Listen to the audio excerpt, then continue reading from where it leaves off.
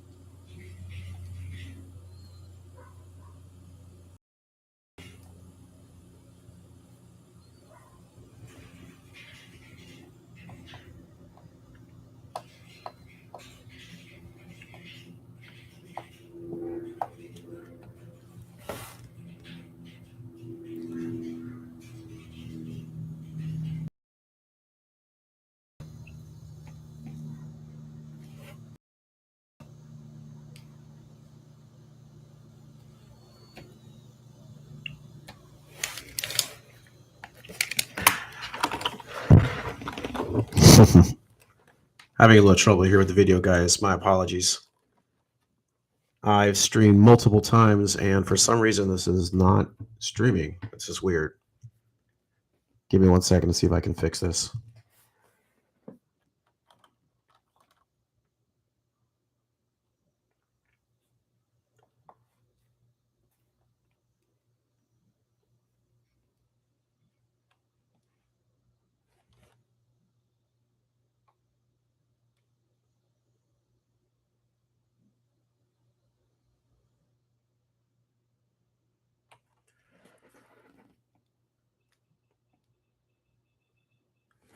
Okay, I think we got it here. That's weird. Okay. Sorry about that, guys.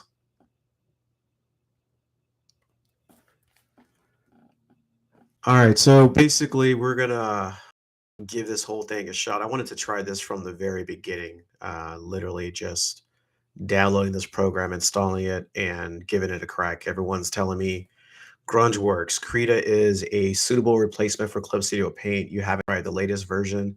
Give it a shot. Give it a shot. It's definitely worth it. So I'm gonna go ahead and download and install this Krita.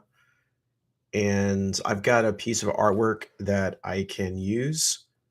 And I'm going to go ahead and install Krita, import this artwork, and see just how quickly I can get started in Krita and doing all the things that I love to do when I create art. So again, my apologies for the technical difficulties. Let's get started.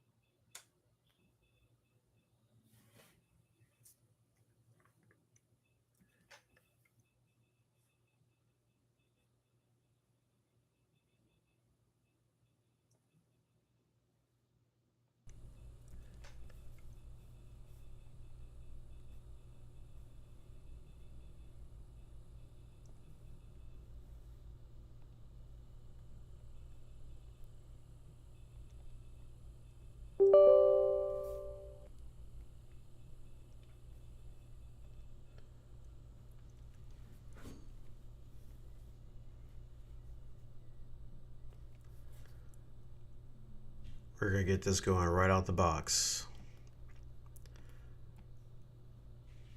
All right, installing. Sure, why not?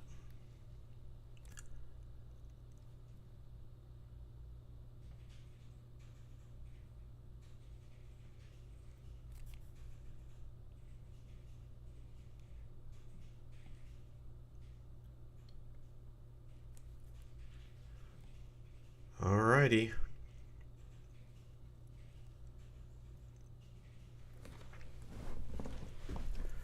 Let's fire it up.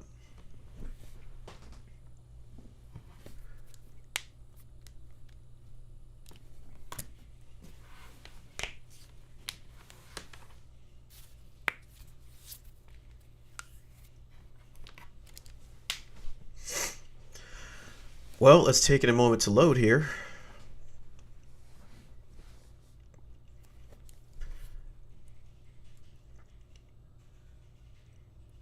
All right, here we go. Whoa, I've got dual monitors, so this is expanding this out a little bit. Let's blow that up. There we go. Okay. So this is the interface, I guess. This looks pretty basic. Toolbar over here to the left. And guys, there might be a slight delay, obviously live streaming, so let's see here. Well, let's just jump right in. Let's get some art going. I've got some art over here. Import this really quick.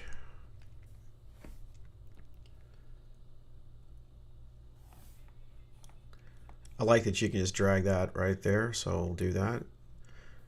All right, this is a character of mine named Chopa.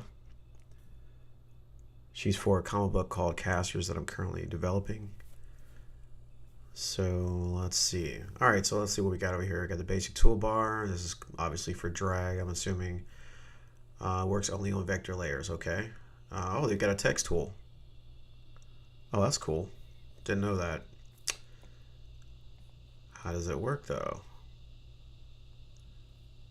Oh, okay. So you just drag a little space and you put the text in there?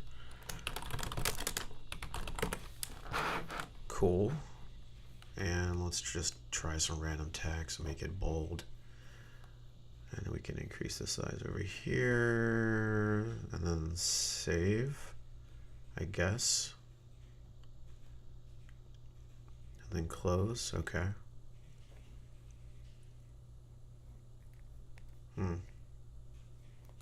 It's not letting me resize it.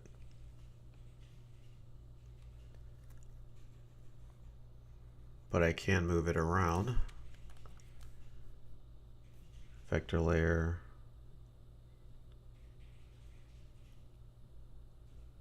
Thumbnail size, okay. So, yeah, how do you resize this? It's not too intuitive right out the box. Let me click back on that maybe.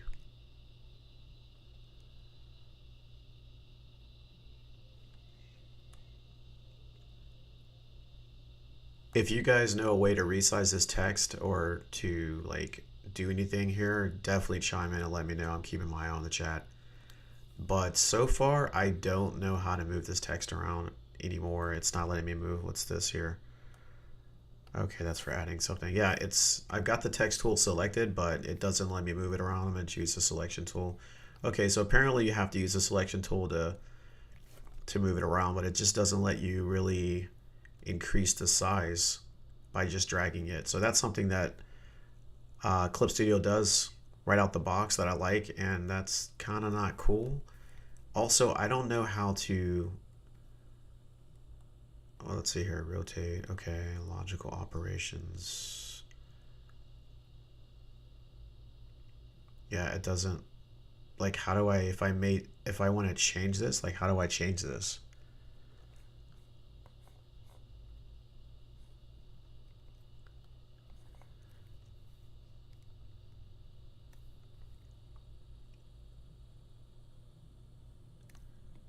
Yeah, all right, so anyways, I'm gonna not waste any more time with that one. So let's see, there's gotta be a remove layer. So instead of delete, we've got remove, okay. Now, Clip Studio has a way of immediately deleting the white in an image, and so you can only work with the line art. So let's see if they have something like that.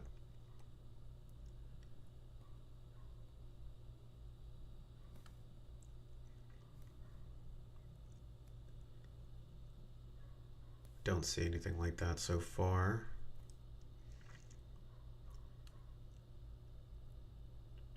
Oh, maybe. If it doesn't have it, it's not a deal breaker, honestly. There's other things you can do. I mean, Photoshop is pretty straightforward with this. All I have to really do is just set this layer to multiply, and that'll kind of fix that. So I don't see it in here where it just lets you automatically like delete all the white. So yeah, let's skip that. I'm gonna go ahead and create a new layer, drag that down, and we're gonna change this to multiply.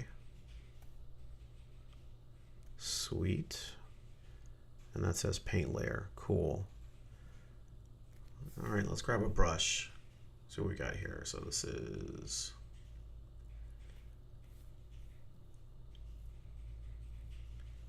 see if I can hover over this and it tells me what it is. Okay, edit shapes tool, calligraphy, freehand brush tool, definitely want to use that. Line tool, okay, rectangle,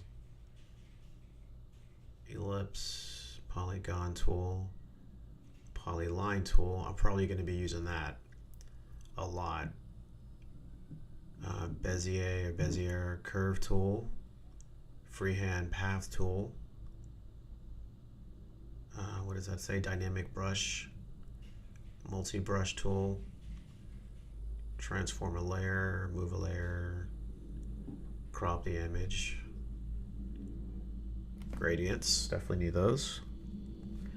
Sample color, colorize mask tool, smart patch, fill a contiguous area. Let's try that right out the box. Let's see, we'll do this color here. Okay. Well, it definitely filled everything. Let me see if there's any other options in this one. I'm just going to double click on it and see if anything happens. Yeah, it looks like nothing happens. So it's probably up here where I have to do the settings, perhaps.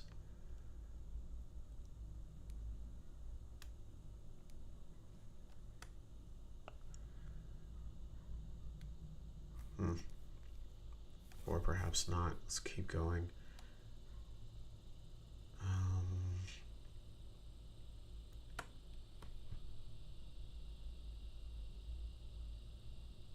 Sorry, trying to get the tooltips to show up. I've got a tablet, so it's a little weird with the hover. Okay, close and fill tool, assistant tool, measure the distance between 2 points. Reference images tool, rectangular. So, okay, so these are just selection tools. Magic wand, aka contiguous selection tool. All right. What is this? Similar color selection tool. Okay, it's kind of like that. So maybe this right here is sort of like items that you use often, perhaps. I'm not sure.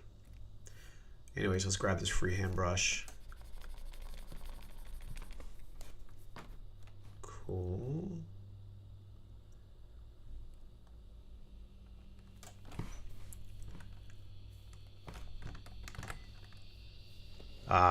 The learning curve. All right, so let's go down here. These are obviously the brushes.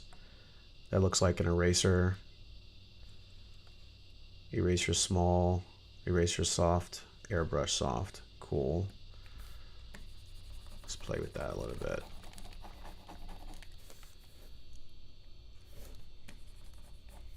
Okay. And this is the basic ink, it looks like. Digital sketch, flow opacity, basic 5 size. Let's see what these do.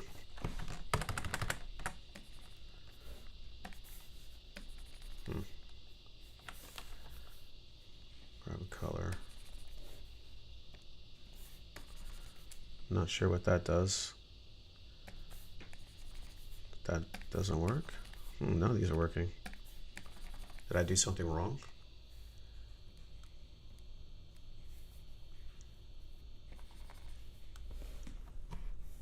I must have done something wrong.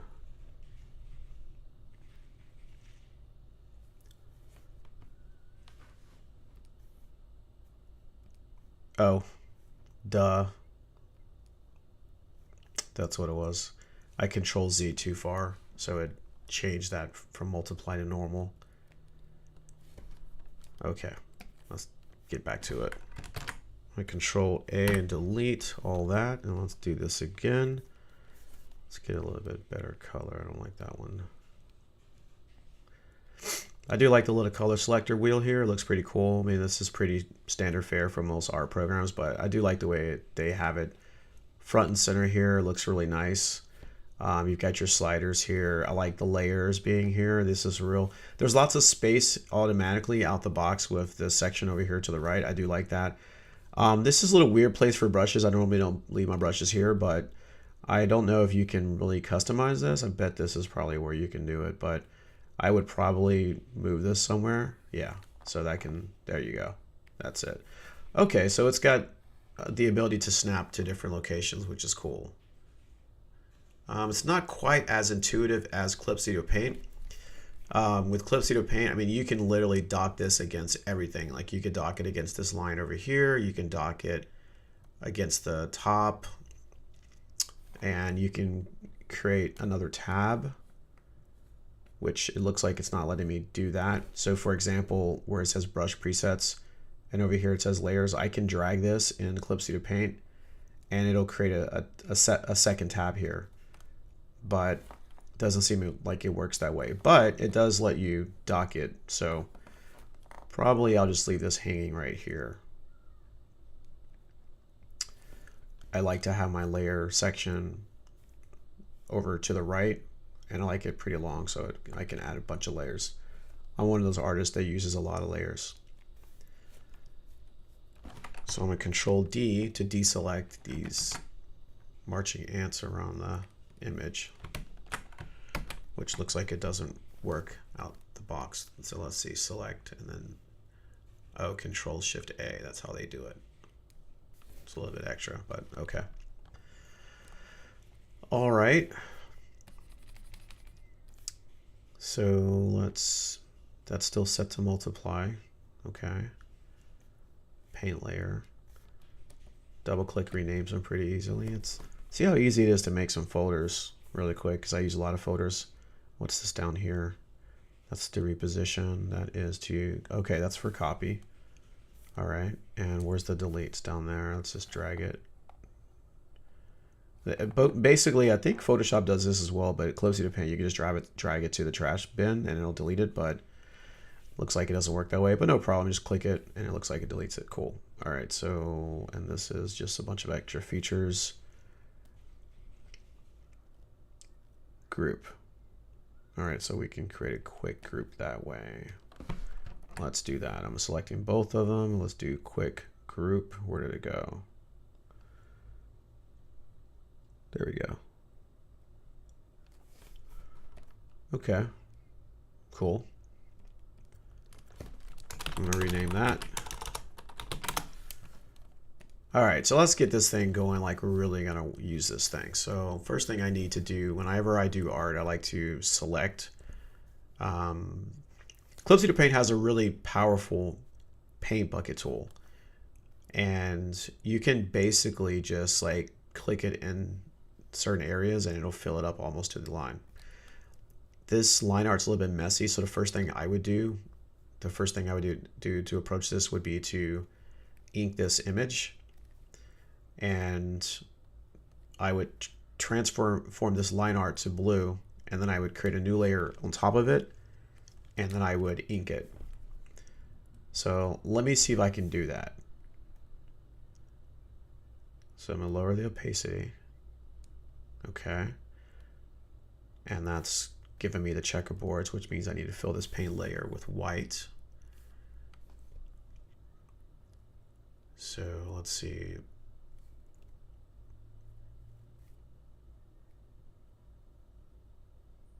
fill with foreground color. Okay, so foreground colors here. These color swatches are kind of tiny. It'd be a lot better if you could have them somewhere over here, like in Photoshop. But anyways, so I'm gonna go ahead and make white my foreground color, and I'm gonna fill it. There we go. All right, cool. Now let's see if I can turn this line art blue.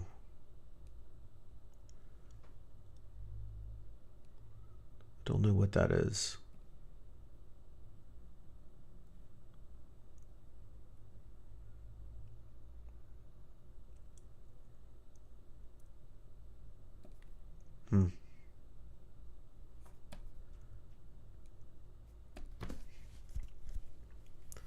Don't really see a way to do that. So what I'm going to do is I'm going to lower. I'm going to use Control U, which usually brings up your hue saturation. I'm going to change the saturation, or I'm going to turn all the saturation down and the lightness all the way down to make this. Ooh, okay, that doesn't work that way. Typically, if you drop the lightness, it'll. Oh, well, that's right, because I didn't make these white, this color white transparent. So no worries. So I'm not going to probably be able to do this the way I normally do it in Clipsy Paint.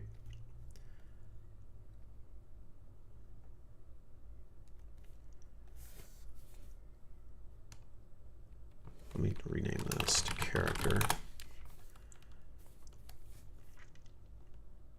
I really wish there was a way to like just get rid of this white.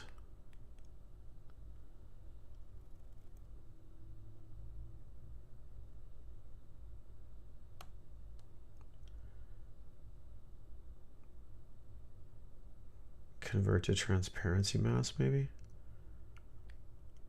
Oh yeah, that's not gonna do it. All right, no worries. So yeah.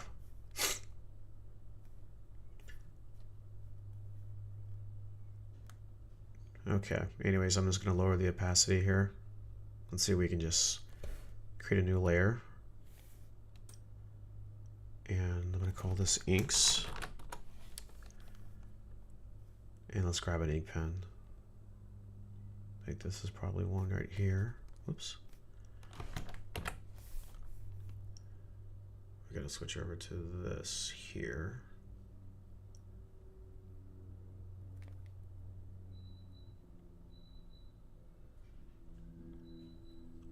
Okay, that's calligraphy. This is freehand brush tool, so. All right, let's see. Oh, that's white.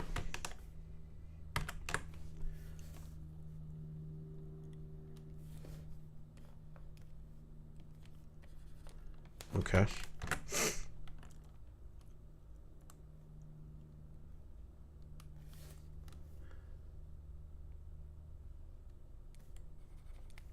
All right, so it looks like you control the brush size up here. And what are these? What do these things do?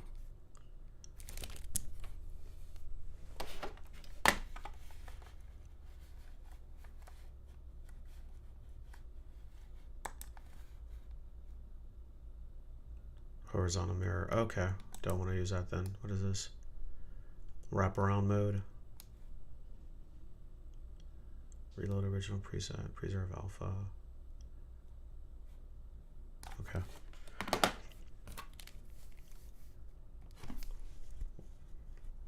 Favorites. Cool. All right, I guess you can choose. Let's try this one. I'm not really pleased with this other ink tool. Let's try this one here.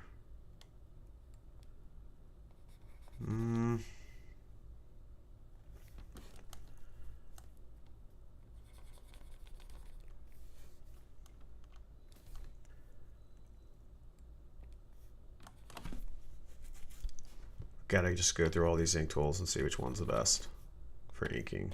That's a paintbrush. Oh, that looks pretty cool. It's almost like a G brush. That might work.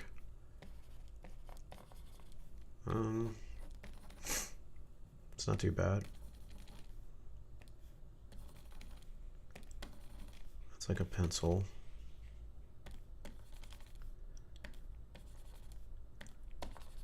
I'm not a big fan of these ink brushes though.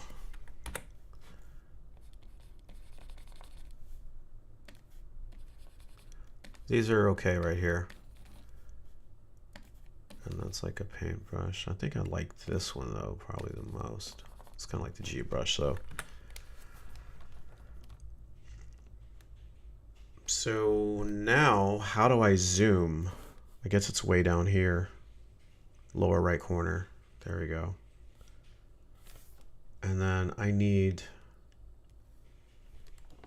Okay, I can hold down the mouse button and then drag with the pen.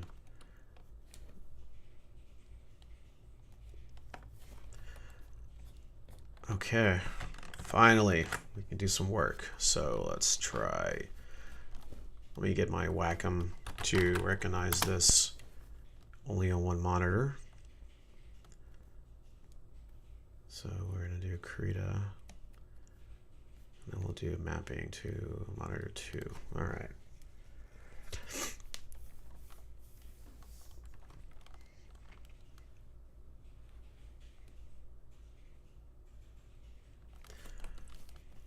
Oh, I just right-clicked and it just gave me this whole thing here. That's pretty cool, actually. Yeah, I like that. You right-click and it gives you all these tools here, and then it also has a color picker. Oh, you can set the brush size. Oh, that's cool. What is this for? Oh, okay, you can zoom the picture. Oh, that's kind of sweet. I like that. Okay, that's cool. I can't even lie. That's cool. It looks like I changed my brush, but let's see if I can get it back. So what was it? This one here? I think it was. No, that wasn't the one. I don't know if it lets you select more brushes. Is this the one? No, that's not the one. So it was this one here, actually, was the one that I liked. But yeah, I like that. That's really cool. You right click it and it gives you this little tool menu. And I guess probably you can customize. What is this doing here? Oh, it's rotating the image. Oh, I don't want to do that. Oops. Well, that kind of screwed things up.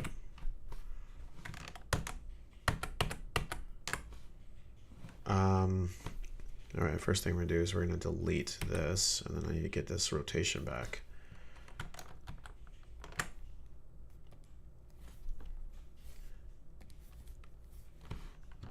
Right click, and oh, I see the little circle there. Bam. Okay, and it actually has a little bit of a snap to it, so you don't overshoot it. So cool. All right, bet that works.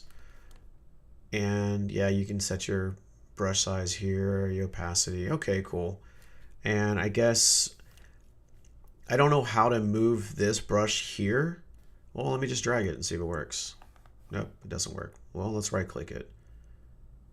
Assign to tag. I don't know if I want to do a tag or anything like that.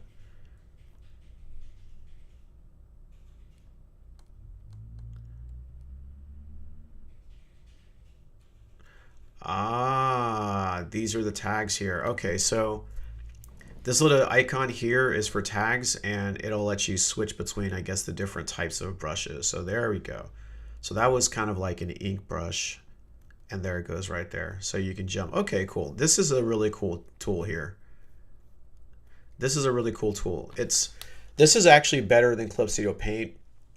I would assume that once you get used to this, this is a really cool tool selector. And it just lets you get to things really fast depending on where you are in the image. Like if I'm over here inking this mouth and I'm like, you know what, I want to use a different brush, I can just bam, go there, switch the tag to whatever I want, say a sketcher here. I can change the size and then I can just get right to it. So that's actually pretty cool. I'll give them that. All right, anyways, let's get some work done. So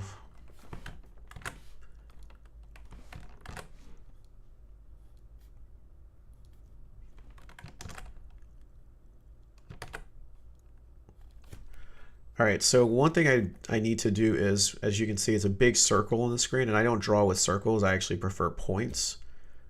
So I would like to switch that. And also I have to keep clicking Control Z where I'm used to just tapping one key and Clip to paint it automatically like undo for me. So I need to change that, and that's probably in the preferences somewhere.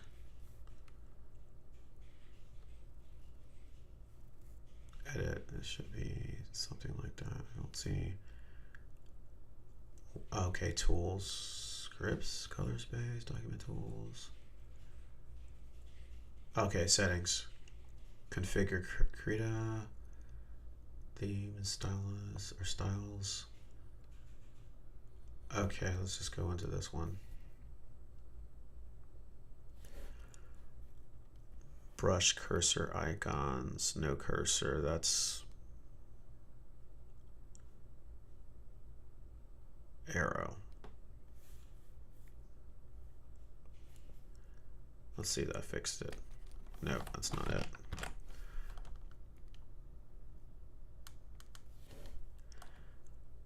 Canvas input, performance tablet settings.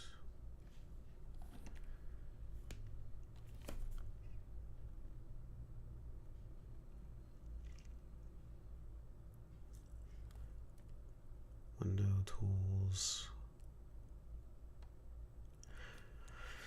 Again, what I'm trying to do is change this circle to a pointer so I'll know exactly where that point is whenever I'm using the brush.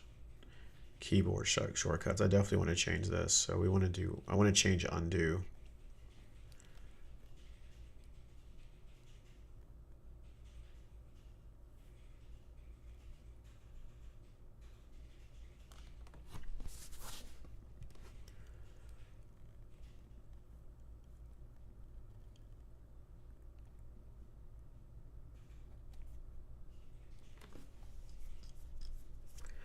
Wow, it's kind of hard to find the undo. I just need Control Z. Okay, there we go. So let's change that one.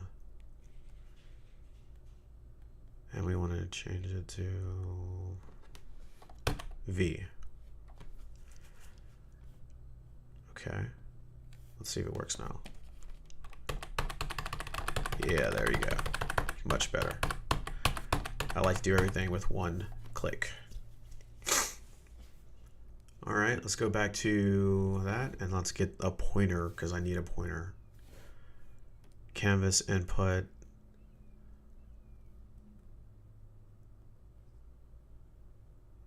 It's been 30 minutes, by the way, so it's taking me a little time already just to get things going. It's a new program, so gotta love learning curves. You can also zoom with your mouse wheel. Thanks, Take Me Down. Appreciate it.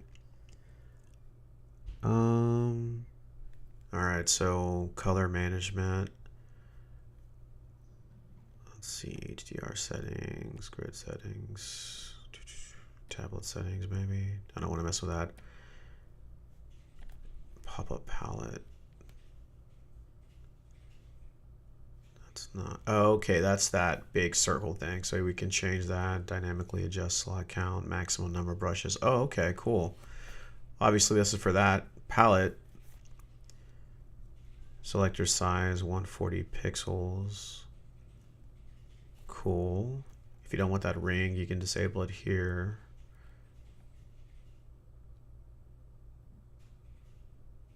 Wait.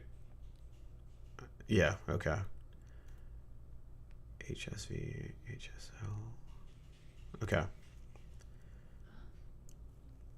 Behavior, shade selector, color history. I don't need all this stuff. I just need a point. So it's probably in here somewhere. Brush cursor icon arrow. Preview outline. I guess this is while painting, show outline, use effective outline size.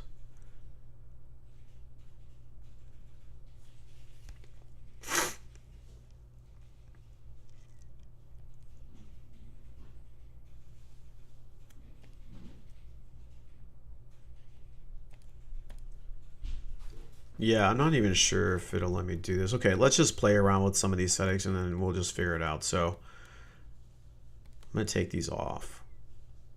And then I'm going to change this to no outline. And then I'm going to keep this at arrow. No, I'm going to do triangle right-handed. Let's see what happens. Okay, yeah, there we go. Bam, that's what I was trying to do. Sweet. Sweet. That's more like it. Now, one thing I'm noticing right away is that there's no stabilization. So I don't know if you guys know if there's a stabilization option, let me know in the chat. But so far, I don't see any stabilization.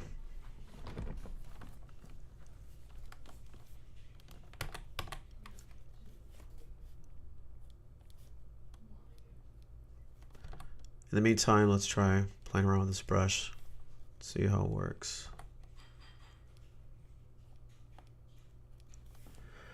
Also, I don't know if this is a vector brush or not. I don't really see anything here that's telling me if it's a vector brush or not. But, oh, you know what? Maybe this is the lock transparent pixel button here. Cool. All right, I'm a little rusty, so let's see if this thing will let me ink.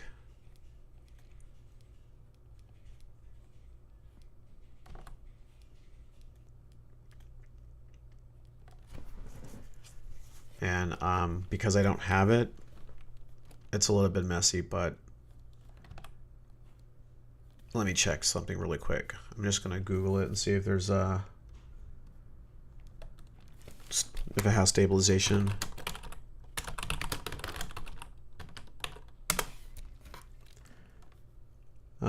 Three different ways to smooth. There's even a dedicated dynamic brush, blah, blah, blah. Where's stabilizer and Krita? Okay, so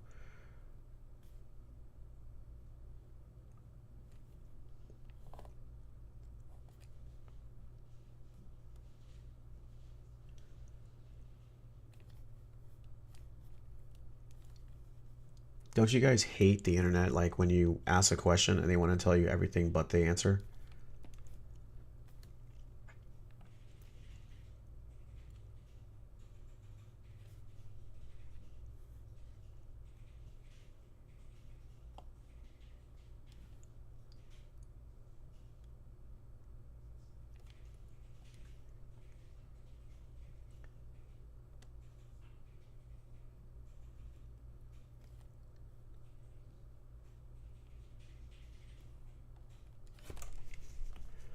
All right, so it looks like it has something called smoothing, which is the same thing as stabilizer.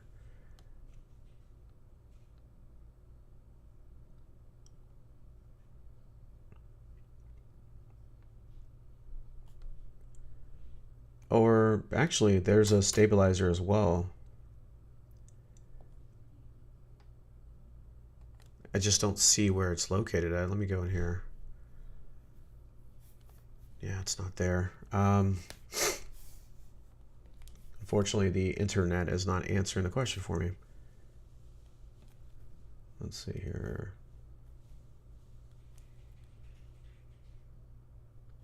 Select the freehand brush tool before you go into tool options.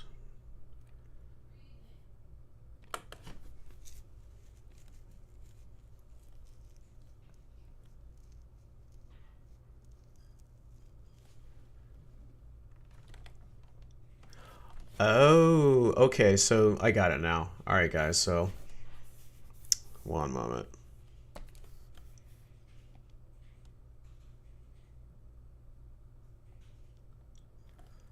So it looks like there's tool options over here. There we go. Brush smoothing. Stabilizer. Sweet. Okay. Okay, there we go. That's a little bit better. It's a little bit too rigid, though. Yeah, that's a little bit too much. Let me see if I can bring that down a little bit. Sample count. Let's bring that down to like 25.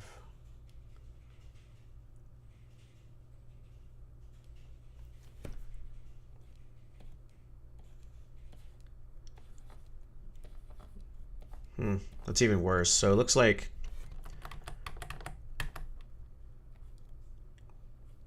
the lower the number, maybe the more it stabilizes.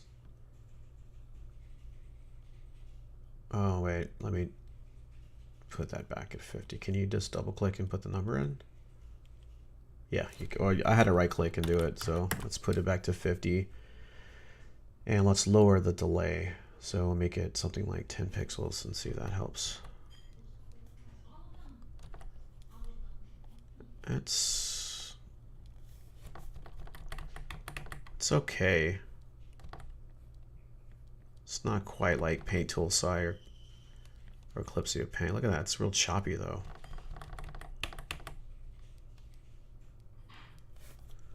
I'm gonna have to play around with this a little bit. So let's see this. That's stabilizer. What's weighted?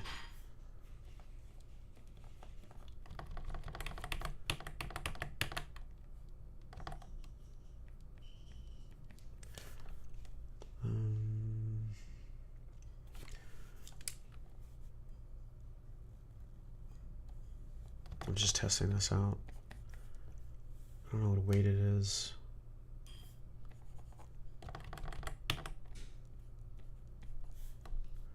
That's none. I'm trying to see if it's any different with weighted. Yeah, weighted's a little bit different. Let me bring that up a little bit. See if that changes it. Yeah, that changes it. So I think what you want to actually use if you're going to be doing this and you want it to be like clip and paint tool size, you want to use weighted.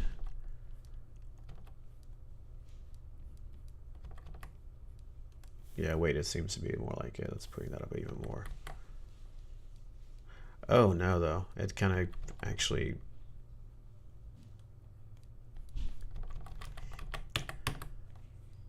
Yeah, that's too much weight. It's putting too much ink on the page. All right, that's a little bit better.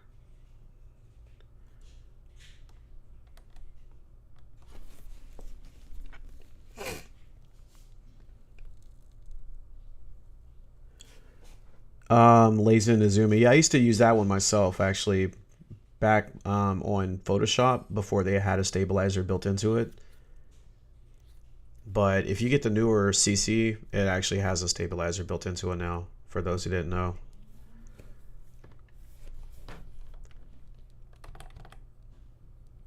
So yeah, this is kind of, I don't know, it's a little bit, the weighty I think actually changes the way the stroke works. So like when you press down, it's darker, and then it kind of, you know, doesn't point like that. So that's kind of like what that's all about. Let me just right click and put that back down to 50. So that's actually weighted. It's not the one we want to use. I guess it's just going to be stabilizer. So let's see if I can find a sweet spot. Let me just increase the delay and lower the sample count and see what that does. Whoa. That's a very big sample. Okay, so let's bring that down and let's bring that up. Oh, that's more like it. That's a little, okay, so let's bring that down a little bit.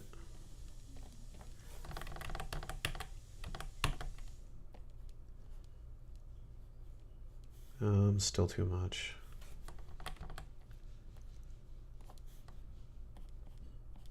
It's a little better.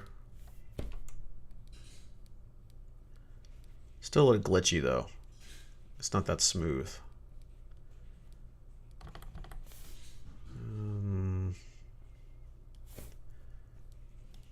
Trying to bring that delay down a little bit.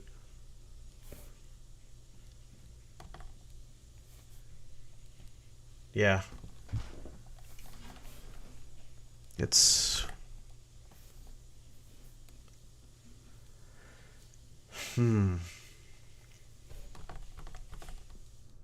Takes some getting used to. I'm gonna bring this size down a little bit.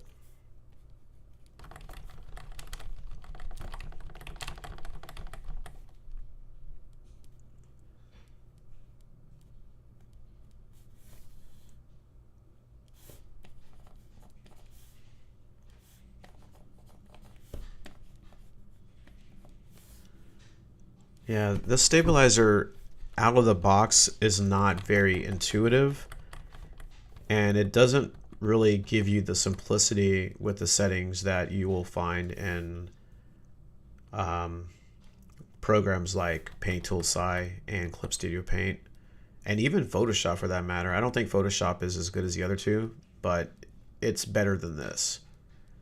This stabilizer is, it's confusing. Like sample count, like what does that actually mean? And delay, that makes the most sense, but then it doesn't really seem to work as intuitive as it sounds. So I have a really low delay, which typically means it's going to be faster in other programs if you have this dial to the left, right? And then if you turn it this way, then usually that's a much longer delay. But as you can see, like I moved it all the way to the right almost. Oh, it's a little bit over middle. And all it does is it just puts a big circle on the screen, and I'm pressing hard right now and nothing's happening.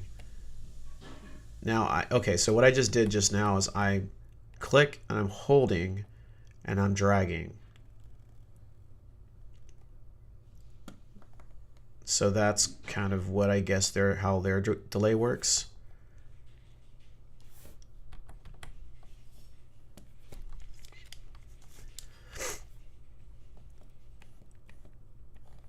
So if you like to click and drag when you draw, this might work for you. I'm more of a sketchy person. Like I like to do lines kind of like that. And this totally does not work for me. I'll bring that down some more. All right, anyways, so let's see if I can just finish this face. And what I might do, guys, is I might actually like hop over to Clip Studio Paint, which probably should do that, and show you how I would do it in Clip Studio Paint and how different and better, easier it is potentially than this program. Of course, I'm just doing this for the first time. So it's a learning curve for me. There's probably things that you guys know to make this simpler. I think with the stabilizer setting that I've kind of put together here, I kind of found the sweet spot. I think it's a little bit better. Yeah, and these strokes aren't bad. So now, of course, I don't use the middle mouse. Actually, let me try this. I'm going to hold the... Yeah, that's not going to work. What I try to do is hold the shift button, or excuse me, the space bar, and then like middle mouse click on my Wacom pen, but I thought maybe that would help me zoom, but it doesn't. So I'm gonna have to do it the old-fashioned way, which is go down here and just kind of zoom in, zoom out. But we're moving forward though. Now we're actually getting somewhere.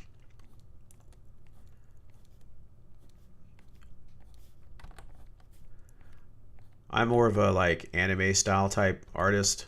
Maybe it's a mixture of Western style as well. And yeah, this isn't too bad. This brush right here, guys, is the one, if you like the G pen, this is probably the brush you want to use. That's the closest to the G pen. And if you want to like mirror these settings here with the stabilizer, this is probably about the equivalent to the number 15 stabilizer on Clip Studio Paint, which is typically what I work in. So this brush, I'm liking this brush. It's not bad. So let me just keep going and see how I can do. Now, in Clip Studio Paint, and I think also in Photoshop, if you hold the R button down, you can rotate, which I just did, and nothing's happening. I don't know what that did actually, but apparently I lost my brush. It's not working the same way. Or actually, that when I hit R, it dropped me down to the character layer, so it doesn't work the same way. So I guess I have to figure out how to do that. What shortcut you have to use for this program for rotation. So that's another thing, is a little bit different. Let me see, maybe Shift R will do it? No, I definitely didn't do it. Actually, let's just do this. Let's go into settings and we'll go to configure Krita. Keyboard shortcuts. I'm going to search rotate.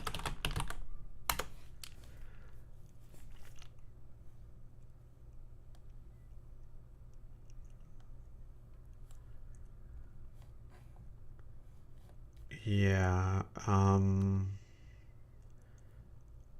So it's control and bracket, which I don't like. So that's too many things to do while you're drawing. Because one hand, essentially, like my right hand, I want to use it for drawing. And my left hand, I want to use it for shortcuts. And that's kind of a distance to kind of move over and control bracket to rotate. You know, you're kind of like crisscrossing almost in some ways. So maybe we can change that to R. Although that's probably going to conflict with another setting, apparently. But you know what? Who cares? Whoops. The R shortcut is ambiguous with the following shortcut. Do you want to assign an empty shortcut to this action?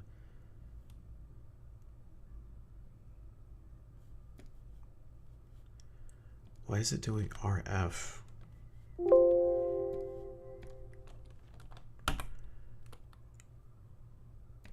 I'm just going to choose reassign. I don't know what's going to happen, but who cares?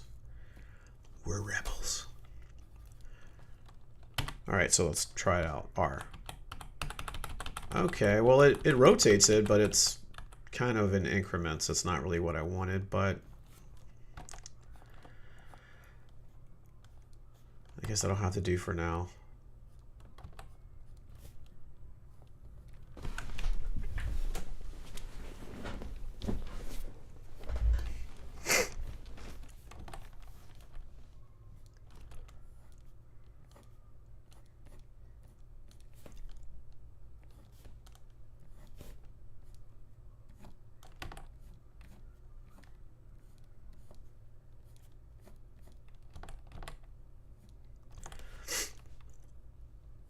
I get much more precise with Clip Studio Paint when it comes to this inking, but I don't think, or I don't know if they have really good vector line tools that will allow you to draw that way. So let's find out. Because this is something that I would not be doing in Clip Studio Paint. I would not be inking every single line like this. I would be using the vector line tool, which is very intuitive, to get the lines that I want, the crisp curves and all that, and just move through this in a much faster, more refined pace. So let's see if they have that option here. This looks like the closest thing to it, I think. Let me see what that is. That's the curve tool, Bezier curve tool. So let's try that one and see what happens.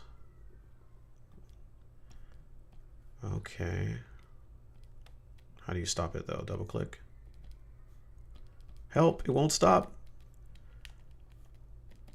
Okay, that's not working for me. Oh, wow.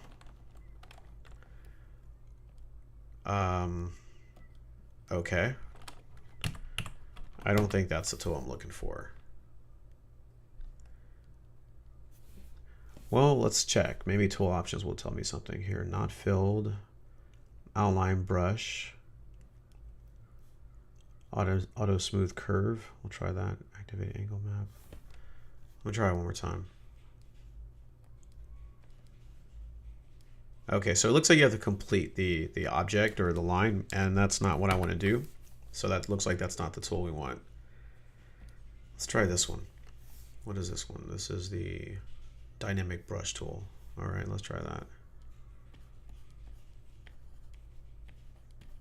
Okay, maybe that's not it. Let's try, that's actually for multiple brushes. Maybe this is the one.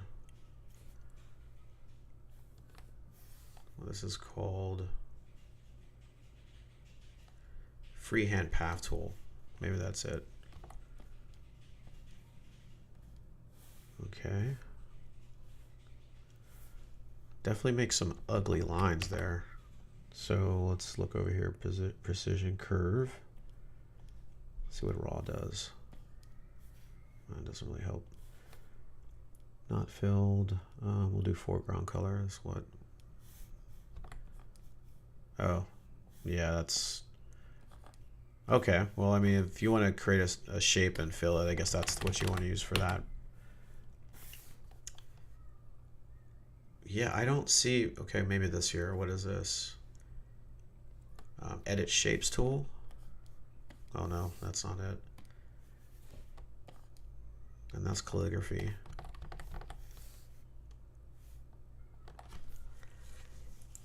Okay, so I don't really see a tool for that here. Man, I want to open this up in Clip Studio Paint so bad to show you guys how easy this is in Clip, because it's way easier in Clip. But I'm gonna stick to this. I'm gonna get this, at least I'm gonna try to finish this face and put some color down and just see if, really give it an honest try and see if I can use this program. Oh. So we'll do it that way then. And I just pressed R and it dropped me down to that one. So let's try to finish this. These lines are so messy, guys. They would be so much cleaner in Clip Studio Paint for sure.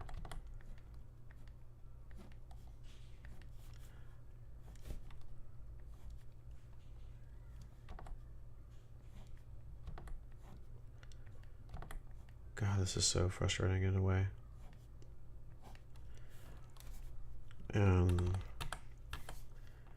I'm just going to ignore that symbol there. And let's just do a little bit of this here. I'm going to close off some of these lines so that I can test out their paintbrush tool and see how intuitive it is. Yeah, so I'm not going to finish his hair. There's no need to really finish it to test that tool. So we'll just go with that. And we've got her face at a decent progress.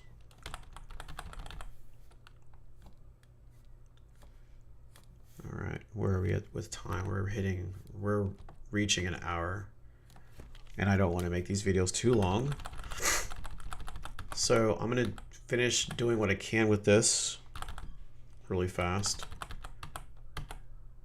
And maybe the easiest way just to right click and just do this. Yeah, that's the way to do it. I don't even know why I didn't think about that earlier. Just right click and use this little rotation tool. That's the way to go. That's really the way to go. The shortcut method I have was trash.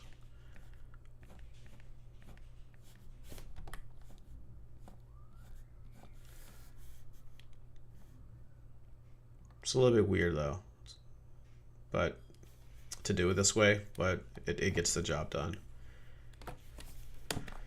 All right, that's that. So next we want to go ahead and have some color in here. Now this character layer is set to multiply, but I'm actually going to remove it anyway. So look, so these are the lines. This is what happened. This is how it looks after I finish with that. And these lines are super messy. They have different line weights. You know, I've obviously tried different settings, but these are really messy lines. And I don't see any type of vector tool that will let me create lines using either like paths in a way where it's kind of freehand, where you don't have to close the path, which is what this seemed like it required. Let me try this line tool here, actually. See what it does. So this is cool. I mean, this creates straight lines. So that's good for like, oh, it lets you, wait a minute. I got excited too quickly. Hang on a second.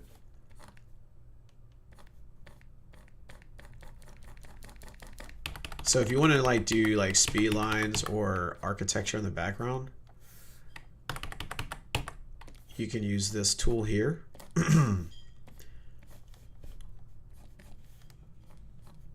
which, you know, it's pretty standard for most art programs. If you Control Z, it switches you back over to your previous tool.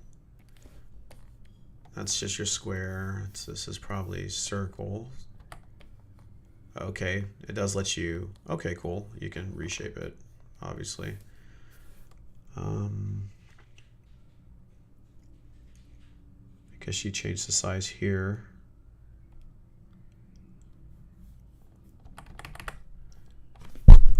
Sorry about that. But yeah, it doesn't really have, let's try this. Oh, that's just shape. This is like a selection tool. Okay. This is like a freehand draw selection tool. Cool. What is this one?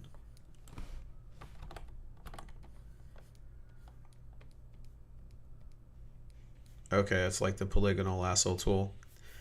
And that's really what I use for coloring. So I'm glad I just found that, because that's what I'm going to need to use to color this character if their paint bucket tool is not that powerful. So let's just jump in really quick and see how powerful it is if they even have a paint bucket tool. Looks like that's it right there. All right, let's check the settings.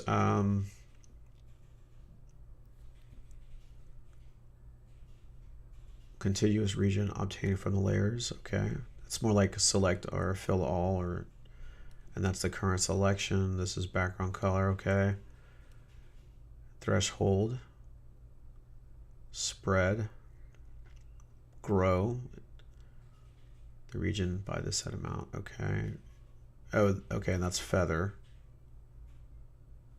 Okay, so for those of you guys who don't know about basic paint bucket tools, feather is to give it a softer edge when you put the paint in. So let me just give you an example of that.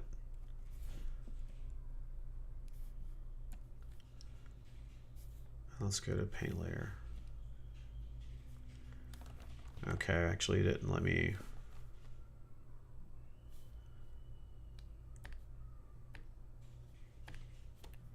Okay, so I did it on a basic layer that's just solid color. And let me see what this one does here. Pattern. Okay. So I did this on a basic layer. Clip Studio Paint has an option to paint on any layer that you want, but it'll recognize the line art on another layer. So I was hoping that it was sort of intuitive and it did it that way, but it looks like it did not. And perhaps I'm going to have to paint on the ink layer. I would assume that just can't be the case. It's got to have some type of, you know, programming for that to recognize these other lines. But in the meantime, let me just test it on this layer. Okay, so that's the way that works. Let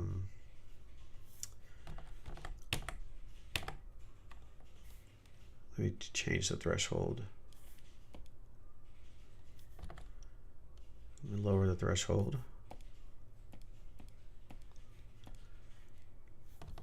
It's not doing too much. Let's see what this one is here. Anyways, I'll just click on it. Whoa, what just happened there?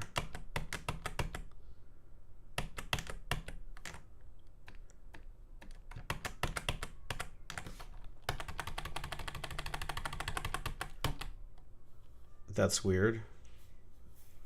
Ink is gone. It's disappeared. And I don't know how that happened.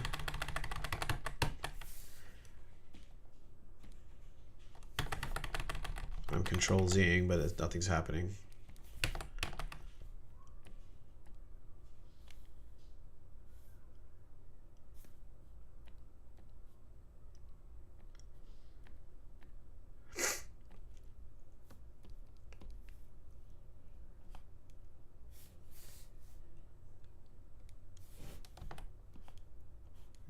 Yeah, I've lost lines, and I don't know how that's happened. So weird. All right, well, I'm gonna have to close this up again. And I'm just gonna be really messy with this.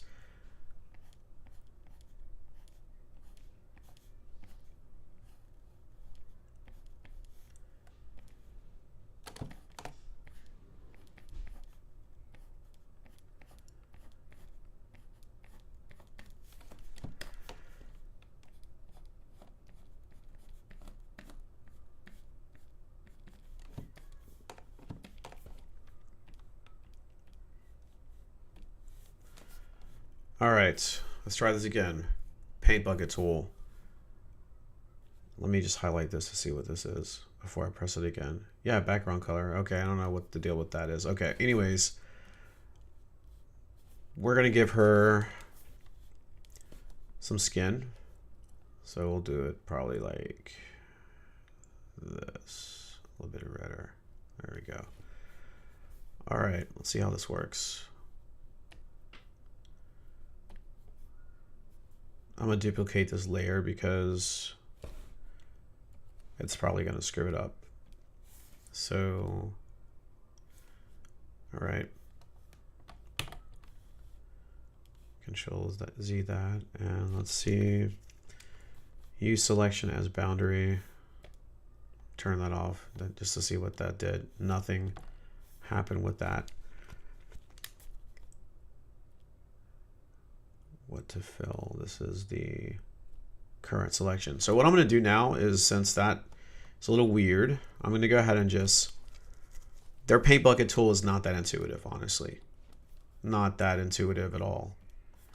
And that just won't work. I mean, this is definitely one of the things that Calypso Paint is superior at. Their paint bucket tool is the industry best. I mean, it's better than Photoshop. Oh, wait a minute.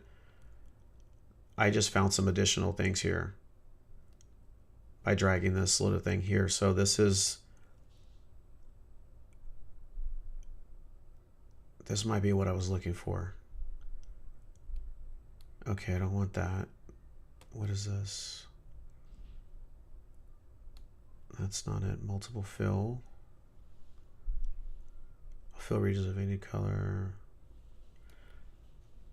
All right, I'm gonna try this one more time. So we've got it selected, we've got the color. Let's try that one. That didn't work either. That still didn't work. And by work, I mean it didn't do exactly what I was hoping that it would do. What I'm trying to do is get it to only select the area within these borders of lines. That's sort of the way Calypso Paint works. So, and yeah, so back to what I was saying before, Calypso Paint is far more intuitive with its paint bucket tool. And actually, for that matter, so is Paint Tool Psi. So let's try the polygonal lasso tool, which I'm hoping that's what this is. No, it's this one here. Yeah. So because the paint bucket tool doesn't really work, I'm going to have to select this the old-fashioned way. I right-clicked. So in Calypso Paint, if you make a mistake with selecting, you can right-click and it'll undo the last click of this polygonal lasso tool. I'm right-clicking and it doesn't do anything. It just gives me this menu item here. I'm actually using the shortcut key for undo, and it just undid the whole thing. So that's definitely, it's completing the action. That's not very intuitive. They need to definitely work on that, because most other programs will let you undo that. It's a little hard to see the line as well, but I won't dock them a point for that one. I think that's just the way it is in most programs.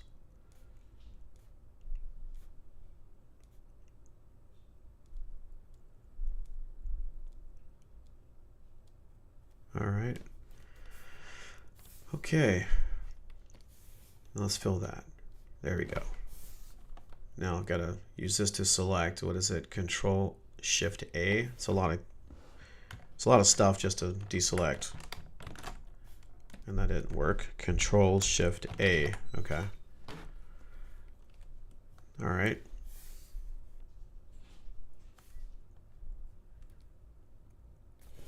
And let's do the lips. And this will be the last thing that I'm going to do on this character, because I'm going to show you, like, we're going to switch over to Clip Studio Paint. And I'm going to show you how quick and easy it is in Clip Studio Paint to do this. It's ridiculously faster. And it's not just because I have a learning curve on this program, which I'm sure that's part of it. So I'm not going to, obviously this video has been going on for over an hour and I'm just getting used to the program itself. But the question is this a replacement for Clip Studio Paint? Not how long is it going to take me to get used to the program? And to be fair, I've learned a few things, but it's still, and I'm not taking the learning curve into consideration here. I'm just taking in the process of doing the work. And the inking in this is not as intuitive as it is in Paint Tool SI or Clip Studio Paint. Definitely not as easy as it is in Clip Studio Paint. The Paint Bucket tool is nowhere near as intuitive as Clip Studio Paint as well. I don't see how to adjust vector lines. I can't seem to find that. The only thing I can think of is maybe I have to create a vector layer and go from there. So I'll try that out in just one moment and see if that gives me new features and new options. But so far, it's missing a lot of core fundamentals that Clip Studio Paint has, and I haven't even gotten into the major stuff yet. So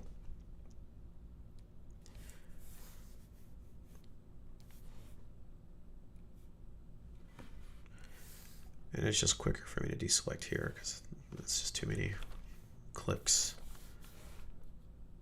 I'm going to zoom in, clean this up a bit. Clip Studio Paint, all I have to do is right click a color and it selects it. Which that doesn't work, but it does let me choose this. So let me do that.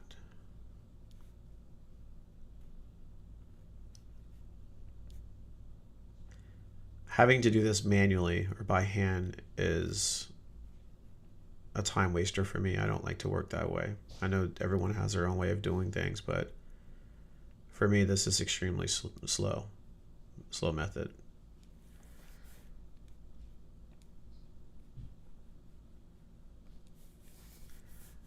All right. I do like this little color selector thing here. It's pretty cool. I'll give them some props for that.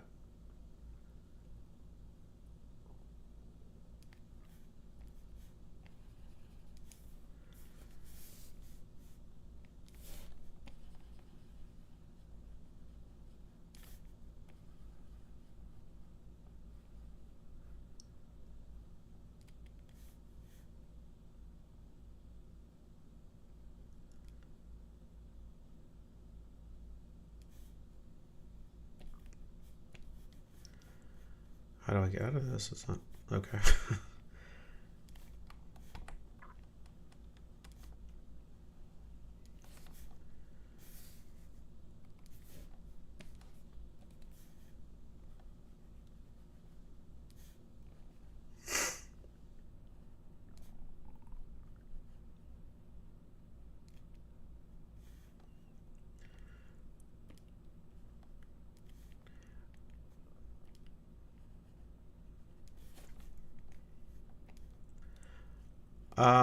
I'll tell you something else I like about this. This is not the preferred method I would have for coloring. But this, when you right click and you get this tool, if you notice, like all the extra colors that I add to the image, it's showing up around the circumference of this color wheel, which makes it, that's actually better than Clip Studio Paint. Clip Studio Paint, Paint Tool SI, Photoshop, you can only have 2 selectors or two swatches like this, the standard two swatches at any given time. This adds them to around this wheel. So I assume as you continue to add colors, this is going to grow. I don't know how crazy it'll get, but that's cool if you want. Like, say if you do like the anime style and you're only going to use a certain, like a limited number of colors in your palette, and you need to jump back between them quite a bit, that's a nice fast way to select a specific color. It's not something that you have to have in Clip Studio Paint, because all you have to do is pick, just move your mouse over any section of the art and right click and it'll select that color. But this is cool if you just want to have those palettes set up right away. So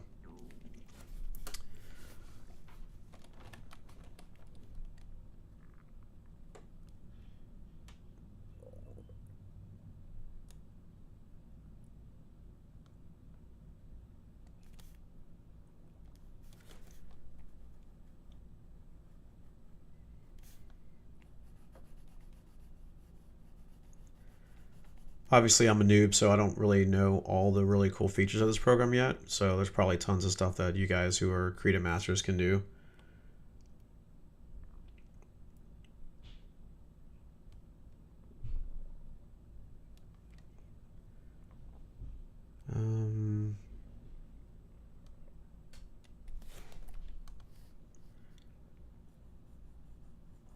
Oh, okay. You said it's control for color picker? Okay, well then let's try that. Oh, okay. Thanks a lot. Take me down. So apparently all you have to do is hit control and it switches to the color picker. So sweetness. Yep, that's what I need. That's the magic sauce. It's an extra step, but it gets the job done, so that's cool. Yeah, thanks a lot. That will absolutely speed things up.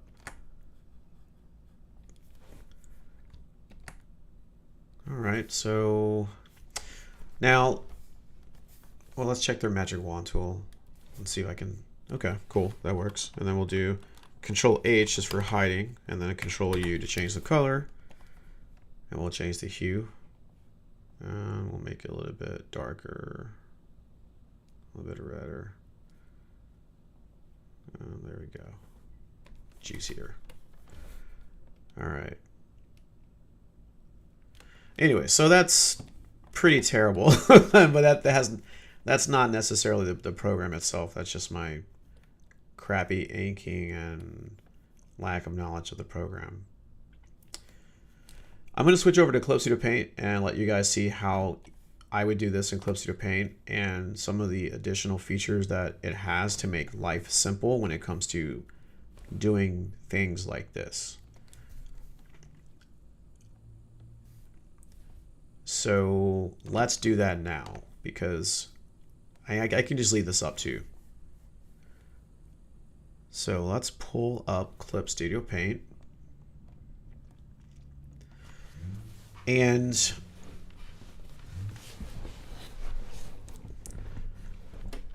let me drag in this art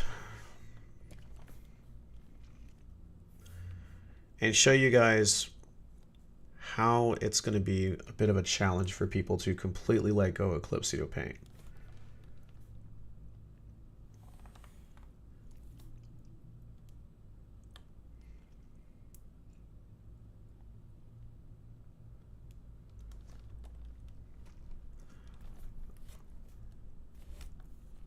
Okay.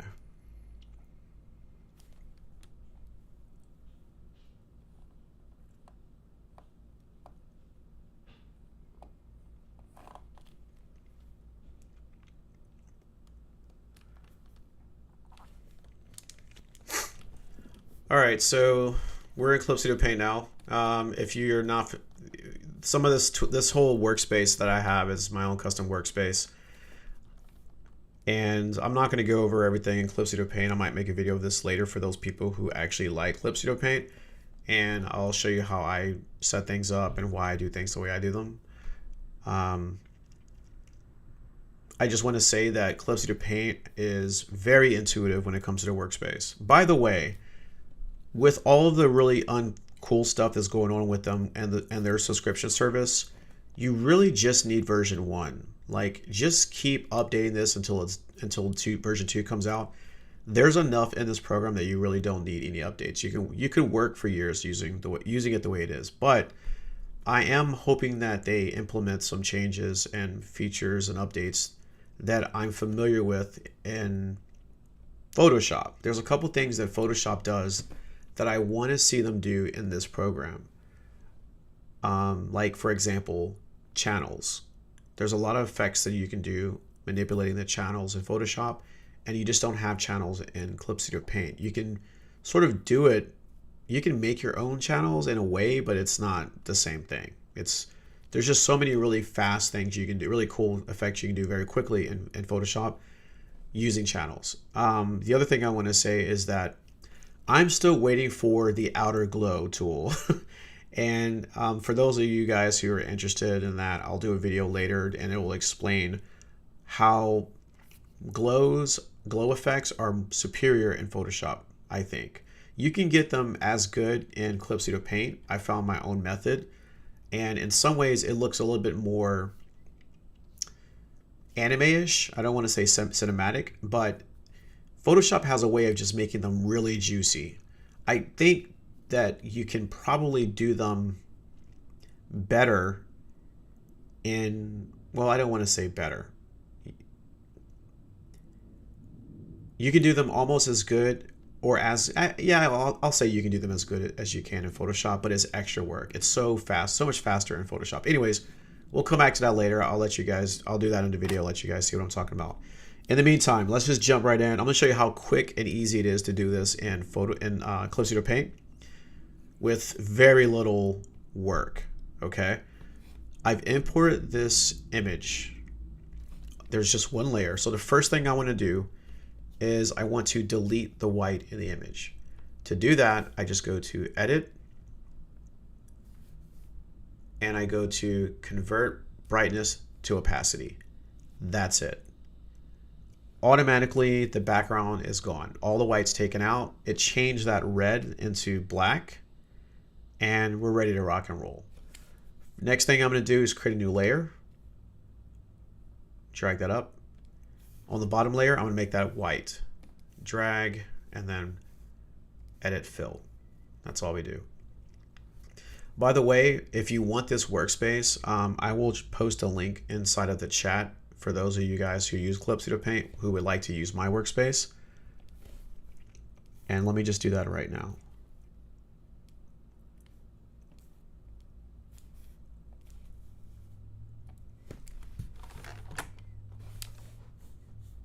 If it'll let me. It looks like it will. Okay, sweet. So if you guys want that workspace, click on that link. It'll take you to the Clip Studio Assets page and just install it through Clip Studio, okay? All right. Next thing you want to do is I like to ink on top of blue lines. I couldn't figure out how to do that in Krita. I'm gonna hop back over to Krita real quick. And like, I just don't see where to do that. Like how you can just color a layer. It's not very intuitive. I don't see anything around here that will let me do that. So hopping back over to Clip Studio Paint, it's super easy. All you have to do, and really quick, let me change my Wacom tablet preferences on this one because I haven't done that yet. Map that to monitor 2. There we go. All right, bet. All you do is you go up here to your layer property and just choose this color. Bam, it's done. Just click on it. They know people like to do this in blue, so they just have blue as the default. The clipping mask or just alpha? Okay, well, let's try that. I don't even know how to do the clipping mask, but I think I did see it in the menu items. Somebody mentioned in the chat that I can use it. I can color it using the alpha or the clipping mask. So I want to be fair to Krita. Give them a shot. So let's think I saw the alpha mask over here. 1 second. Let me grab my mouse because it's delayed. Okay, there we go. Colorize mask tool. Maybe that's it. No. Actually, it did do something.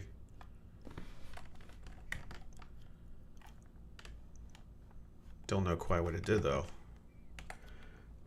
You need to right click and click layer properties and pick active channels. Okay, let's do that then.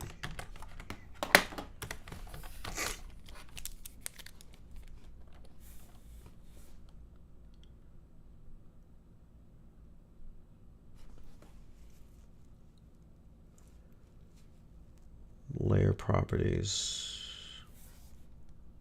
Oops. Right click. Actually, let me go to the, yeah, I'll do that one. I click layer properties and then active channels. I don't see, oh wait, okay. Uncheck blue.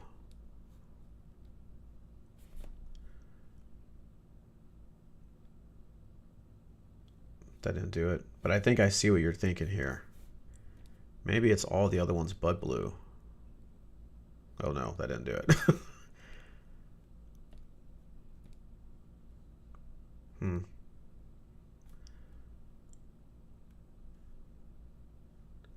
Well, it's definitely blue, but I'm wondering if it, to be fair, it has the white in here, so I need to get rid of that white, and that's the main problem. I don't know how to remove the white in that image.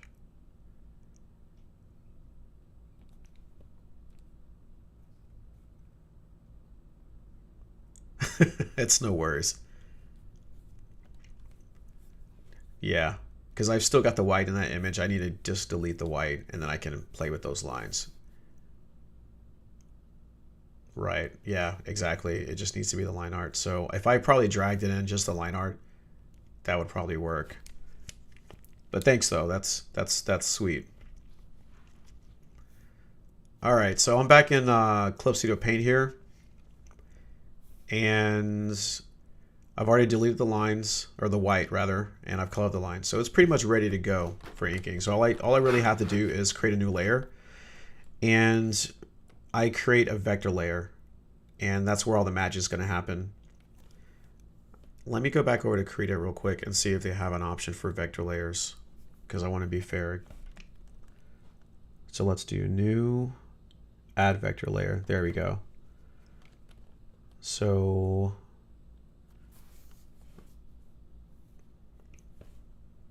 let me try something.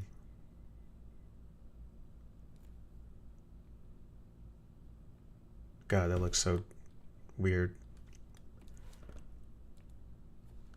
Let me fill this with white.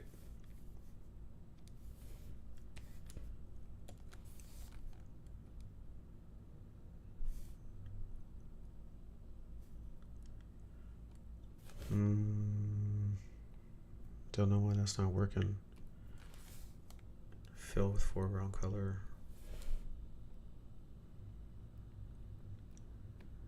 Oh, I think I have something selected. Deselect. Okay, let's try that again. There we go.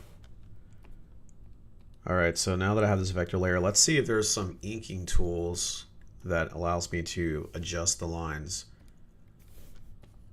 which that's not going to be it.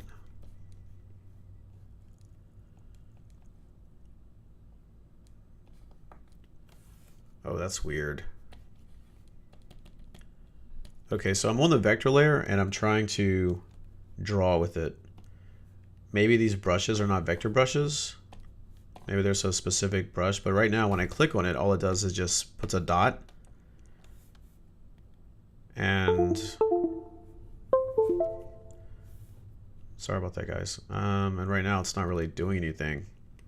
So I don't know if they have vector brushes.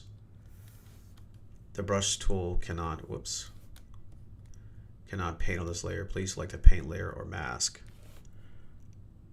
Oh. Okay. So it looks like, yeah, you can't paint on a vector layer. then I need the vector inks or whatnot, vector tools.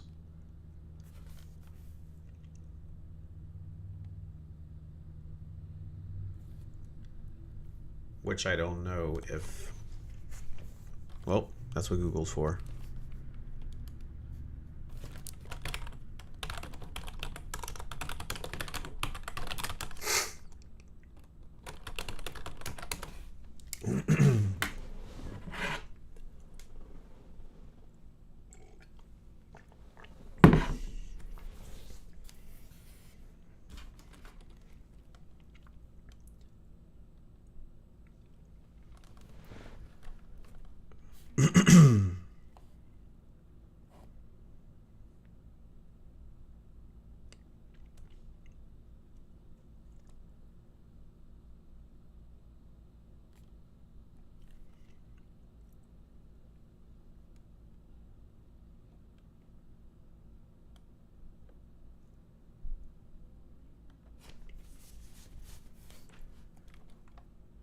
Yeah, I don't see, I kind of looked around. I don't see anything for vector brushes. They do have vector tools, but I don't think they have that they're here. Well, let me see what these are.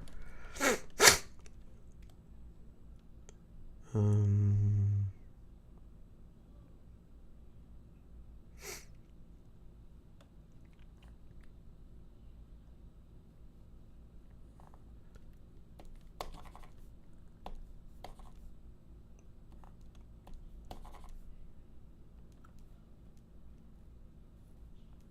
hmm. Yeah, so I don't see any vector brushes. I'm gonna hop back over to Calypso to paint. This is another reason why this program is superior, I believe, because you can actually paint with the brushes. You can paint vector with the brushes, if that made sense. I hope that didn't sound too confusing. So for example, I'm just going to go ahead and grab a brush,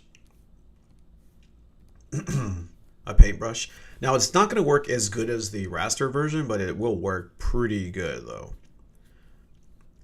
So I'm going to take this brush here, which is one of my favorite brushes. It's a custom brush, by the way.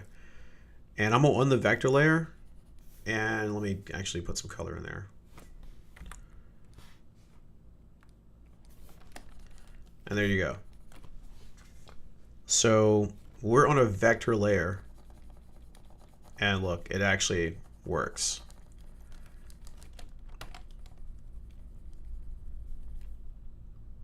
Okay, and it's simple. You can just jump right in. I didn't have to go into any special menus. I didn't have to do any special settings. I just created a vector layer. I grabbed a brush, and it just works. Now it doesn't, like, again, it doesn't work in my opinion as good as the raster layer, which I'm going to create right now. But it's pretty close. As you can see, I'm on a raster layer right now. So it's pretty close. It's almost identical actually. That's the raster. I'm going to do a vector now. So some of the blending is not quite as good, as you can see there, compared to the raster. But for the most part, it works almost the same.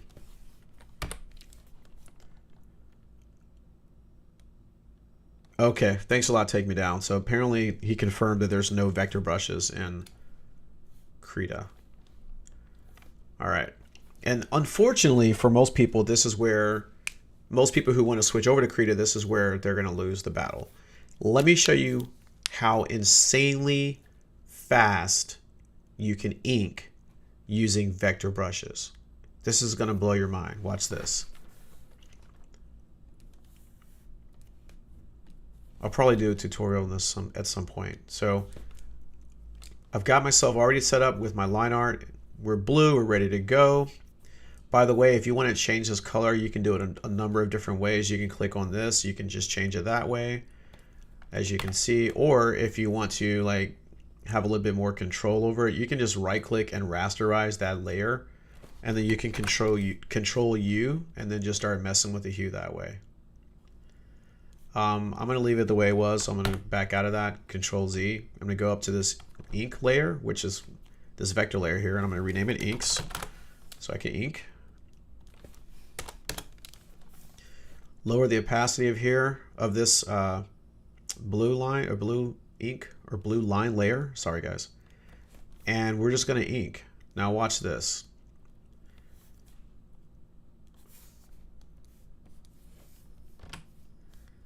I've got it set to, I've got a lot of shortcuts that I use, so I'll let you know what they are. First of all, let's just start with the rotate. All I got to do is press R. Whoops. Sorry, guys.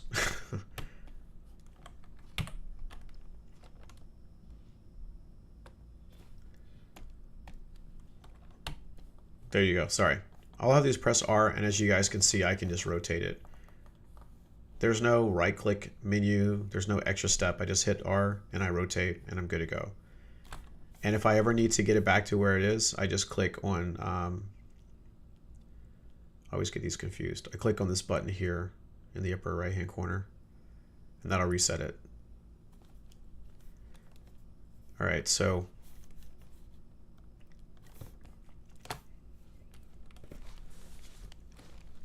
we're gonna ink.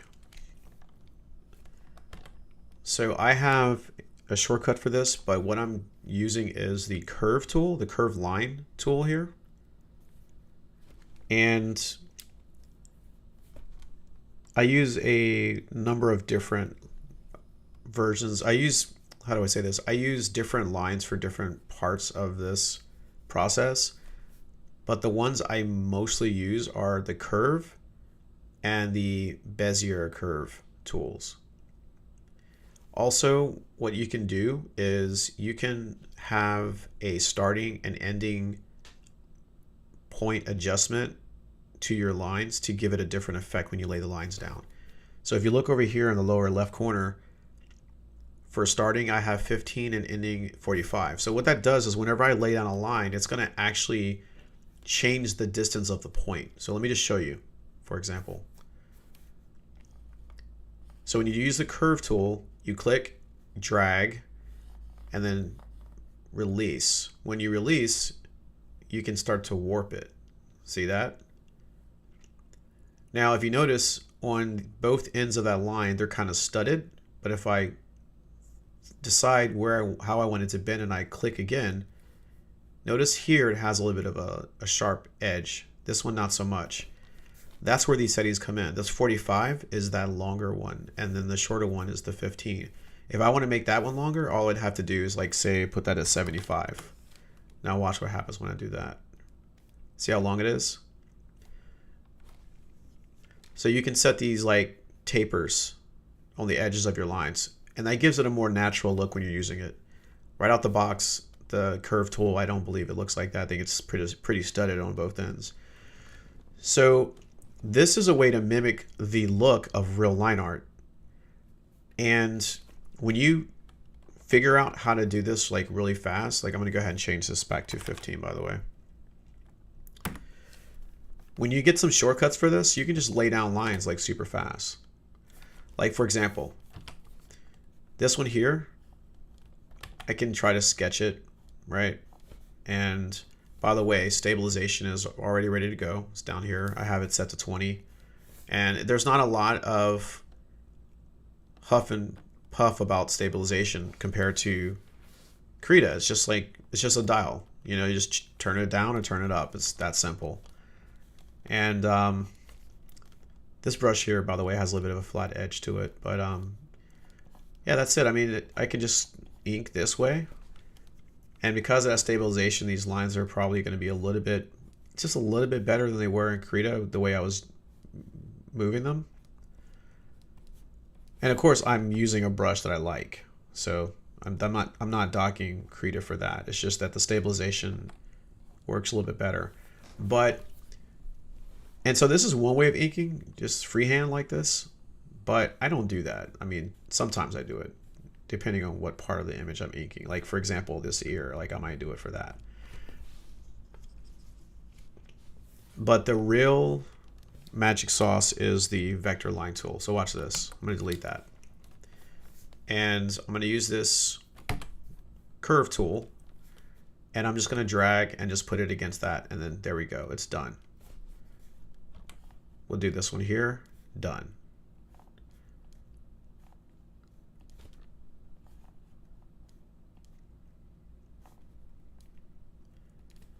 See, you see where I'm going with this? Like, who needs to ink using freehand when you can just do this? And you can get exactly the crispness that you want for that line.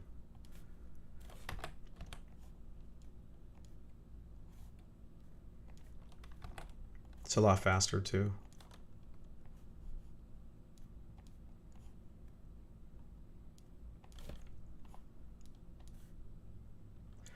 Okay, so that's just the curve tool, right? Now another thing you can do is the Bezier curve, which is you're gonna click and hit points and just create the line as you go along like that. I'm just clicking it. Click, click, click, click, and it's just, and then when I'm finished, I just double click and it completes it. And as you can see, it's got tapers on either end based on the settings that I have over here on the left-hand side. This looks a little bit thinner, but that's because it's probably thinner line. This curve was set at 3, so the Bezier was set at 2.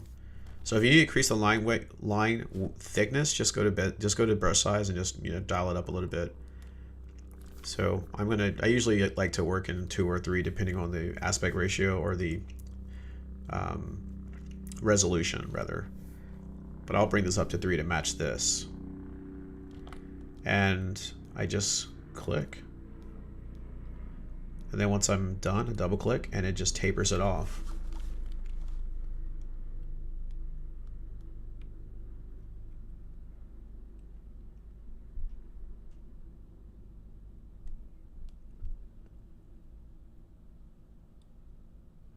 Oh, shift and space. Okay, cool. Cool.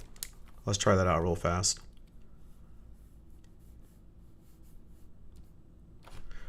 It's still 2 buttons, but shift and space. Oh yeah. Okay. That's much better. That's what I'm looking for in Krita. That's what I'm looking for. Thanks a lot for that. Shift and space. Okay, I'll remember that. All right, so that's the Bezier curve for when you can't get the precise line that you want from using the curve tool. I would just recommend using this.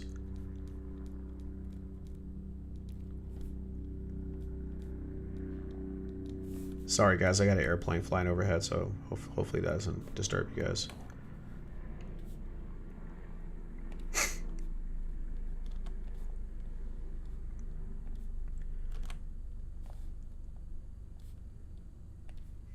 Look how clean those lines look.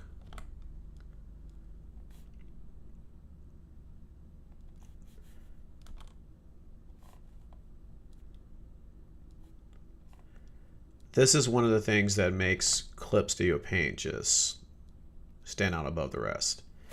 And it's not, I mean, these are just 2 tools that I'm using to ink, but it gives you so much control. There's so much control.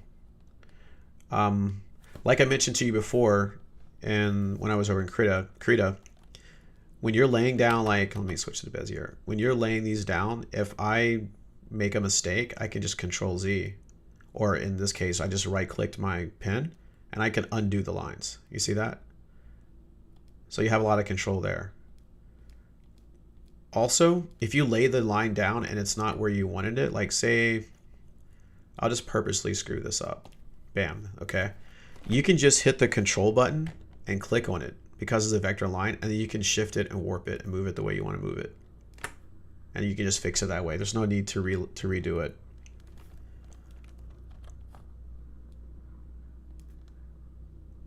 Here's another trick. So see how this line, like the blue, goes down at an angle and this kind of goes off that way? Now I could redo that, but sometimes the curve tool doesn't let you bend the way you want in certain ways. It's probably not going to give me that bend exactly the way I want to do it. So I can either take the Bezier curve tool and just kind of like click here and then do it that way, or I could just create another one, another curve, and then crisscross it that way. And then use the vector eraser, which I'm going to access by hitting a shortcut, and then just hit it and it just deletes that. Watch this. See this little line here?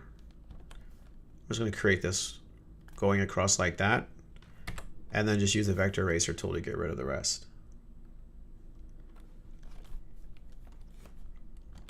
And once you have all these shortcuts memorized that you want to use, you can just ink with so much precision and control using Clip Pseudo Paint. It's ridiculous.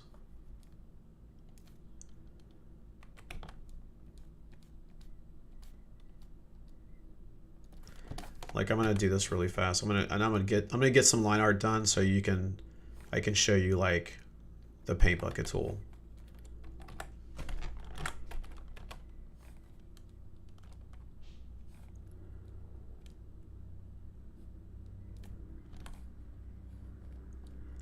And don't worry, I'm not going to ink all this hair. I don't even know why I'm going this far. But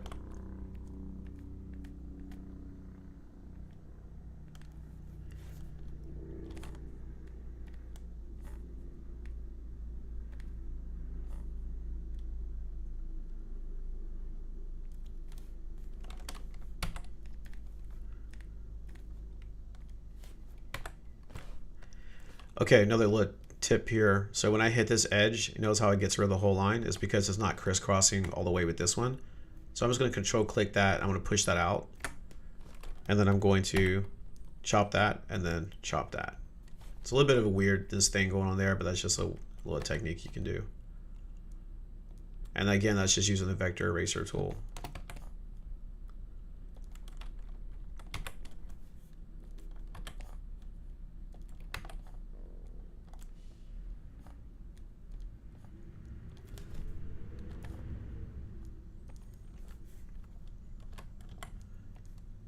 And I'm just using these two tools, vector eraser and Bezier curve.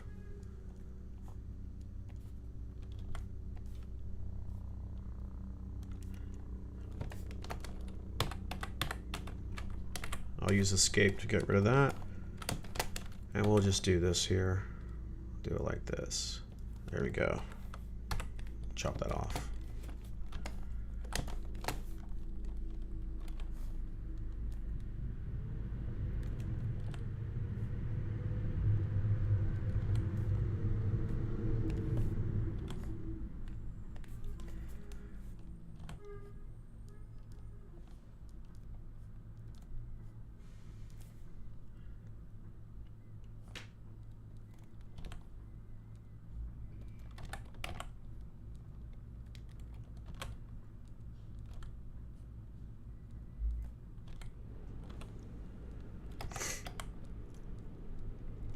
Or I'll just draw this one.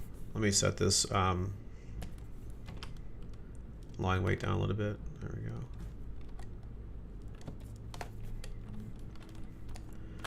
Let's knock this face out really fast so I can show you guys some coloring techniques. Let's see how much easier it is to color.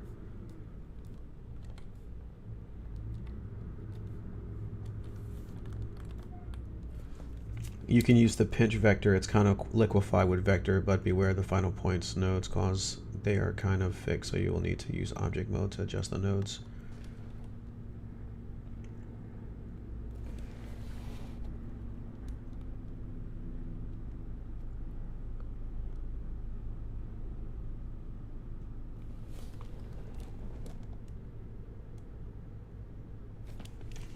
Hugo, are you talking about in Krita or closer to Paint?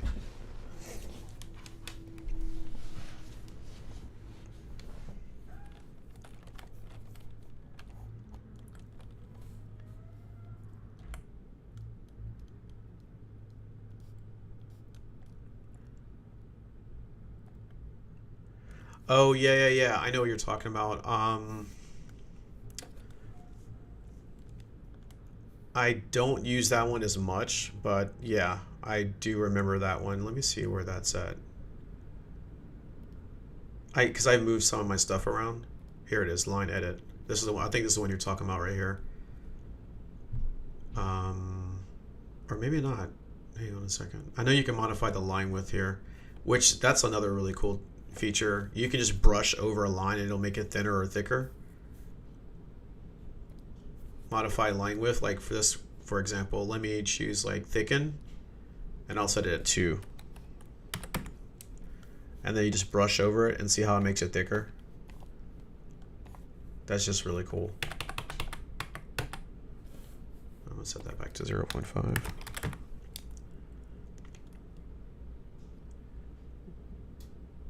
You will have the vector options. Not sure yours is not showing pinch line. Yeah. Oh, I think it maybe is it this one here? No, actually, you know what? It's not showing that one. Vector line path, maybe. Let me see.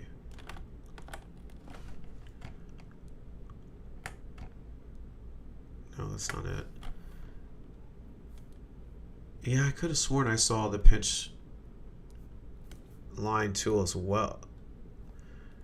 Oh, this one right here, I guess it's more of a drag.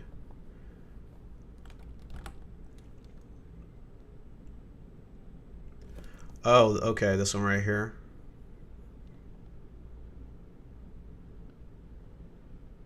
Yeah, I think this is probably one you're talking about. Yeah. That's cool too.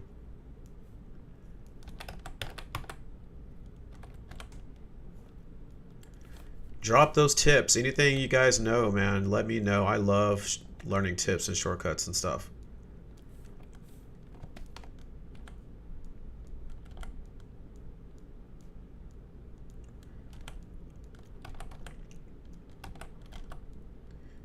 Vector inking faces, man, I love it. Because you can get that crispness that you just can't get with like doing it by hand sometimes. And I just zoom in. Like if I need to zoom in like a lot, I'll go deep.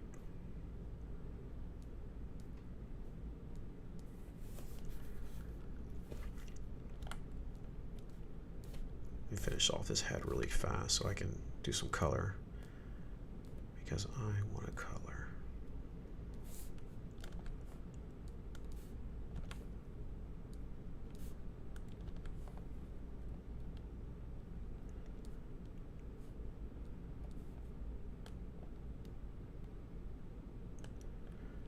Oh yeah, object mode, right? This box here. Whoops. Sorry about that, guys. I'm getting some weird stuff going on there.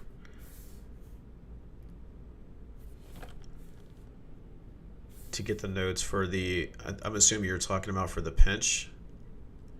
Which, where was that at again? I moved this stuff around so many times. Okay, here we go, and then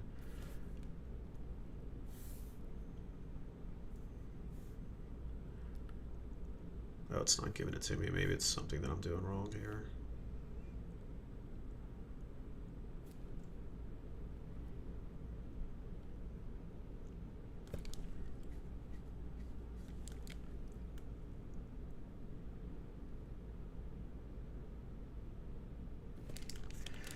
Yeah, if you're a mouse user, that's exactly why this vector line tool is crazy, because like it looks like you're drawing, you know, by hand, and you can just click with a mouse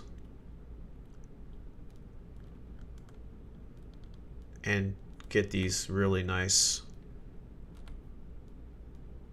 slopey and angular lines just from clicking and dragging. And I would definitely recommend changing the start and end point to give it that taper so it looks more natural.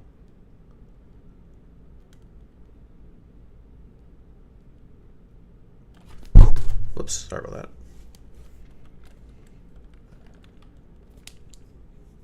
Oh, in the line they show it? Okay, gotcha.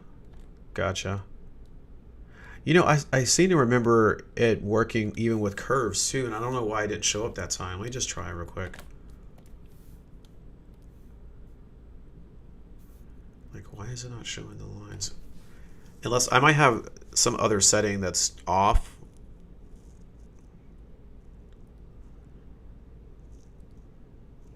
Oh, you know what it is? I have it set to free transform. I think that's what it is. So I think I should be on move control points.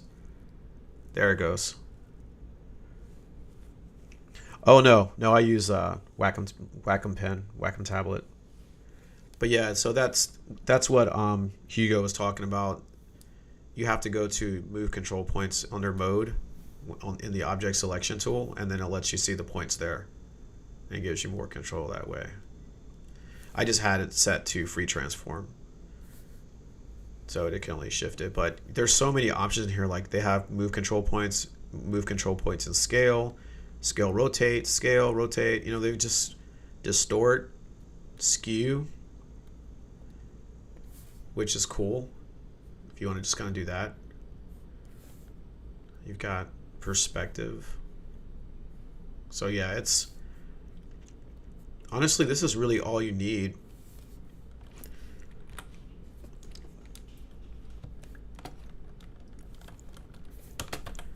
Let's finish up this face and throw some color on this lady.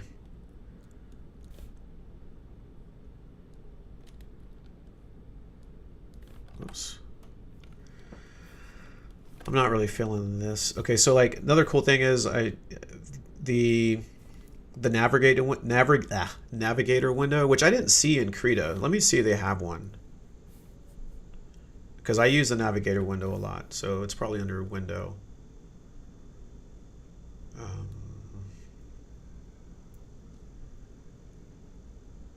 New view. I don't see a navigator window. Let's see what this is.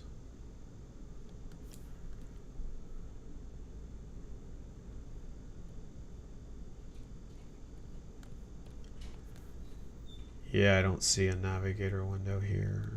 What is this? Animation.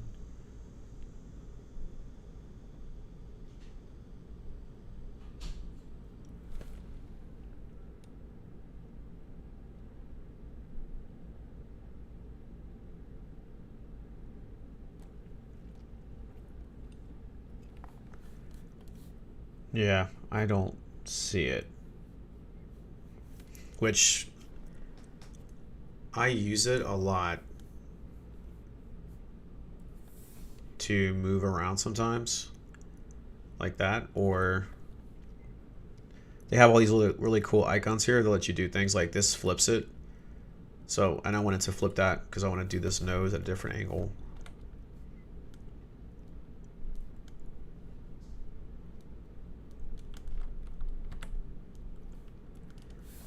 Now, as far as this, how do I want to do this? I think I'm not going to get too serious with this one.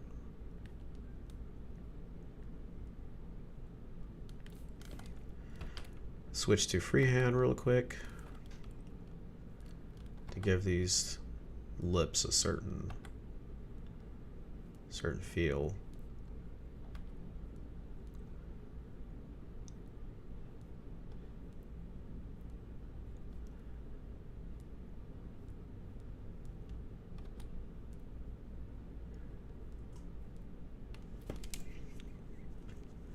I use two.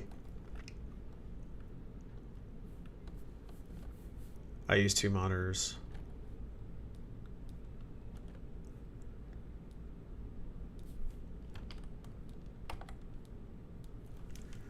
All right, looks pretty good. Looks pretty good. It's not quite.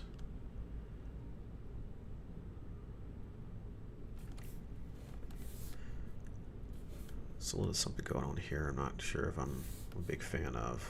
Let me just take that away. That's okay. That's okay. Let's finish this other eye, and then let's throw some color on this.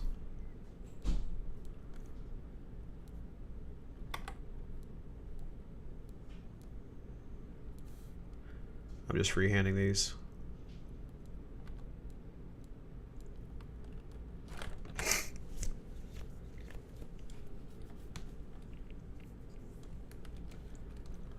Okay, so you can add buttons on the top so you can click them. Yeah, that would be sweet. So far from when I started using it about an hour ago, I like this. When you right click and you have all these tools here, I like this. I like being able to shift the tools in this little wheel here. I like that you can select which tools you want. That seems like, to me, you can create your own groups, like using the tags function that I saw over here, or the filters. I'm not sure which one it is. I saw it earlier, but I know that you could create tags, right? So I'm thinking, I don't know if you for sure you can do this, but I'm thinking probably you can create your own tags and then apply your own brushes to those tags, and that way I can just click on this and have my own like brush sets customized here. I think that's cool. I like the swatches that are added as you add color into the image. That's cool. Of course, the little mini color wheel selector here is pretty cool. I'm glad they have the brush size and opacity options there. What is this again? Okay, yeah, this is zoom. I like the zoom. And this rotate is okay. I like that it has a little snapping option, but someone in the chat mentioned that I can hit shift and backspace to rotate, so that's cool. It's a little bit of an extra key, but it gets the job done. The workspace is, pretty cool. Some of these icons, I don't know. I guess they work. This is similar to Photoshop. And here are some mirror options here, right? I think that's what I saw. Let me double check on that.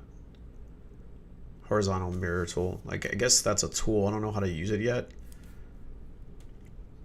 Let me see characters on that one here. So yeah, I don't know what I just did there. I just kind of screwed something up, but other than that, I mean, it's missing vector tools, and vector tools right now are what makes Clip Studio Paint superior, more superior than Photoshop, in my opinion. Like, I don't know anything that's close to the vector tools. I mean, the line tool, right? The pen tool, I think it's called in Photoshop, is pretty cool, but it's nowhere near as powerful as it is in Clip Studio Paint. Their vector tools are undisputed right now. They're the GOAT. So, also, I don't like its stabilization method. It's a little weird. The stabilizer, I think I got it to where it works the best for me, but let me go back to the inks. But still, I mean, as you can see here, it leaves a lot to be desired. And that's not just because I'm purposely, like sketching sloppy or anything like that. I mean, for the record, I don't like to freehand anymore. I used to. I still do sometimes, but I prefer using vector tools. It gets the job done quicker. It's cleaner work. And there's other things that you can just do quicker in Clip Studio Paint. Like, I can color these lines quicker in Clip Studio Paint. Someone in the chat mentioned that you can adjust the color by right-clicking and going to Properties on a layer, and then just choosing blue, which I think it was something more like this that turned it blue. Wait a minute. Yeah, like that. But it's not working. Oh, actually, wait a minute. That's only hitting the lines. I think I figured it out on accident.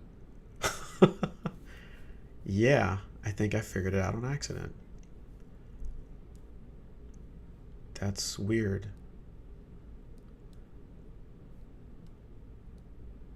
Because before it, like, all the white that's in here, like, it was coloring the white as well, but now it's just the blue. Or, excuse me, just the lines. So, yeah, I guess that's the way you want to do it, this way, to color the lines. It's a little weird, though, like I'm trying to get it to turn blue, and, like, why won't it just turn blue? I mean, there's blue right there. So there's an inherent alpha selection there. And I don't know, what are these for? Okay, I don't know what those are for, but so yeah. So I take that back. I mean, you can color the lines. I just figured out how to do that. So I'm pleased. Now I can, that's better, much better. Yeah, so that's how you do it.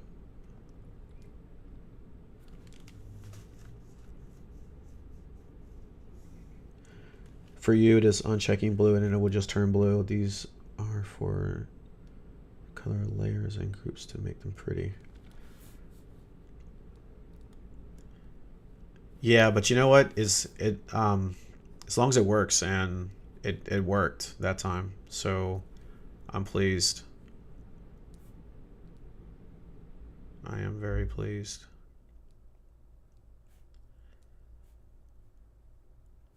I guess in a way that's kind of all I had to do is uncheck blue.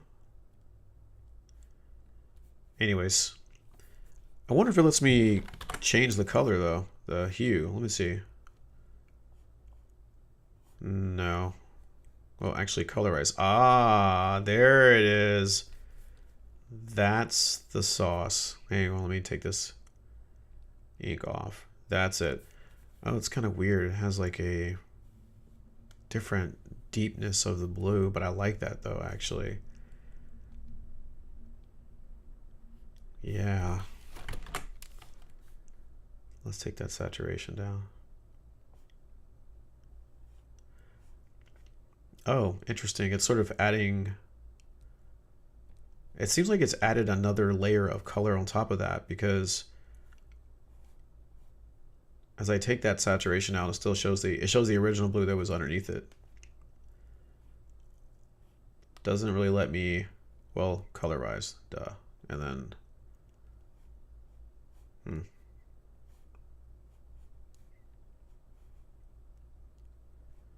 yeah, there we go.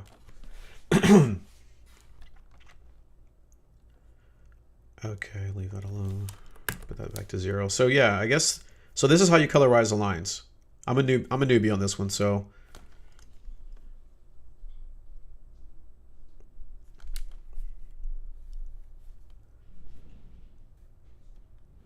last used hue, saturation, intensity, luma. Oh, these are cool. So yeah, let's lower that down. I want that blue to be more... Oops. Let me change it more to this.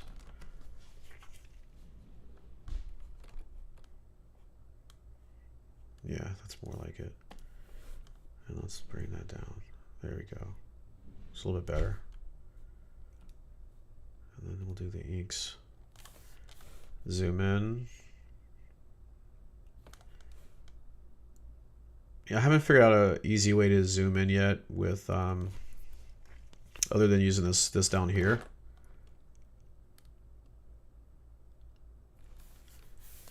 Let's make sure that's black. Okay. That's the wrong brush. Do this one here. Okay. All right, so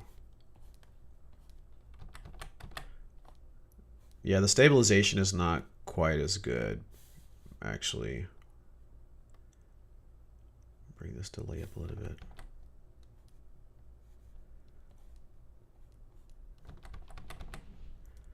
Yeah, I'm not sure how, see how it kind of breaks it apart? Oh, that was weird. It just kind of made a line. Let me bring that down some. So yeah, with Krita, I'm not, it's not bad though. It's just, it's not, they don't have vector tools, so this is not my preferred method of inking, but if you like to ink this way, I think it'll work. You just gotta have a steady hand. And these are the settings that I have for the stabilizer that seem to work for me.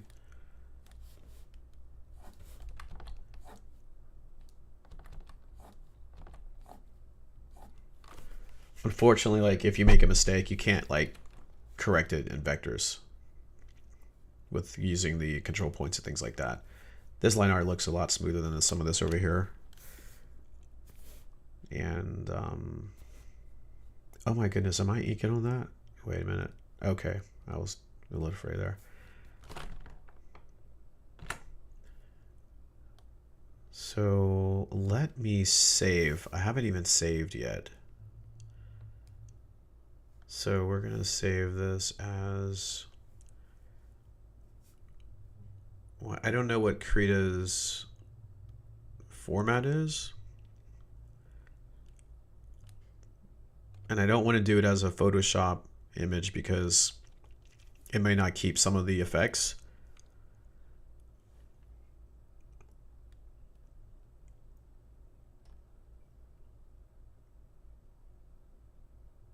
Control and space for zoom. Okay, I'll try that. What's Krita's default format? Is it KPP? No, that's brush preset. Or is it KRZ? Maybe it's KRZ.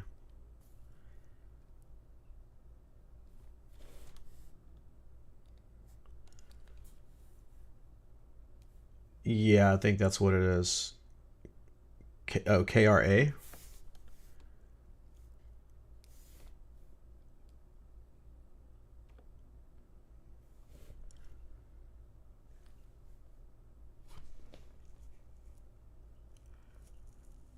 Unless that's a typo and it's supposed to be KRZ. I don't see KRA. Let me go up though.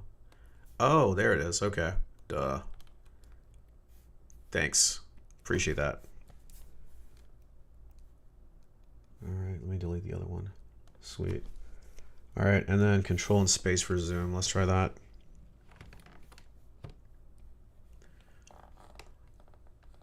Okay. Actually, this is dope. I actually wish I could do this. Can you do that in Clip Studio Paint? Because this is the fire right here. I've been wanting to do this in Clip Studio Paint forever. I like that. Yeah. Just got to get used to using multiple fingers for this thing though, but yeah, that works. And then we got shift this for that. Move that over there.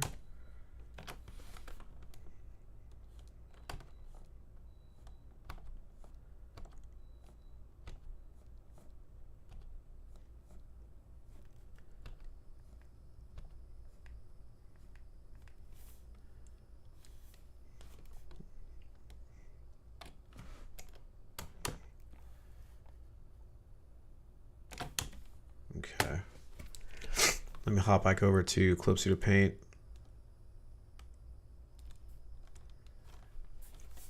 Finish these lines here.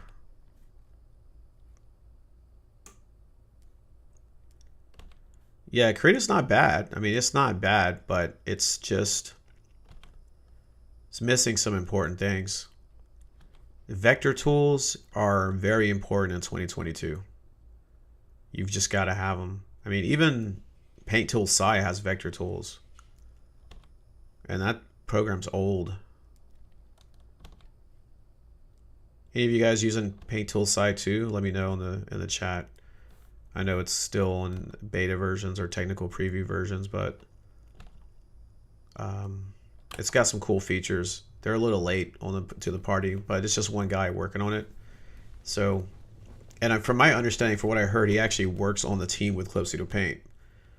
But with them switching the subscription model, maybe he'll think, oh, this is the perfect time for me to launch it and make some money, because there are definitely going to be a lot of angry people that will be willing to change, jump ship rather, and Clip Studio Paint or not. Paint Tool Sci has always been an option for people, a more affordable option. I bought it myself back in the day. I had never used it anymore though because of Clip Studio Paint, but before this came out, that was definitely my go-to. It wasn't a complete replacement for Photoshop though, because Photoshop's just more powerful, but this one definitely was a replacement for me. I rarely use Photoshop. I do use it for certain things, like certain types of glow effects, which I'll share with you guys one day in a video. It's just some things are far easier in Photoshop, but 90% of my workflow is in this program. I would say 5% is in Paint Tool Sci, because there are actually some things I still do in Paint Tool Sci. It's only a couple things, but they're superior when it comes to one particular tool, which I'll share in a video. I don't want to waste too much more of our time here. We're already at 2 hours.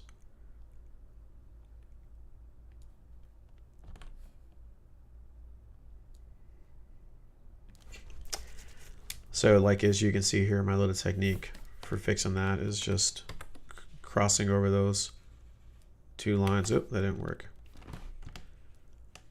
Bring that over here a little bit. Here we go. Still didn't work. Let's see how we want to do this one. Here's a little cheat that I do. I just switch it over to the pen and then I just transparent pixel. And then I'll disconnect it. And then I can just use the vector eraser and finish it off like that.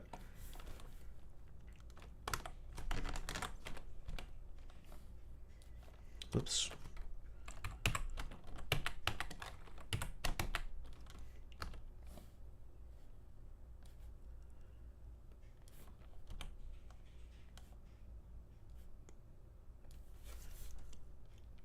All right. Whoops. Oh, I wasn't saving. Let's go ahead and save that one too. Cool.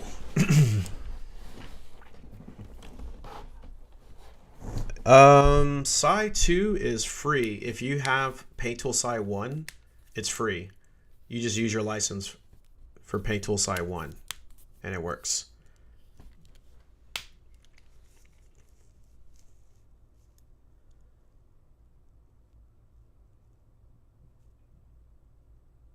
Yeah, Psi is outdated. Paint Tool Psi 2 is definitely heading in the right direction, but it's no replacement for Clip Studio Paint. It's still good though. It's just they finally brought in like gradient tools and they have perspective grids now you can use, which are actually I think a little bit better than Paint Tool or Clip Studio Paint's. Easier to use, I think. Clip Studio Paint's perspective rulers are kind of confusing. When I first used them, I was like, what? And I still don't quite know how to use them, effectively. I mean, I know how to use them, but they're just weird. Afternoon Sloth 451. Yeah, they're just weird, but they work. I mean, you kind of get the hang of it. I generally understand how to use them, but Paint Tool Psi 2's perspective rulers, if I remember correctly, were way simpler. And I was like, wow, why didn't Clip Studio Paint do this? It's so funny too, because the guy, like I said, I heard that guy works on the team, the Clip Studio Paint team, and I was thinking, I just imagine him kind of going, you know what, we should do it that way. And he just kind of created his own easy version, his own program, but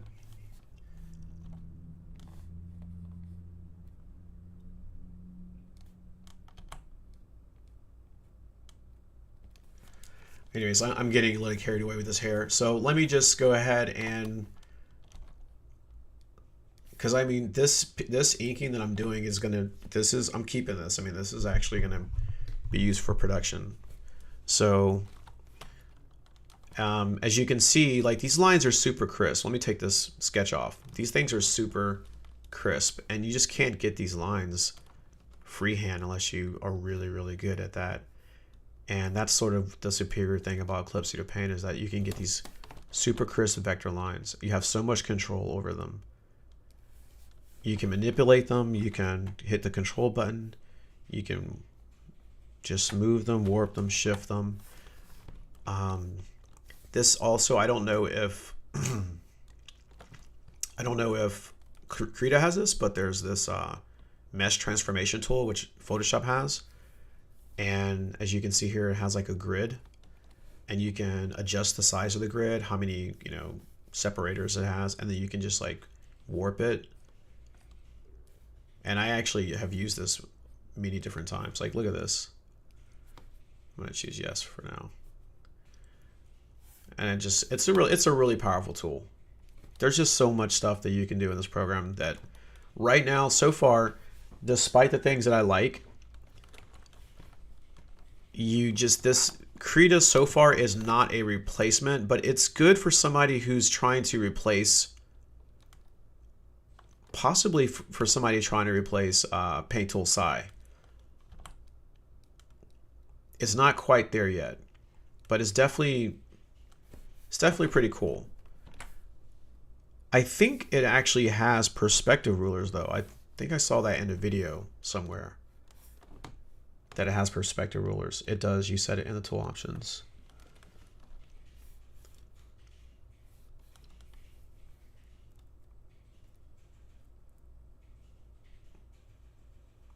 Polyline tool, shift mouse click instant polyline. I still feel like I can do something with this in Krita. I just don't know.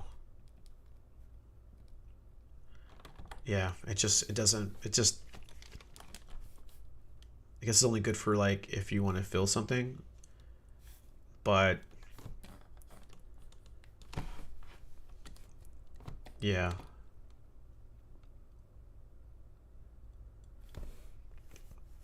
Did anyone ever figure out if there's a zoom option in Clip Studio Paint, like a shortcut for zooming? Oh, it's right here. For zooming in Clip Studio, I use the mouse wheel or control plus or minus. Yeah, that's not gonna work. Control plus or minus, that's not gonna work for me. Because I in Clip Studio Paint I need to make all the tools one click. Clip Studio has liquefy now, but only for raster. If you want something like liquefy for vector, it's a pinch line. Exactly. And I have played around with liquefy just a little bit. It's pretty cool. All right, hopping back over to Clip Studio Paint. Yeah, these lines are just super clean. Let me try that though, that control plus and minus.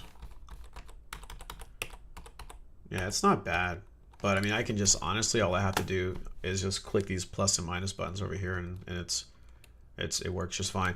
I was looking mostly for something that I could like press and hold, and then like drag, and then it'll zoom. Like actually, let me try that control and zoom. No, that didn't do anything. Shift and zoom. Nope. I didn't do it. Okay. Oops. Okay.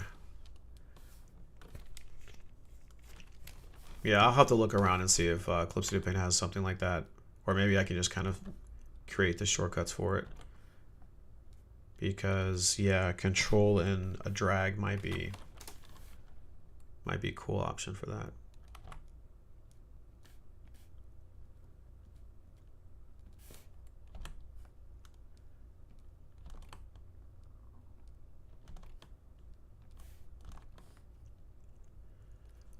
All right, I'm just gonna get a little bit of this hair so I can play around with that with the brush tool, or paint bucket tool rather.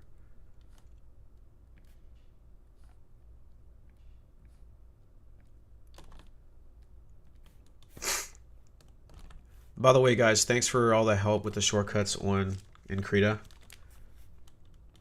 because I do want to give the program a fair shot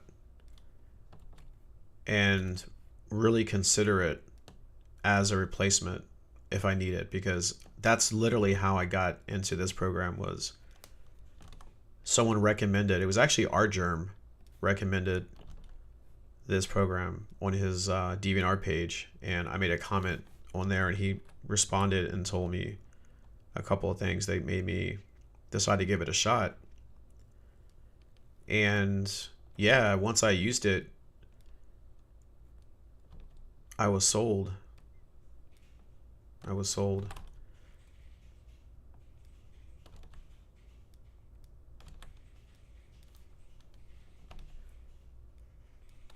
But I'm always looking for something that works better, simpler, faster. I'm not completely married to technology like that, despite nostalgia. Like I still, I'm gonna contradict myself. I actually bought Photoshop even after I had this program, just because I wanted to have a copy of that program for nostalgia's sake, and also for practical use. But That being said, I'm not married to a program for that. I'll switch up if it works better. Because I'm all about efficiency and getting the job done quickly and easily. And I'm kind of known for my crisp lines, and this guy's is how I get them for those people who are interested in that sort of thing.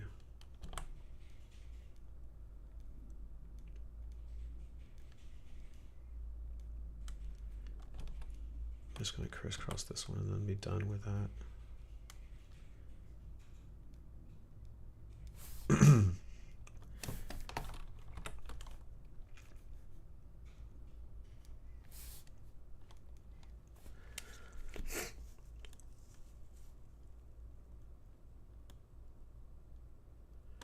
Exactly. I don't want to be hostage to any app myself.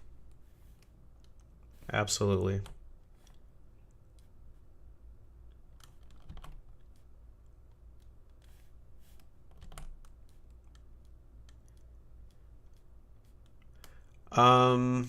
I will say this, like, since we're talking about art programs, like, Paytool Sci is still a contender with certain things. Like, for example, let's see if I can show you guys an example. I don't know if I can or not, because this is a new computer I built. I didn't actually put Sci on here yet, but this Bezier curve, it works, but there's a certain limitation to the angle that you have to move it before it starts to kind of bend too much. I don't know if you can see these little micro bends. They're a little too angular. It's not a problem really, but I noticed that Paytool Sci offers a little bit more flexibility with that. Speaking of which, I actually need to bring over Paytool Sci because there is a section or part to my workflow that I can only do in that. And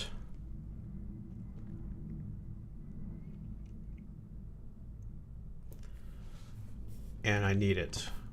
So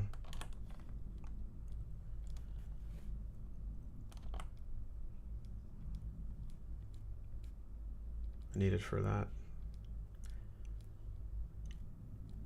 All right, so I'm gonna break here, and then I'm gonna jump into some of the other tools that I use for this program that I have tried in Krita just now, and they don't actually work as well.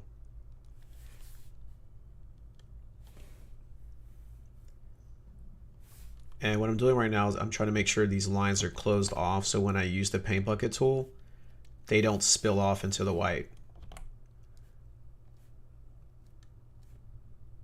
So that's closed, that's closed. This one is, I'll make this one closed this way. I won't touch that. I don't know how that one's gonna work. We'll figure that one out later.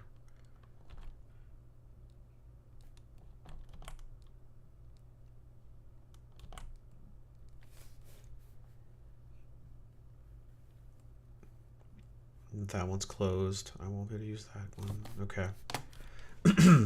All right, so let's hop into that. Bezier in cubic mode because I'm used to Illustrator. Bought the Pro version of CSP 4 days before the announcement. I'm still considering about getting the EX version. The EX version definitely has some additional tools. It's a few extra bucks though. Maybe it's like $219 compared to $50 or so. I think there's a sale. I thought there was a 75% sale on EX recently. So keep a lookout for that because you can always find it cheap. Let me double check on that for you guys. Look at me selling, mad at Celsius and trying to sell their product.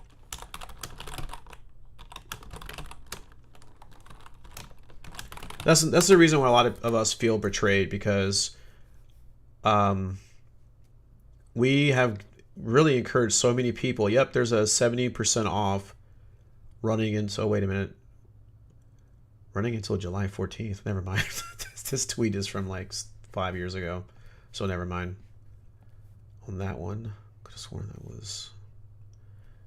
But I know I saw one recently that was like 70% off. I'm pretty sure I saw that.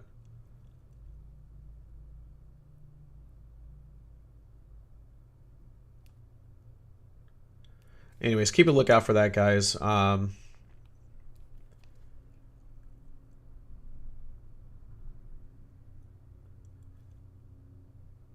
know I've seen it somewhere, so I would just Google it and try to find it.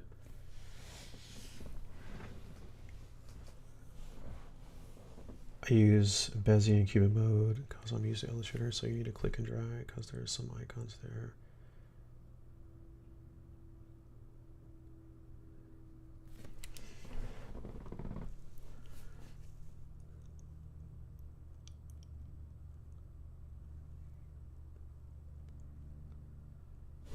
Right. I'm always reading your comments there, Hugo, about version 3. All right, so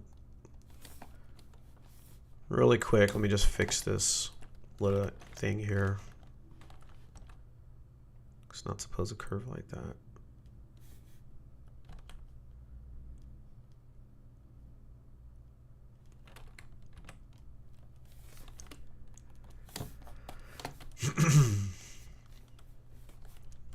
That's the thing about this program, again, that I love. There's just so much control over fixing little issues like this, little digital issues.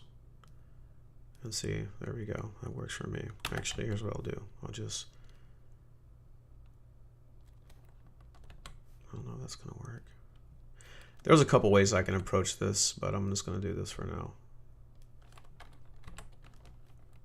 It's a little bit of a little sloppy, but it'll do for now.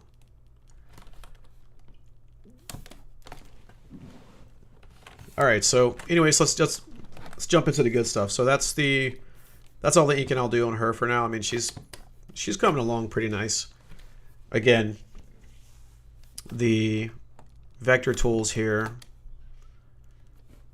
are really the game changer for a lot of people, and that's the reason why a lot of us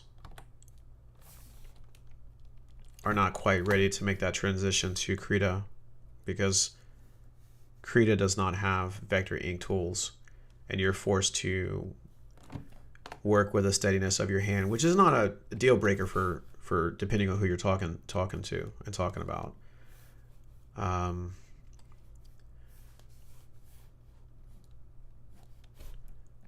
would recommend doing some warm-ups. My lines are a little bit better now that I've kind of had a chance to warm up a little bit, but of course you can change the size of these brushes and make them thinner. So it's not undoable, and I'm not going to re-ink this, don't worry, but it's not undoable in this program. It's just the idea of replacing the program is that it has to supplement or replace your workflow, right?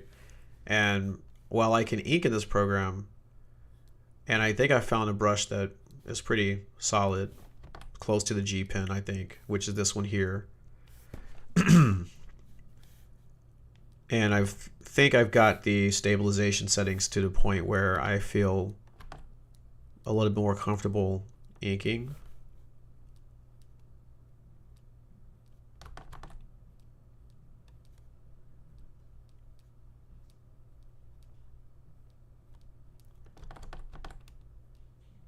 It's just not quite.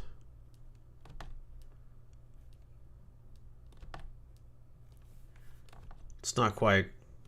Doesn't have that precision quite the way I need it, as it does in Club Cedar Paint.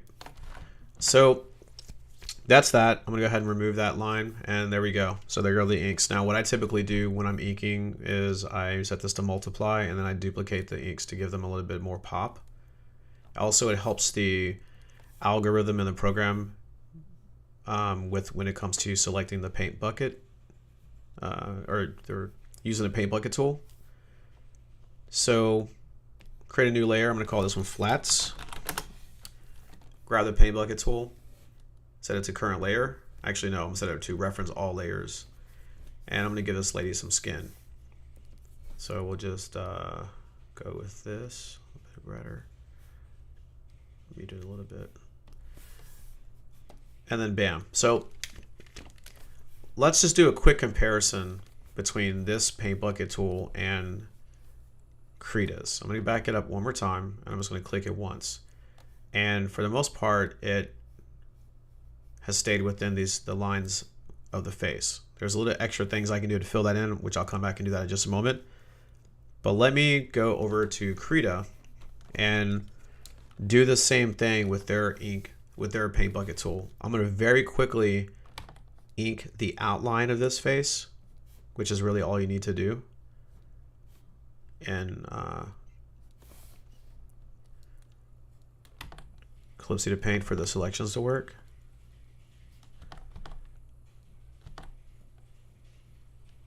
It's going to be a little sketchy because I'm not used to inking this way. And I just can't quite get the stabilizer to work the way I wanted, but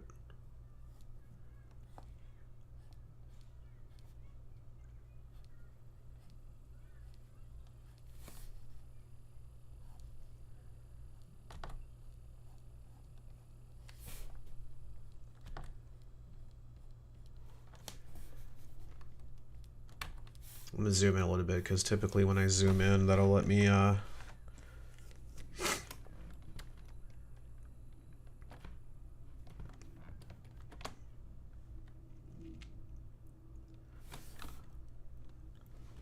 Hi there, Just Geo. I forgot the zoom that you guys mentioned. It was Control space bar? Yep, that's it. Okay. So let's ink this. I can ink this quicker if I'm zoomed in. And this is too big. Let's bring this down to 11.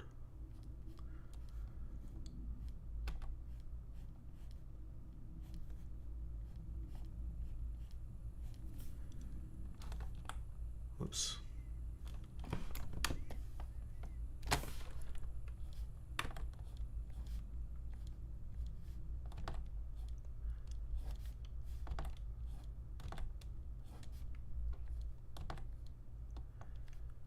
That's the tricky part when you have to do this by hand. It's a little bit extra work.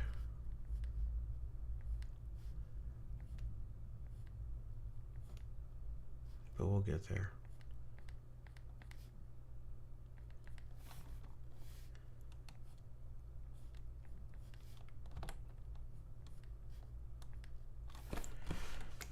All right. Looks better when I zoom in and do this, obviously on the lines.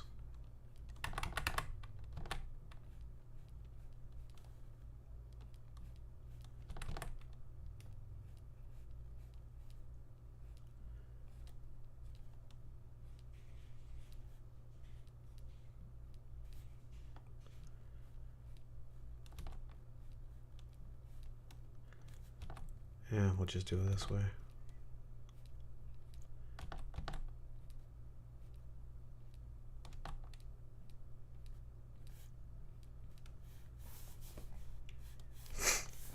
All right, and then shift. Whoops, that's not it. Okay. All right, so let's close that up right there. Just do this real quick.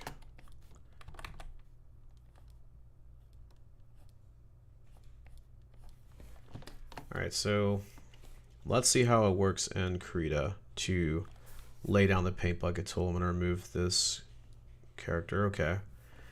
All right, and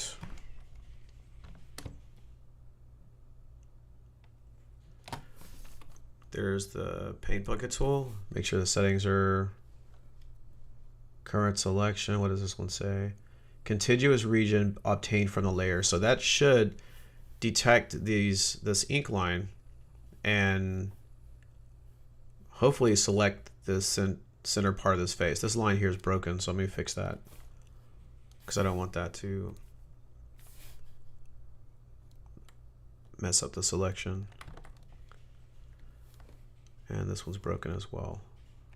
It's a bit of a rush job, guys, so that's why this one isn't looking so good. All right, so all right, I think it's closed off for the most part. All right, so what I'm going to do is I'm going to create a new layer. I'm going to call it flats.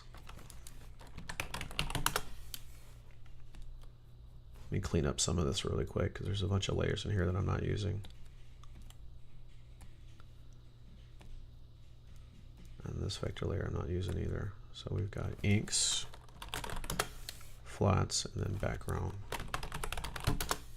Okay, save. All right, so flats, let's pick a color.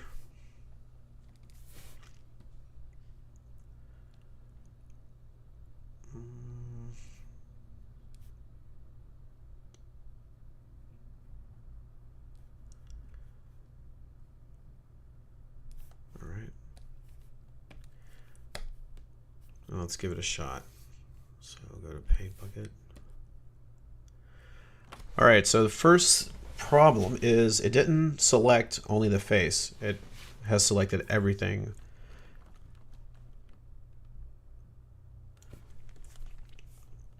You need to set the bucket reference so that it sees the current active layers as merged. Then it will deselect, or then it will detect it currently. So it sees the current active layer as merged. Bucket preference, interesting. So how do I do that? Let me back out of that.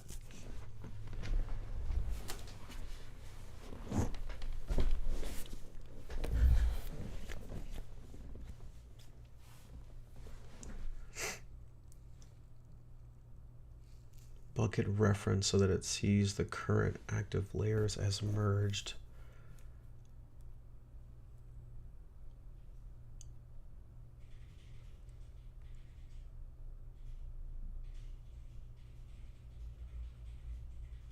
A merged copy of all layers, maybe?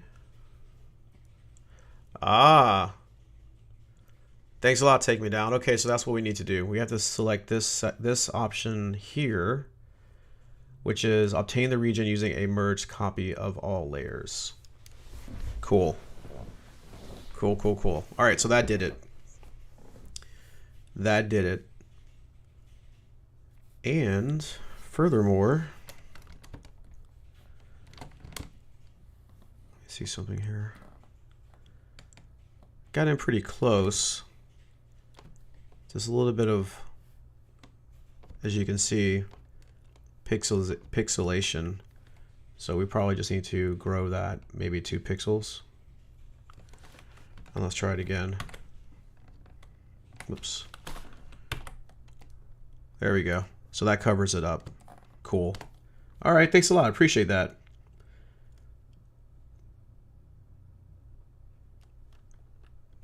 Okay, so that's it. So guys, that's how you get this to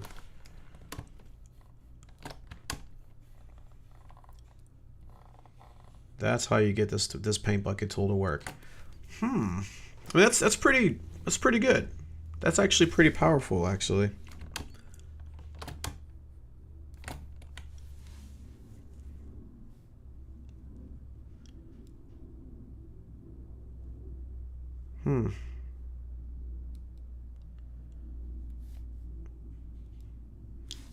You know what we could do?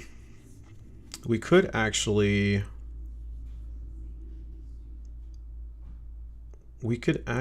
compare the selection detection between these two by exporting this one as a trend with. That's what I'm gonna do. So I'm gonna do this. I'm going to export these lines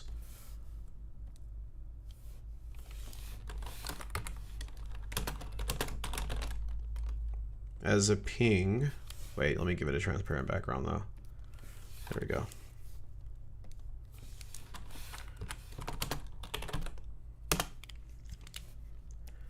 And then we're going to open up Krita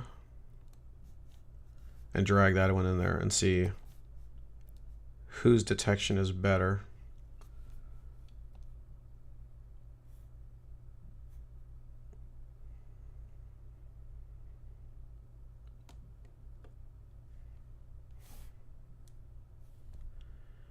Insert as new layer. Yeah, we'll do that. So let me take that off. Take that off. Okay. All right. And we're going to zoom out a little bit. There we go. Drum roll, please. Let me go ahead and create a new layer. Call this one flats 2. Actually, you know what? Let's just delete this one. Okay.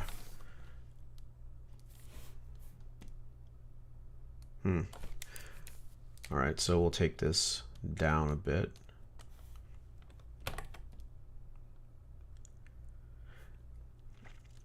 It's not bad. It's still a little bit, it's still selecting a little bit too much. And I'm not sure why it's doing that. Oh, you know what? I accidentally deleted that. Who cares? So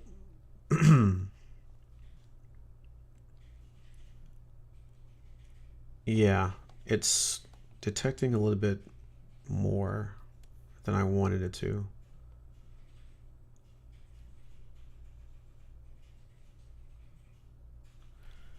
Let me change this one to fill regions of any color. Let's see if that makes a difference. No, it didn't make a difference. Let's grow that to 2. Yeah, so it's still selecting a little too much. Sloth, as far as the sketching tools, I haven't used the sketching tools yet. I mostly just wanted to work directly in my own workflow, or try to get it as close to the workflow as I typically have. But let's do that. Let's go ahead and open up the sketch tools really fast.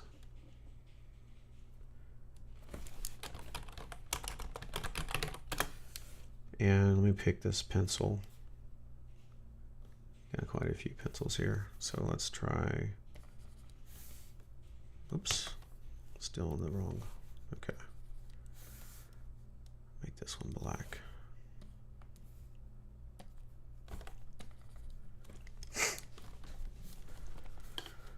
Okay.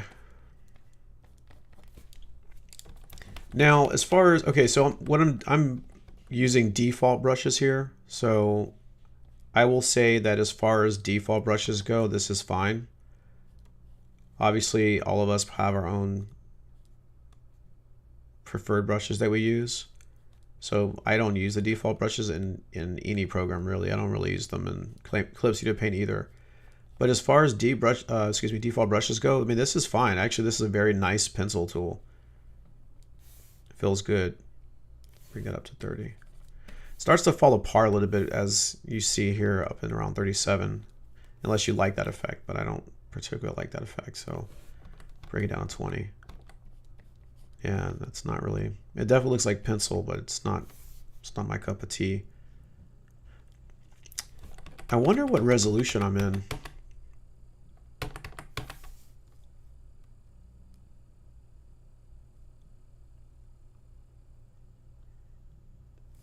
That's something I didn't set, actually. I don't think it's going to let me do it from here.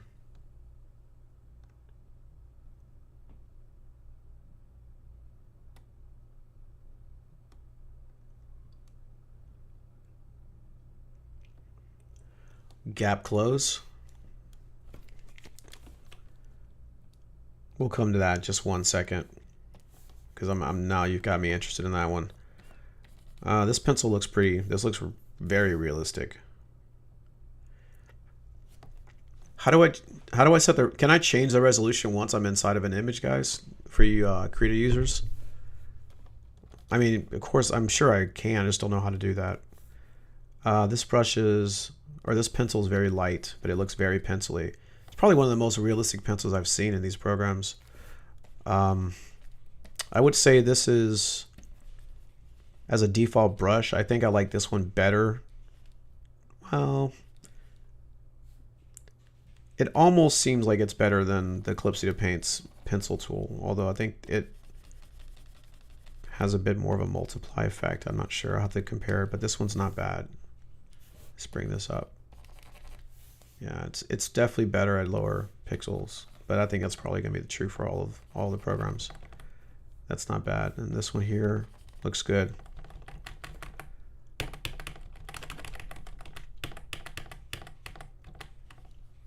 Yeah, this one's good. I think this one here is my favorite one though.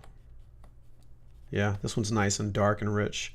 It has a feel of a charcoal pencil almost, but smoother. Well, I won't say smoother, but yeah, this is good. I like this one here. Let's try that one. Oh yeah, it's even darker. Yeah, these are nice. I mean, as far as sketching is concerned, this is good. Oh, that's nice. Oh, that's really good. That's very, very, very, very nice, actually. As a default brush, that's nice. You can really feel that.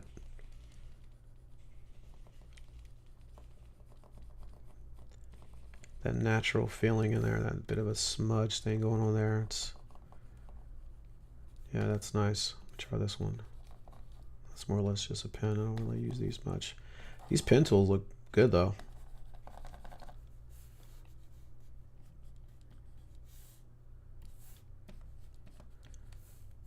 Yeah, I mean, these are nice. That's very nice, actually.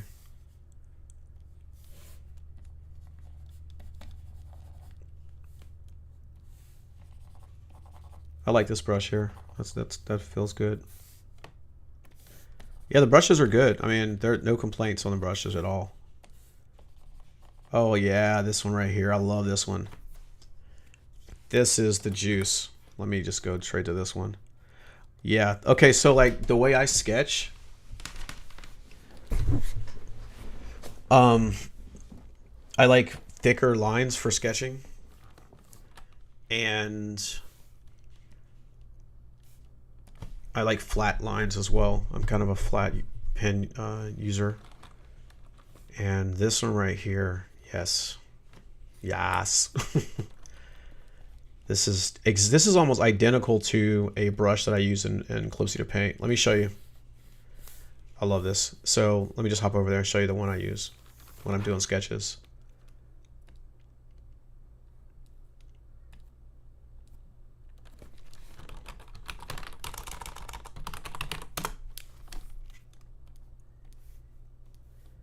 I use this one here called Flat RJ. This is actually artist named Red Juice.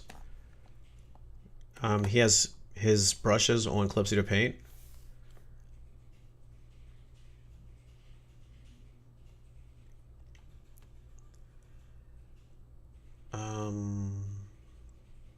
Sorry, I was trying to make sure. I feel like I was missing something over here. I've kind of moved some things around. It's probably what's wrong. Okay, so yeah, concept, and then there's another flat one that I use. I just don't know if this is the one or not. Let me see. Is it 60? Yeah, I think that's probably it. Anyway, so yeah, this here is a brush, and it's pretty close to this one in Krita. So, although this one in Krita has a little bit of, I don't know, it feels like it's at an angle. Yeah, it's kind of like a flat brush. So like when I go this direction, see how thick it is, and I go this way, it's thin. So it's kind of like a flat brush.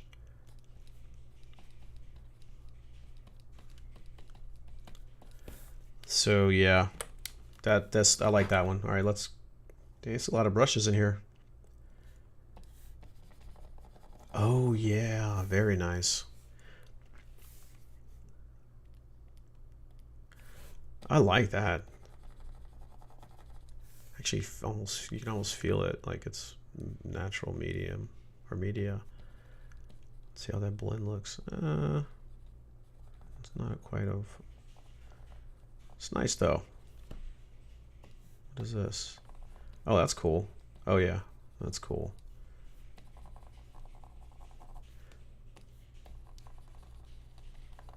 Oh, nice. Very nice. Oh, look at that.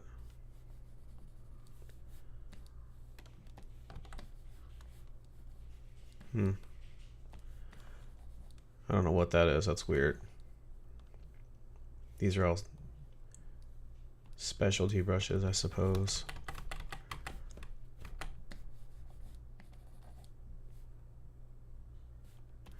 All of these brushes are nice. I would say so far, Krita's strength is its brushes. It's not, some of the other things are not suitable for a complete replacement as far as the workflow from Clipsy to paint. But if you're just trying to paint, like this is the sauce, man. Oh, they got cross hatching in here? Hold up. Hold up. Oh yeah. Oh, this is nice. It's got a little bit of a slight blur to it too. That's a special brush you got to get in. Oh, you know what? Actually, I think that is default in Clipsy to paint. This is nice too. Very nice. So I'll give you the. So you can do some manga stuff with this. Yeah. And you know what's cool about this? So like, oh man, that kind of hurt my eyes. But you know what's cool about this is like, you can match it by the pressure. If you go darker, obviously it's darker. But if you just kind of keep a certain pressure, you can match it and fade out and do some cool stuff. So yeah, that's a very nice. It's a very nice brush. I don't even think Clipsy to paint has a brush like that. This is a very nice brush too. This is sweet.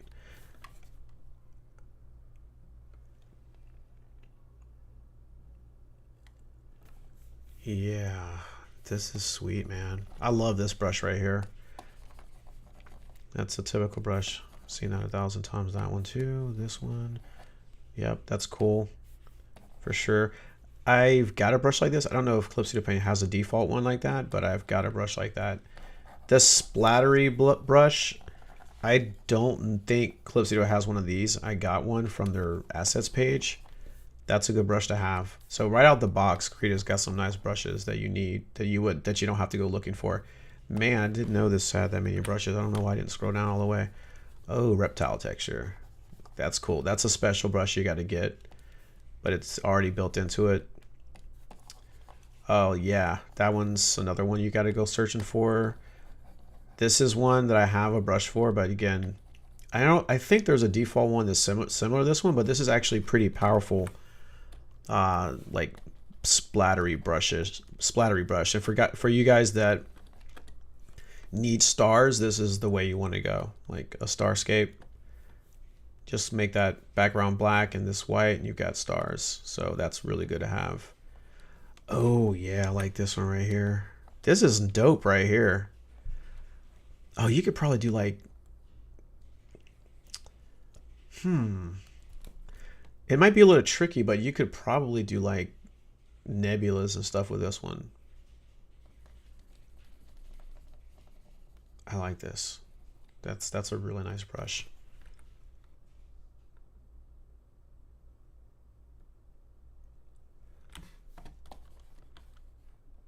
Oh yeah, this would be another one that's good for stars.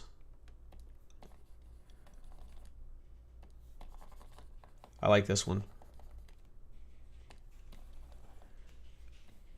This would be good for like if you want to do water and then have like, well, this could be either texture for the ground, but you could also use it for water, like to put little highlights in the water. This is your foliage, obviously. Yep. For sure. Hearts, that's just a specialty brush. I'm gonna skip some of these.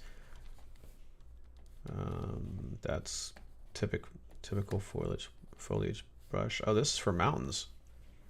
I don't think I've seen a mountain brush before. Oh yeah, this is usable. Yeah, that's definitely usable.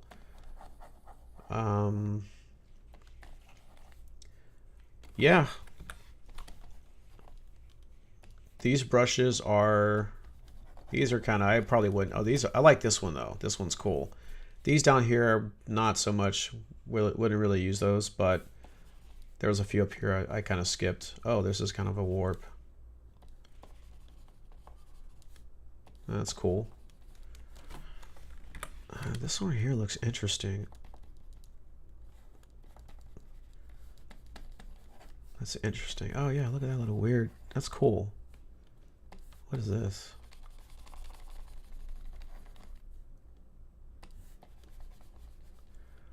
Oh, that warp is cool. Look at that. All right, and then there was a couple more up here I wanted to glance at. This is very nice. This one's cool. Nice. Let me get some color in here though.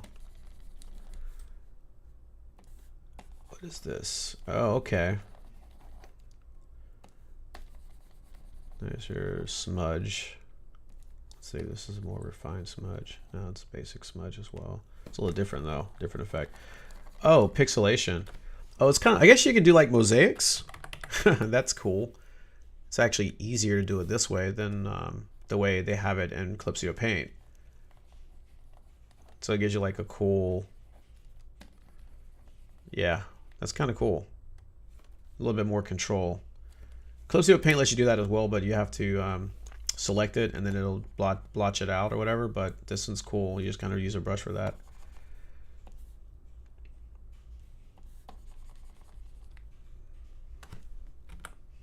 Some nice wet media there. Definitely looks nice. I like that. That's a useful tool. I would use that one. Oh, I like that. Yeah, right out the box, that's kind of powerful right there. Harder you press. Oh, that's cool. Harder you press it, more it adds water, it seems like. That's the same one, I think. There's another powerful splat tool for you guys who like to do gore. Oh, look at that. Yeah, these are cool. So I know I promised to put some color on that other image, and I'm going to do that in just one moment, but I just wanted to quickly run through these because someone asked if I liked the sketching tools, and I do. And I also like these other tools. Default out the box. This kind of reminds me of the marker tool that you got in Paint Tool side, but it's actually better. Look at that smudge. So it's not quite the marker tool, but this is a good tool. You could probably do some very powerful stuff with this one. Let's see if it blends. Blends good.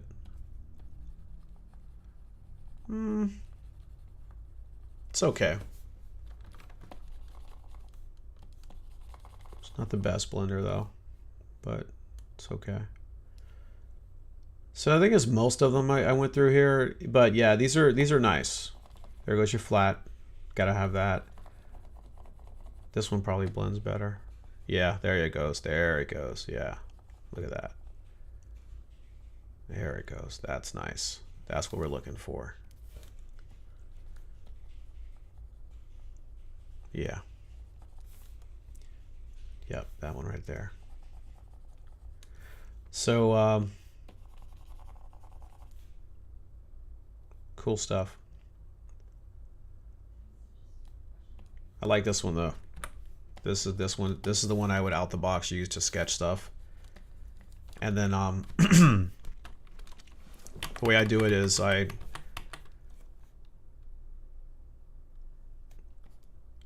the ones on Deviant, yeah, I might have to check that out. Yeah, this is what I would use for like sketching something very rough.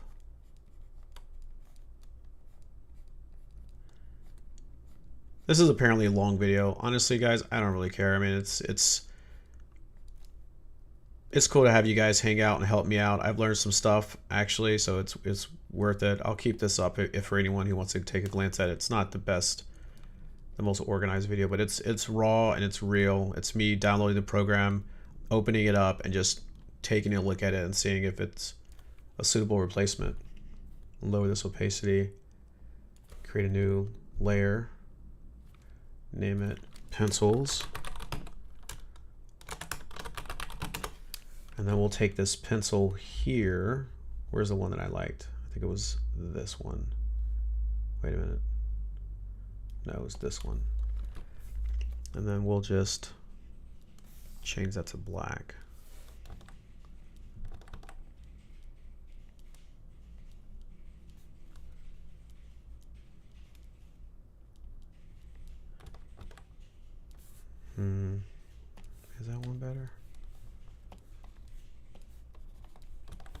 that's the one.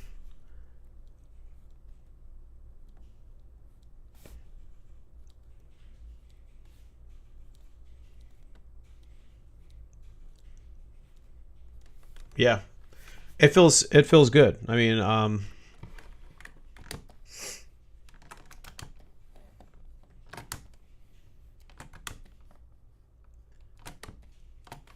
feels good. I'm probably at a much lower resolution than I want to be in, but yeah, good stuff. There's something you mentioned earlier. Let's see here.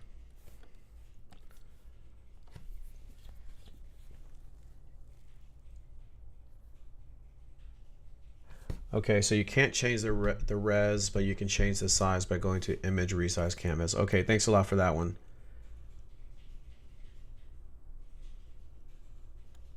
There's a pen tool in the tools, and when you go into the tool options, you can add an image to use for reference. Oh yeah, cool. I think I saw that over here somewhere. This one right here. Yeah. I think that's it. Was that it? Yeah, reference images tool. I don't know how that works, but it's there. I clicked on it, but nothing really happens. So it's probably something else that I need to do that I'm not doing.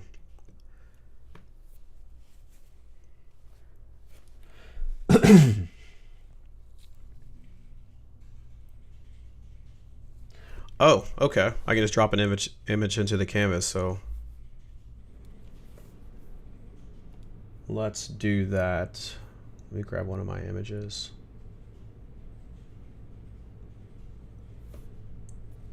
Oh, no problem. My pleasure. I mean, you know, because a lot of people are going to be like me right now. They're just going to be like, okay, how to use this program?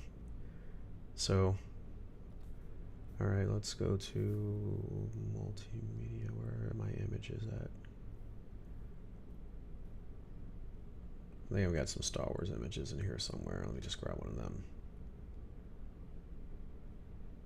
Just drag array in here. Insert as reference image. Okay. So can I, let's see, can I move that? Oh, okay. I gotcha. I see you. The only thing is it matches. Oh, wait. So I would just have to, let's see, let me just right click this. Wait, no, I want to go to this and then right click it. Wait. Oh, it's still giving me the reference image features. I was trying to rotate it by clicking on the canvas, and where exactly does it put the reference image? Sort of hovers above everything, it looks like, but it's not its own separate layer. But I do like that you can drag it and move it around. Rotate, let's see, reset transformations. Nope. Okay, so I think what I want to do is delete that, and then I want to reset this. Wait. Sorry guys, new guy here. All right, so there we go. Reset that transformation. Then I want to pin that for the reference image, and then let's grab the reference image. Insert as reference image. Okay. And then we'll just put that over there. And then we can just draw. So I think what I'll do is, let's see if I can put these brushes somewhere else. Oh no, I don't want to put them there. Oh, you can tab it a little bit though. I was mentioning earlier that it doesn't seem like you can tab them, but you can. It just doesn't seem like it's as easy to get out. Like, how do I get this out of here now?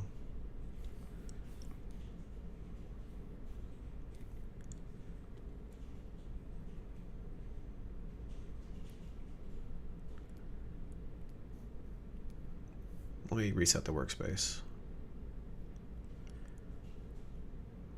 which I don't see an option for. That's something Eclipse Studio Paint has. It has a reset workspace option. I don't know what the default. Okay, there we go. And I think I'll just leave the brushes there for now, and I'll move this image over here, and then I'll drag this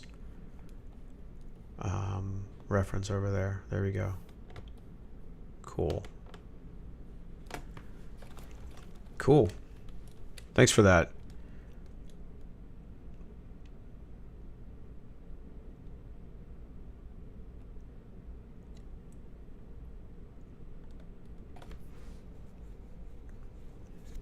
All right, cool stuff.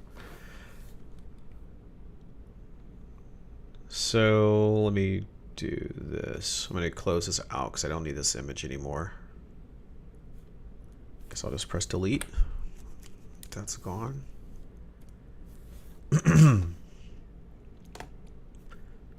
So yeah, it's nice. Nice stuff.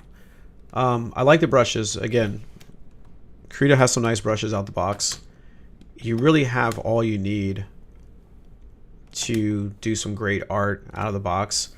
I would have to play around with these brushes a little bit to figure out what does what, but me personally, I would start off using this flat brush here to rough out like you see here.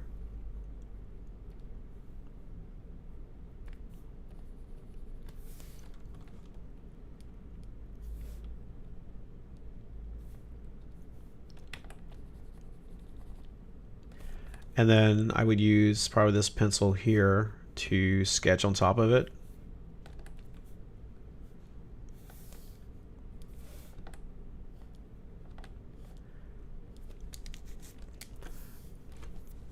Doesn't let you change the resolution, I was told, from within the program.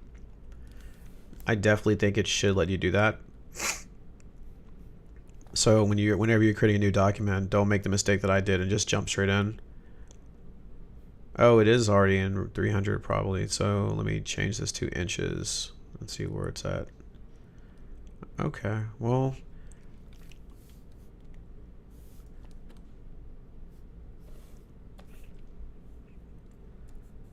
Let me go back to the chat because I thought he told me how to. You can change the size by going to image, resize canvas.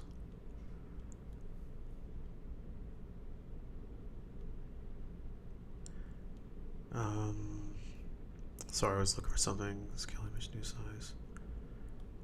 Resize canvas. Okay. What I was looking for is where to see the current size, but I guess it'll tell me right here. Let's see where it is.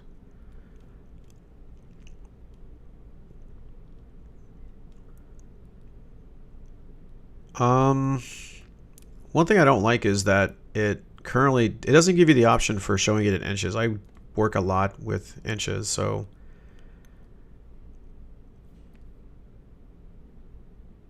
print size.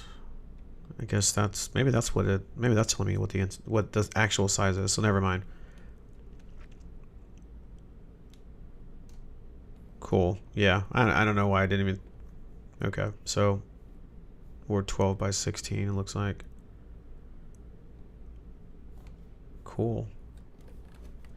Well, this brush then definitely gets a little gritty at higher pixel size, so I just must be zoomed out like a lot or something, or zoomed in a lot.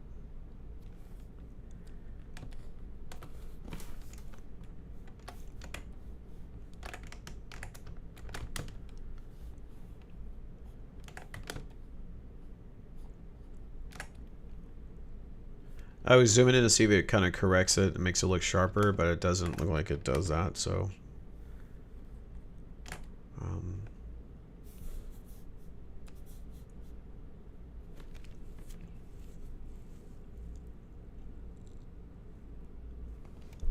Okay, you can use the crop tool to select a bigger area and crop to big. Okay, that's cool. Yeah, actually, that is a good idea. That is a good idea. I think that's the crop tool right there. Wait, maybe that's not it. This is it. What am I talking about? There we go. Okay, so let's do that. I just want to see how that works. Because I do resize my images a lot as I draw, so.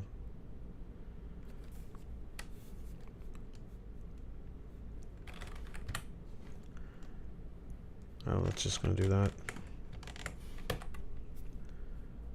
Let's do the whole thing.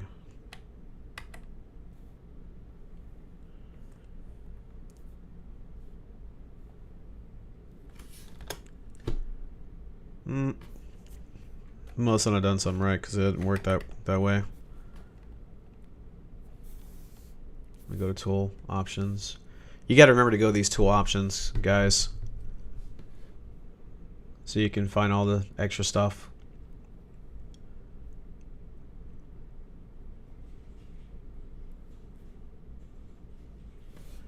Grab my mouse.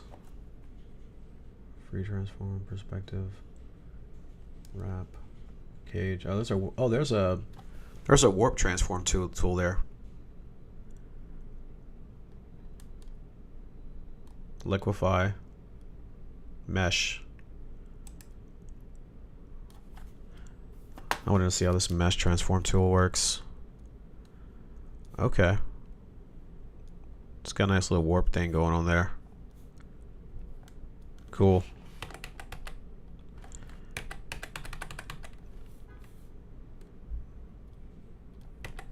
I'm trying to control Z right now to bring it back. It might be pushing the engine a little bit.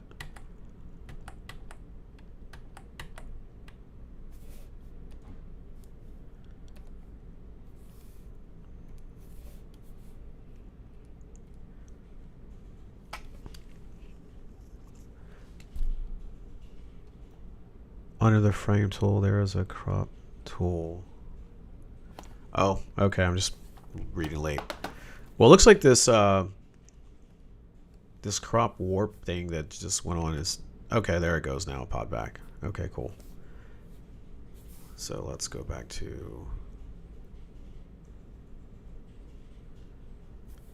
that. Grow applies to image canvas. There we go. So it looks like you have to go into the settings to adjust that. What Take Me Down was suggesting in the chat. It looks like you have to go into the tool options and choose image or canvas. Well, I'm saying that, but let's see if it works.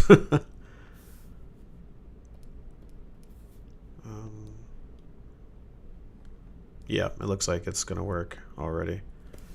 Let's press enter. Yep, there it goes.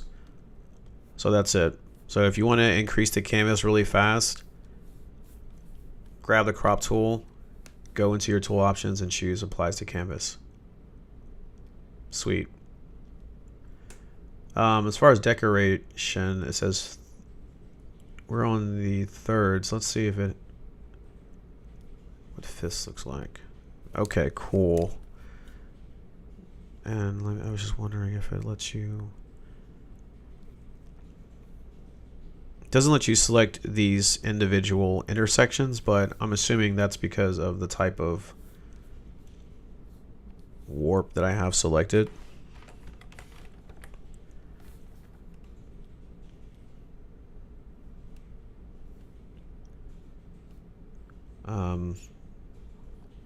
In any case, I won't dive too deep in that right now. But yeah, that's cool. Thanks for sharing that. Let me get out of this.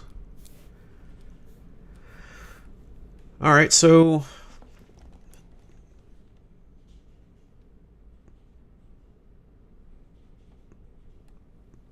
hey there, Alpha Proto.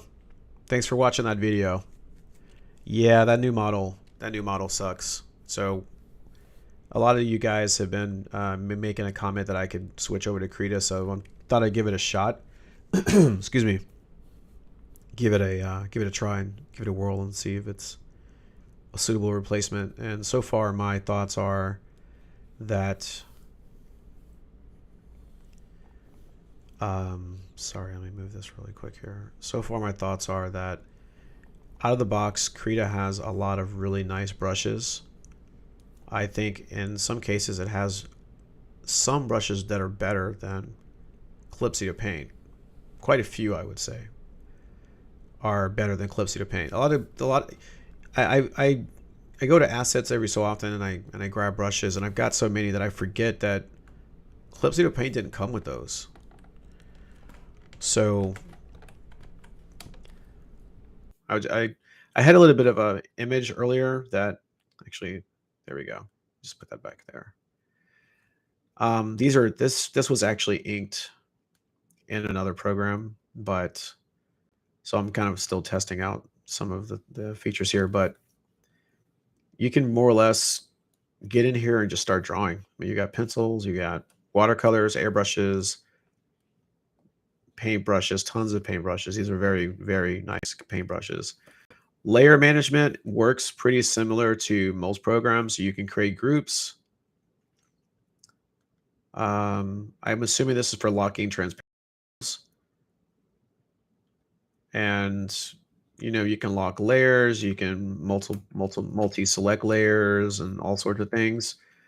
You want to be sure to right click on the layer and go into properties for some additional things you can do, such as when you want to color lines. One of the guys in the chat, I believe it was Take Me Down, mentioned that you can uncheck blue and that'll color your line art blue.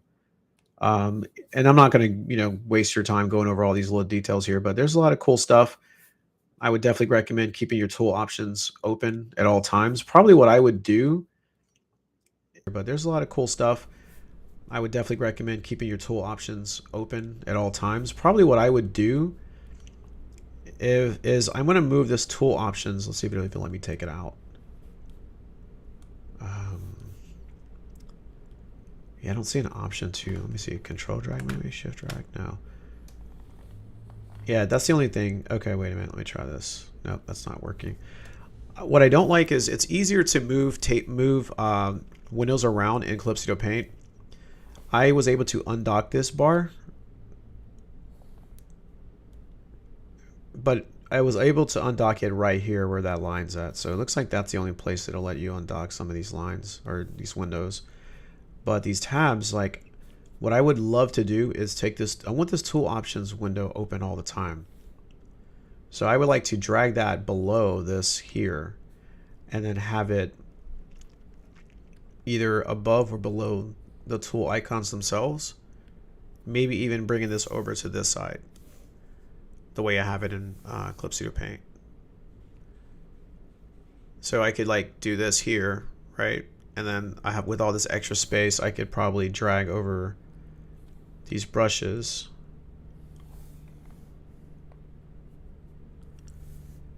Like so. But I still need those settings. These tool options. So, oh, there you go. What I did, for those that didn't know, I hit this little thing here, the little window thing, and that let me pop it out. So there we go. So let's bring this over here. And I think I'll, wait, that's the layers. What am I doing here? Sorry, guys.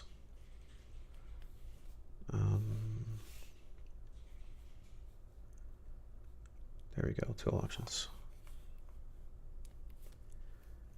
There we go. That's more like it. That's more like it.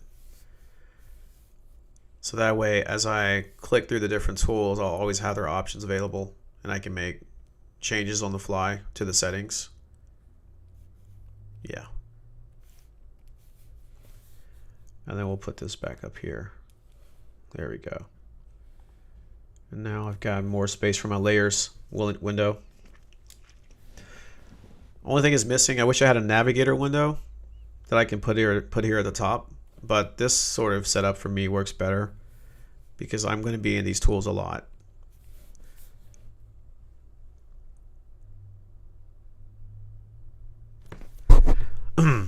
So I'm going to hop back over to Calypso Paint really fast.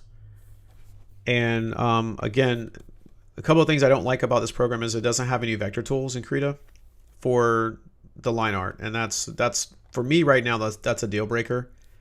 There's just so much I can do in Calypso Paint with vector lines. It's ridiculous. And I was able to ink this picture here. Whoops. I was able to put these lines down just using vector lines. And as you can see, they're super crisp. They look like pencil lines. That's because Clip Studio Paint has a really cool option for tapering lines, starting and ending here in the tool. And you can just make it look like lines. So, I mean, once I started using this, because my hand would get tired after inking for a while. And I was trying to figure out another solution for it. And I found out that I can do it with these. I just kind of played around and figured out how to make them work for myself. And now I just ink. Like 75% of my inking is done this way. And then maybe the last 25% is done by hand. But it's just so powerful that, you know, there's no reason for me to hand ink anymore. And I get much better lines, you know, so. Earlier we were testing the paint bucket tool in Krita. And using these lines from the other program. Wait, made a mistake there. There we go. And we'll do flats there. And then I'll choose. I do like that as I keep adding colors, it keeps adding swatches. So that's really cool. I can just quickly bounce back there. So let's grab that paint bucket tool. There it goes. I wish there was some way for these rows to not break up like this. That's kind of weird. And it doesn't resize it automatically for me, so yeah, I'm not sure how I would fix that. I think there's some dividers there, but I'm not sure. In any case, so it was mentioned there's a closed gap, or someone mentioned closed gap. So let me see if I can find that here in the tools, which I don't see that right now. But as you can see, out of the box, the selection, it works. I actually increased the area by 2, so it would completely cover those lines, as you can see. If I drop that down to the default 0 pixels and then try it again, you'll see that, oops, whoa, what did I just do? That is weird.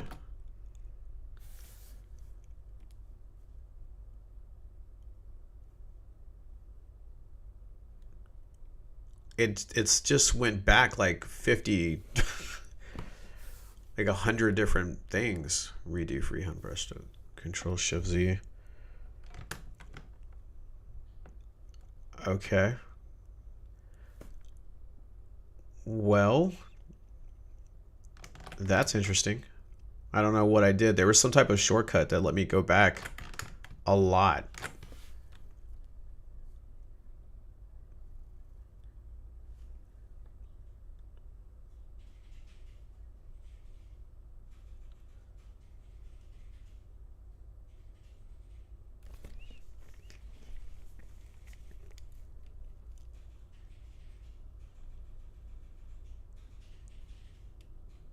Possibly something to do with the history. That was weird. That scared me. It was like, what did I do? I was able to get it back though by just, you know, Control Shift Zing, I think it was. Yeah. So I guess if you need to go back a lot, that's a cool feature. It just kind of ran it by itself. Anyway, so out of the gate, as you see here in the fill, there's these little digital gaps here, and to fix that, I just kind of increase that grow to 2, and then there you go, it fixes it. The selection is a little bit off. These lines are closed off, so it should only select the inside of this face, but for some reason it's going further than that. I don't know why. Oh wait, maybe it's the threshold. Let's just bring that down to 0 or 1. Nope, that didn't do it either. I wonder if I brought it up. Yeah, it's just worse. So yeah, it's not the threshold. Typically threshold would fix something like that. Let me uncheck use selections boundary. And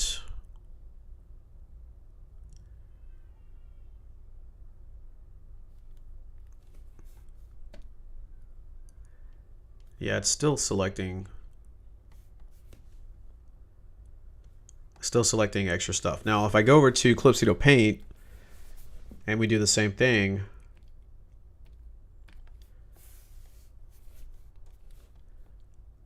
I'll redo it.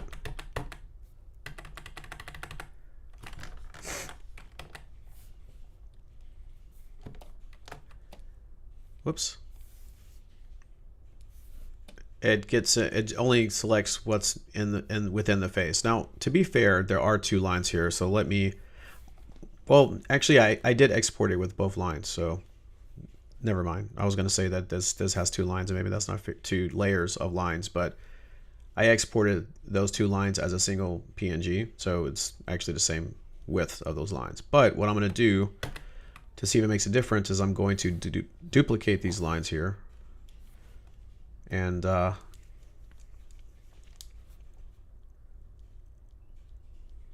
try it again, see if it matters or makes a difference. Yeah, it doesn't make a difference. So closely to paint's detection is a little bit better so far. So I'm gonna lay down a couple of things real quick and finish this off.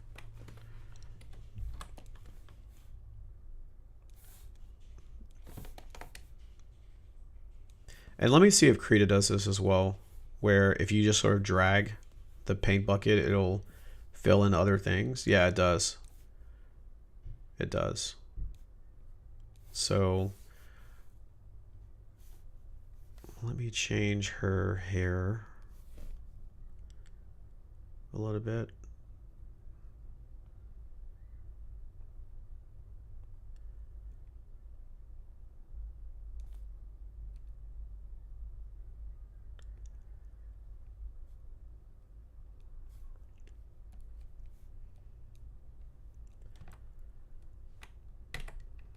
Yeah, it's kind of bleeding into the other stuff. So this is probably has something to do with the line detection not being as refined. But I think I can fix this. The Bezier curve tool in Krita I actually have, but I haven't figured out how to make it work.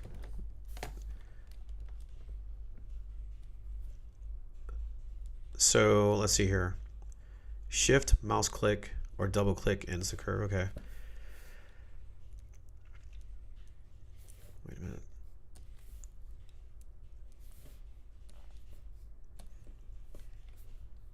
All right, so let me create a new layer for that.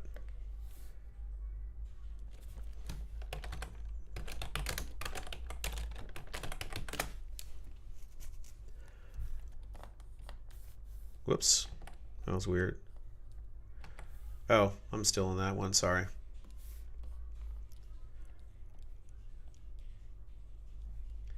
So it lets you lay down the lines, but the problem is when I double click it, like nothing happens. So oh wait, that was kind of cool. Hold up. Oh wait, I just kind of I hit control just now for anyone interested. And now it's light. That's weird. I don't know how this thing works. Let me see. Go to tool options. It's not filled. Outline is brush. And auto smooth curve. I don't want that. Let me see if that changes it.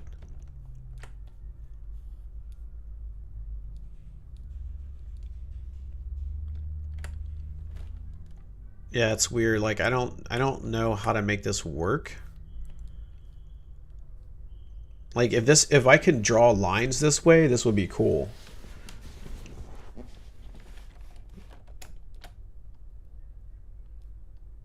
That was weird. So what I did just now is I actually hit shift and it lets me, yeah. So what, I feel like this is a tool that wants me to use it and I just don't know how to.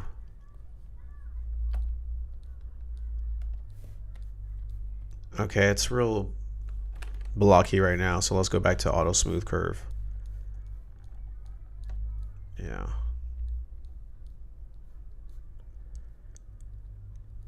I just don't know how to make it. Oh, you know what? Guess what? If you right click it, it actually undoes the last point. That's something that I was kind of docking it for when it came to the polygonal selection tool. But it actually works with this Bezier curve, so that's good. The only problem is, how do I end it where I want it to end? Like, I want to stop it here. Like, how do I stop it? Yeah, it does. It does look a little bit like the pen tool in Adobe. It's just getting it to end. That's the problem. I don't know how to make it stop. I mean, you can connect it again, but as you saw, it just disappeared. And I double click, it doesn't do anything. Right click, it just undoes it. Shift click does nothing. If I press enter, it disappears. And on the on the tool itself, it says here, shift mouse click or double click ends the curve. Shift mouse click. I must be doing something wrong. Let me see here. Shift mouse click. Yeah, it doesn't do anything. Like, I'm gonna shift and then I'm gonna press it and I just put that down. Let me see what else it said. Or double click ends the curve. Yeah, it's not working. Double click, double click, double click, double click.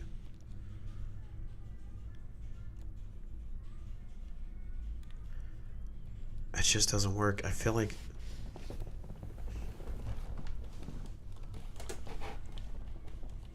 maybe it's the other shift. Well, let's try that one. Nope, that didn't do anything.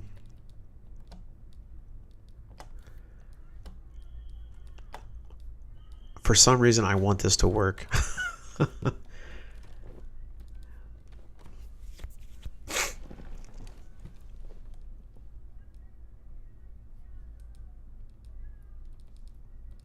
I'm double clicking, it's just not working. Maybe it's a tablet limitation. Let me try with the mouse. Nope. Let me try shift mouse click. Yeah, it's just not working. I don't know why it's not working, but it just isn't. Yeah, I've tried this shift double click. Shift, I'm holding shift now. Double click, it just does that.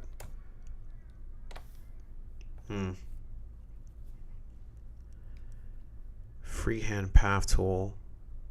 Let me try that one. Oh, that doesn't do anything. I don't know what that. Oh wait, that's weird. Oh wait, duh. It's in white. That's probably why. Huh.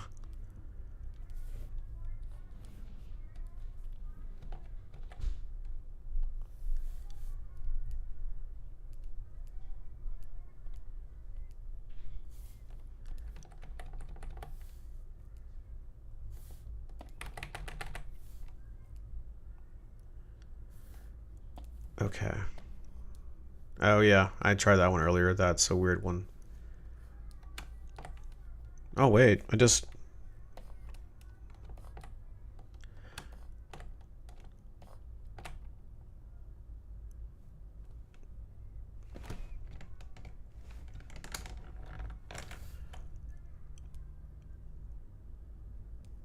Control Shift Z. Let me get back to where I was before, really quick.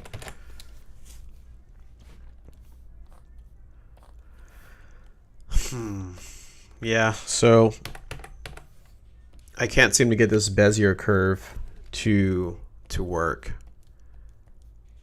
And right now I'm using this. Okay, that's just for creating like a shape. which is cool, but I really want this to work. It just doesn't. Wait, what's this? Dynamic brush tool?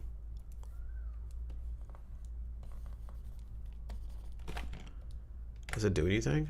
Just seems like a regular brush. I guess it's like opposite of the freehand brush, or something that's kind of like that but not like that.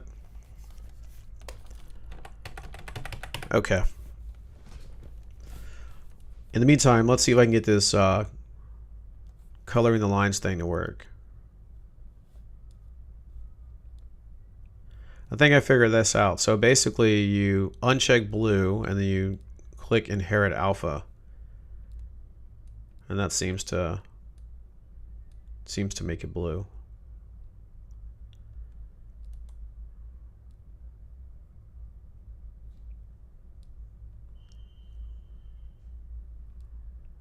Or maybe you don't even have to do inherit alpha. Let's try that again. Properties, blue. Yeah. So he was right. Blue was taking me down, so I just uncheck blue. And it looks like it's working now.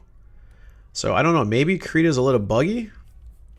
Because it definitely didn't do this earlier, but then at the same time it didn't have transparent pixels, so maybe that's what it was. But we were able to get it to work with the back without the transparent pixels, so I'm thinking maybe that was just a bug. Alright, so let's see if we can change the color.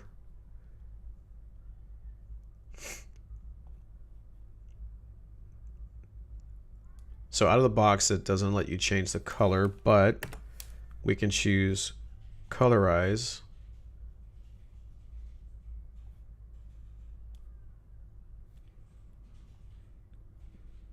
Which is weird because that worked before and now it's not working.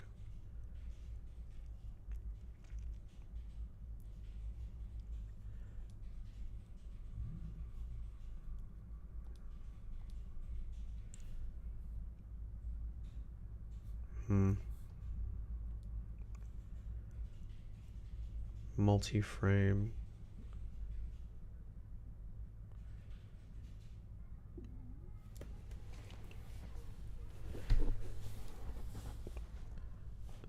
The manual says double-click mouse left on any point of the curve or press the enter key to finish drawing or press the escape key to cancel the entire curve, but nothing else about the Bezier curve.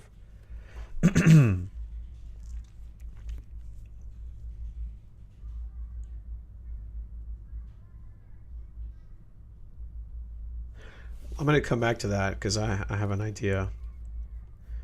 Now, but yeah, the weird thing is right now, even though I have colorize select, it doesn't. Let me try legacy mode, see if that does anything. No. Yeah, so it's not letting me change the color like it did before. And I don't know why.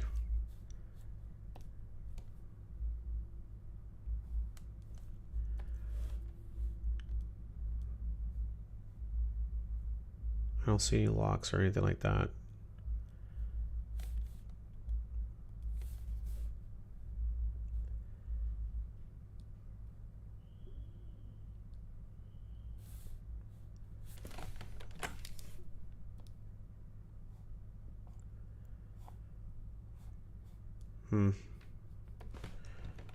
Let me control A, see if it's maybe something that I'm not selecting.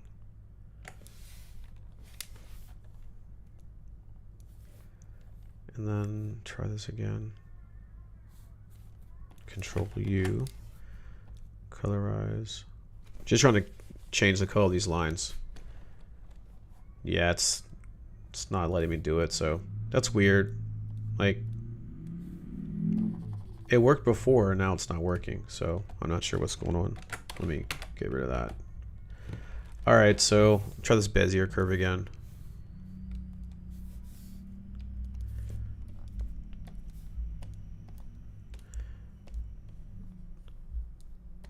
Alright, so it says double click on any point of the line.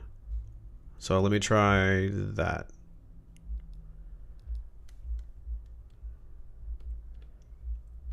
Let me try shift and double click.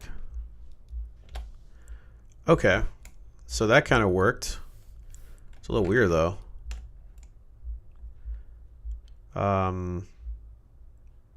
It's blue. Oh, that's because we adjusted the blue channel there. So let's try it on another. Let's do this. Let's try it now. Oops.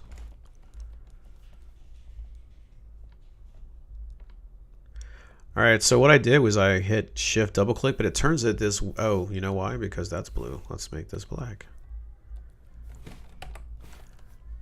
And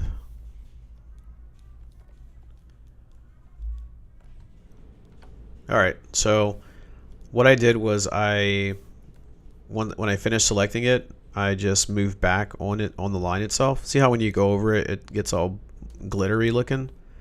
I just went back on it and then I just double clicked and it worked. I hit shift and double click and then it works. The only problem is, like, how do I adjust this line width?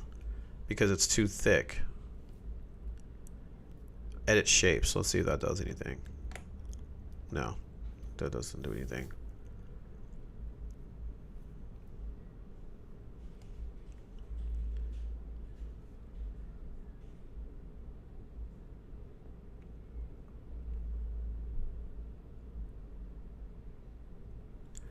That's a good question. I'm not sure.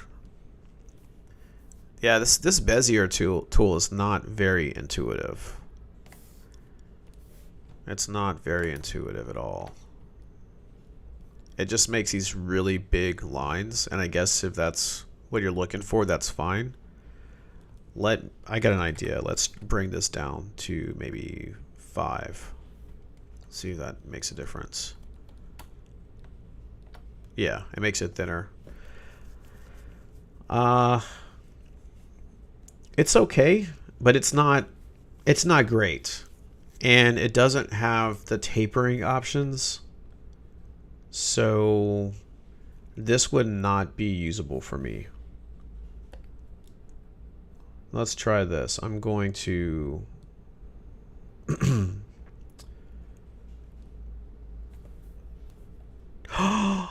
what? They've got an outer glow here. Oh, they beat. I'm so jealous right now. This right no, bro. This right here is what I've been waiting for them to put into Clip Studio Paint. This right here. I don't know why, something told me to right click on that and I was like, this here is what I've been waiting for them to put into Clip Studio Paint. I'm so mad and jealous that this is in Krita and not in Clip Studio Paint. I have no idea why it's not there. Every update that happens, I keep waiting for this to show up and it hasn't. And here it is in Krita. This is the ultimate, like, you guys are probably like, why is he tripping over this? Outer glow, like drop shadow, inner shadow, all that stuff is cool. This one right here, outer glow, is the meat sauce. This is the fire for making like cinematic style glow effects because of how you adjust these different spacing, spread, and size, and also the blend mode, which this is even better than Photoshop because it has, well, before I say that, let me make sure.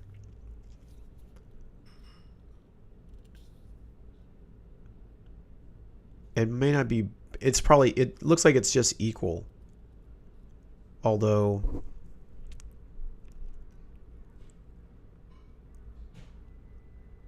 linear dodge, okay, there goes that, which is the same as add, linear light, pen light, okay, so vivid light, hard light. So it might actually match up pretty identical, but anyways, this here, right, well, I'm so mad. Why doesn't Clip Studio Paint have this? It's been a decade. This is when Clip Studio came out. This was long. This had been in Photoshop for probably a decade. And I'm sorry, guys. I know I'm tripping out, but this just makes me angry. Because again, every update that Clip Studio Paint has, I'm waiting for this to show up. Because when this shows up in Clip Studio Paint, I pretty much don't need Photoshop anymore. So you guys are probably wondering what I'm talking about. Let me show you like how this works. I'm gonna give you like a special effects tip. This is gonna be pretty awesome. I just have to figure out how to make this work in Krita, but it's It's gonna be a little tricky to do, so because some of this, well, let's just do it. No excuses, Bodhi. All right, so I'm gonna fill this with black, and I'm gonna show you guys what I mean. Create a new layer. I'll just create any new layer. We're gonna call this light.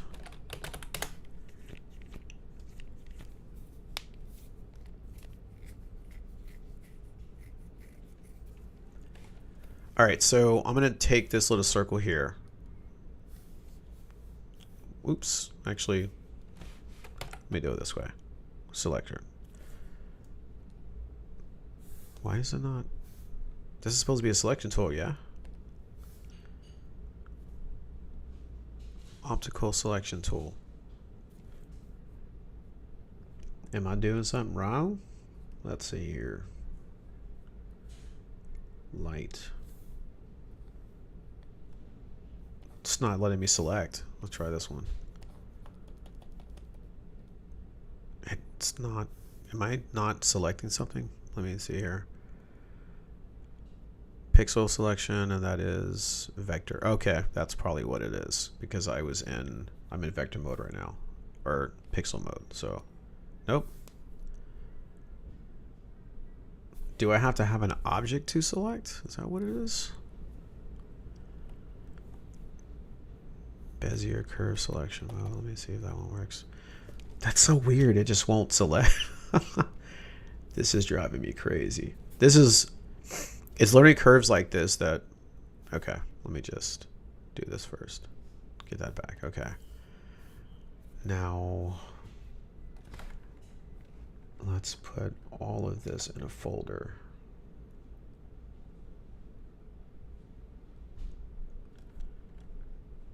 So we'll put that in this. We're gonna group these. And I'm gonna put these down here.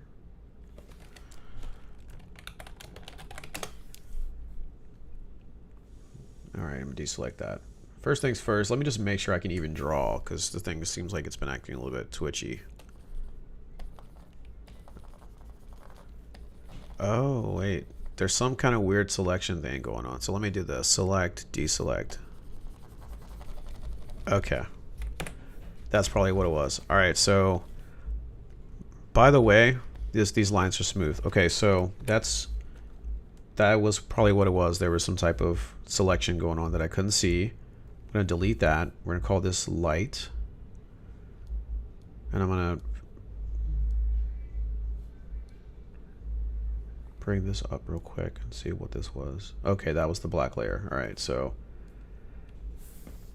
again, let's try this again. All right, so please work.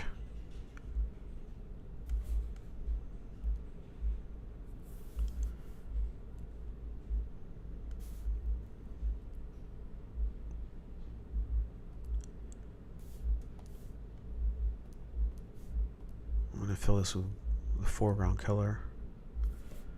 See if it worked. Yeah, it worked. Okay, so the weird thing is it doesn't show the marching ants or whatever, so I can see the selection. Replace, intersect. Why doesn't it show it? That's a problem. Like, I need to see that so I know where I'm selecting, and it doesn't. Like, it let me select it and I filled it, but only because I just choose edit fill with foreground color. I didn't actually see it. Like, watch this. Like, where's that selection at?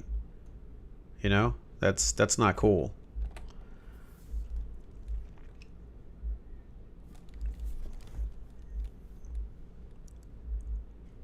So that's not cool at all. Okay, but anyways, back to the outer glow. This is how you make glow effects for you guys that just don't know. Let me see, which one was the object selection tool? Edit shapes? No, that's not it. It's not that one. Just let me move it around. Okay, I'll just go with this. Let me Control T to transform. That still works, thankfully. All right, so we'll use.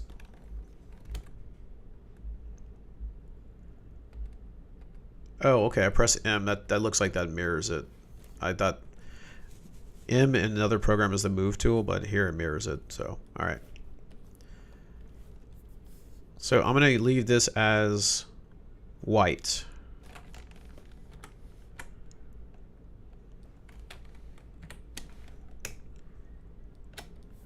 All right.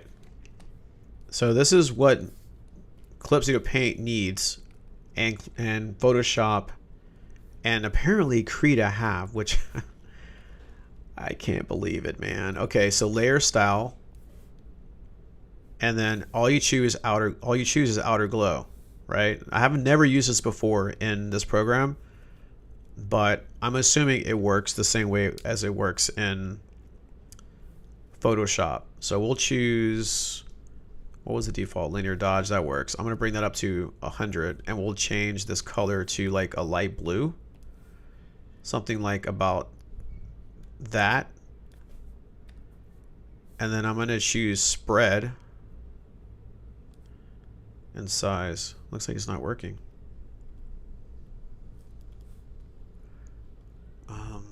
What is this? Okay, so foreground and transparent. Yeah, that's right. Oh, I can see it there. It's just not spreading enough. Hang on. There it goes. It's a little bit slower than Photoshop.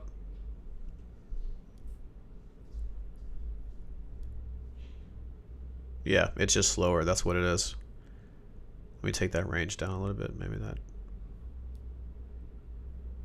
will help. Yeah.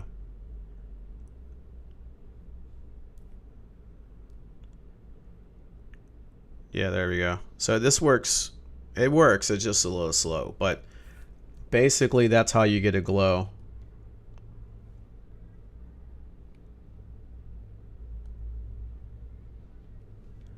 Thanks a lot, Alpha.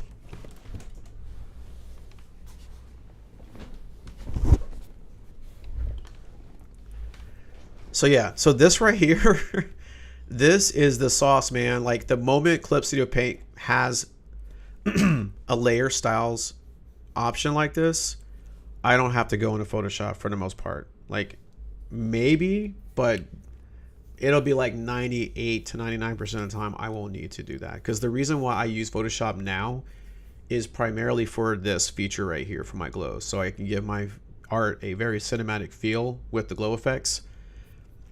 There are some other things that Photoshop can do really good and much better than Clip Studio Paint as well. I won't go into those things right now, but Clip Studio Paint is advancing, but this right here, this feature is a game changer for me. But Clip Studio Paint doesn't have it, but Krita has it. So Krita gets a major thumbs up for this right here. Like if it was, like if Krita had vector tools that were as powerful as Clip Studio Paint and maybe a few other things, and they tweaked, they gave you more options where you can see them, because there's stuff that's just kind of hard to find here. It's not very intuitive. Like Clip Studio Paint, you can kind of figure it out just by clicking around. Krita, there's stuff that should be there that you can't find, and it makes it a little bit tricky to customize it. But this feature right here and some of the other features are a step in the right direction. But I'm probably googling off of this a little bit too much, but I just really love this feature. And I want to show you guys another trick. I want to show you guys how to make like movie-like glows, just because I'm already in here, and this is Krita, so I can talk about it. The way this little thing you see right here, this glow, is what most amateur people do for their glows. This is how they do it. They just, you know, let me actually show you how I would do this in Clip Studio Paint, because you can do it, but it's not as easy. Like, let me do a new document. So edit, I'm going to fill it with black. Actually, we'll do a circle. See how easy and everything just kind of works over here with the marching ants and all that sort of thing? Like that's something that Krita needs to work on. So I can just jump in and move this fast. Excuse me. Sorry about that, guys. Actually, I should have put that on a different layer. There we go. By the way, if you guys are not using this thing here, on in Clip Studio Paint, you definitely need to. It's like, I forgot what they call it, but it's like a shortcut. It's for shortcuts, I guess you can say. God, I wish I knew what it was called, but you can just like drag any tool or any like feature into this little thing, and it actually can expand as well, I believe. I think it can, but yeah, this button right here. Yeah. And you can drag it open and stuff like that, but I'm not going to do that. And all the things that you use, because for me, it's all about screen real estate. You know, I want to have as much screen to draw as possible. So if you can like make things hide themselves somewhere, do that. I've customized mine, and like I said, if you guys want this workspace, it's in the chat. Just scroll up and you can click on the link and go to Clip Studio Assets and download it and install it. But I use this and I put a lot of really cool stuff over here to make things fast. So like the new liquify tool, I actually put it here because I don't really use it, or excuse me, that's the color mixing tool. My apologies. I haven't really played around with it, but I wanted to check it out at some point, and I've moved my tools around, so I don't know quite where it is, so I just put it here so that in the future I can just kind of like click on this and play around with it. This right here, this is called quick access. I would definitely recommend, I think this is in a separate tab, but I would bring it to this palette here, and you can just put all your shortcuts to things that you do all the time here, and it makes life so much easier. Like I put all the stuff that's hard to find in the menu here. So some of these things are not that hard to find, like brightness, hue, saturation. But other things like tone curves, color balance, scale, flip horizontal, change image resolution, size, Gaussian blur, all that stuff, it's here. So just a recommendation. Also, history I put there, and I put my material section there as well. And then I've got my little color palette. So moving on. All right, so this is how you do this in Clip Studio Paint. Basically what you would do is you would have to, it's more involved. There's no outer glow like in Krita, so you would have to duplicate this layer. This is going to seem kind of wild at first, but duplicate the layer, and then you want to turn it black so you can colorize it. Now it's colored. Then I would just rasterize it, and now it's a solid block of color. Another way of doing this would be to just create the circle with the selection tool and then fill it with blue, but since I need both of these layers to be separate and the same exact size, I needed to do it this way, because otherwise I'd have to redraw the circle. So, or I guess I could have just used this magic wand and selected it, but that's neither here nor there. Then what you do is you take the white one and you put it up on the top. And then you take the bottom one, the blue one on the bottom, right? And then you use Gaussian blur, and then you just drag the slider, you see, and then it does the same thing. But it's, you've got to drag the slider all the way, and even at 200%, look at how far it goes. It doesn't go that far, plus it's still not that intense. Now if we hop over Krita, see how it looks, and I didn't even bring that slider all the way over. Even this range, this actually is only at 74%. If I bring it up, it did a little something different. It kind of, this is kind of like smooths it out, by the way. So put that back at 74. 75 is fine. So as you can see, like at only 185 pixels, this is way further out than the one that's in Clip Studio Paint. Now the difference for that might just be that this circle is smaller, but I don't think that's what it is, because I've done this quite a bit. And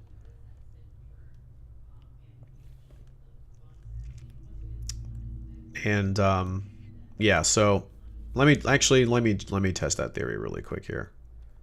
Why not? So we'll make it smaller. Shift drag. We'll do it like that small. And this is what I should have done the first time. I'm going to edit, fill that. And then I'm going to create a new layer with the selection still selected. And I'm just going to fill that one with blue. There we go. Now they're both the same size. That would have been the more intelligent way of doing that. All right, now I'm going to go ahead and Gaussian blur. Let's see if it spreads it out further. Yeah, see, it's kind of not that much further at all, actually. I'm going to control U to change the hue, because the brighter that blue is, the more cyan it is, the more it'll show up. So I'm going to go this way a little bit and dial up that saturation. But as you can see, it's still not really doing as much. So this effect is not as good as the effect that you get in Krita. See that? And it's also going to be similar in Photoshop. So though there is a workaround, and that's basically just duplicating this layer. Bam. There you go. Problem solved. But see how many steps you have to do? And then in Krita, all you have to do is just drag a couple of sliders and it's ready to rock and roll. And that gives you a little bit more control on this spread. For me to control the spread like this in Clipsy Paint, I've got to do a whole bunch I have to change the Gaussian blur settings, and there's a lot of other things I have to do. A couple other things I have to do. I'm really good at it. I mean, I use this primarily for glows, but when I want to give it that cinematic look, I go into Photoshop. Excuse me. Now, I promise you guys that I'll show you how to make more cinematic glows. So here's the trick. The inside of the ring or the circle of light is going to be the brightest, and as it expands, the light gets darker. So you never want to do this. This is what amateur people do to get glows. If you look on Google right now and look up glow effects, most YouTube videos and Google pages are going to have you do it for the most part this way, or a variant of some sort of this way. And it's going to have this really harsh line, and it's going to look just crappy. Some people will do it this way. They'll have the circle here, and then they'll create a layer and they'll just airbrush it. So I'll show you what that looks like. So you'll just set this to, like, say add. See that? And that's another easy way of doing it. I'm going to take this density down to about 27. And then we'll do it this way. Add. So that's another way of doing it that's easy. It's just not uniform. It's going to be based on how steady you keep your hand. But it's just, that's another way of doing it. But for you to get sort of the, like, again, the cinematic glows, this method is not the best method for it. There's a more rigid / technical way of doing it. I'm going to show you right now. So what you want to do is you want to make sure this is bright. So I'll dial this up to about this. And you really need the color wheels. Okay, I'll use the color wheel over here. So this is a weird little rule.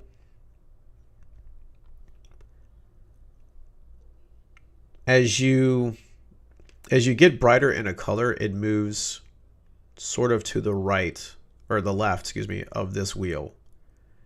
So I'm going to make this light blue, but for me to do the brightest part of the light, I need to make that blue a little bit.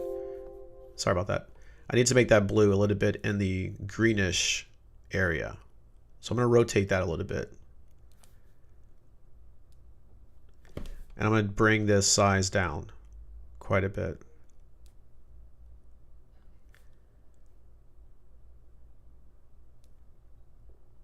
This is actually way easier in Photoshop, by the way, because this dialer has a bit of a delay. I don't like this delay.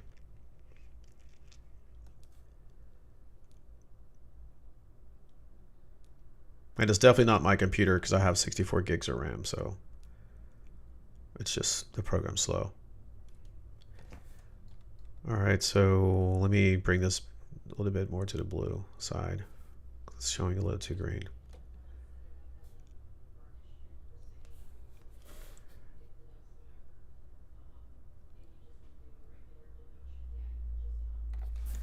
All right, so that's what you do. So the lights typically have an inner ring of light, and it's really close to the light source. So in this case, since it's blue, you want to have a bit of a lightish, a very light, almost greenish blue, right? Then what you do is you duplicate that layer, right? And you go into the settings of that, which I think in Photoshop you just double click it. I don't know how you do it here. Let me, I guess I'll go into layer style and then go to outer glow. Looks like it's locked for some reason. Yeah, this is definitely a Krita thing that I don't like so far. Properties. Yeah, that's not going to work. So we'll have to do this the old-fashioned way.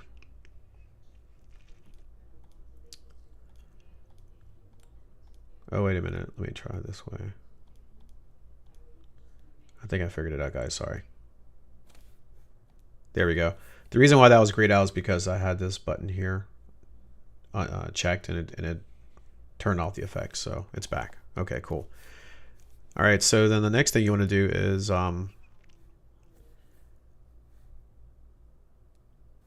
make this a little bit more blue. Something like that, actually. And then you want to spread that out a bit. We want to change this from linear dots to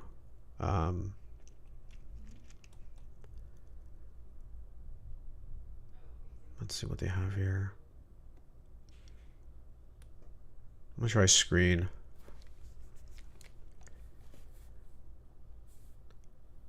See how it already has a bit of a hazy look to it?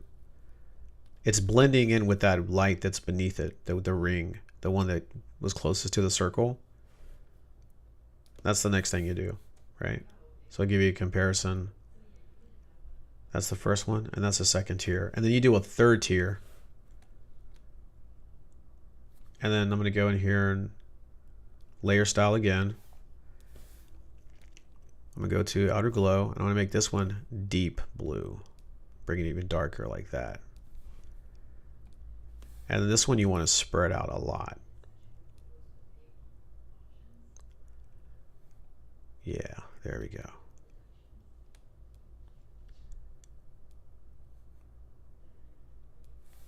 It's actually a little bit too dark. So we're going to bring that up a little bit so it'll blend better. See that? Now it's a little bit, you can see the rings there for some reason, but look at how juicy that looks. See that? That looks very juicy. Hey Anonymous, I will most definitely do a video like this. But see, so good suggestion. I will most definitely do a video like this for Krita.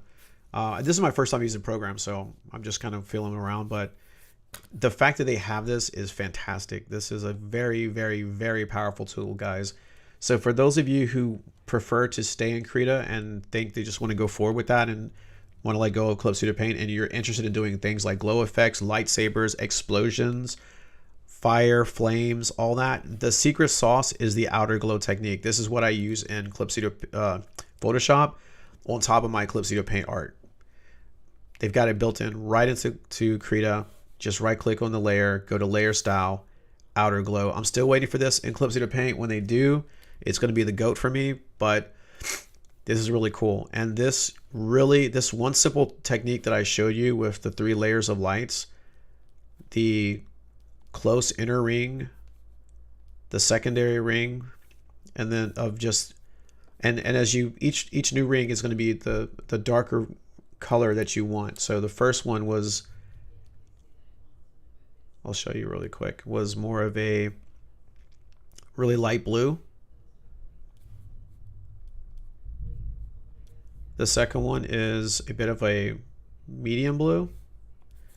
And the third one is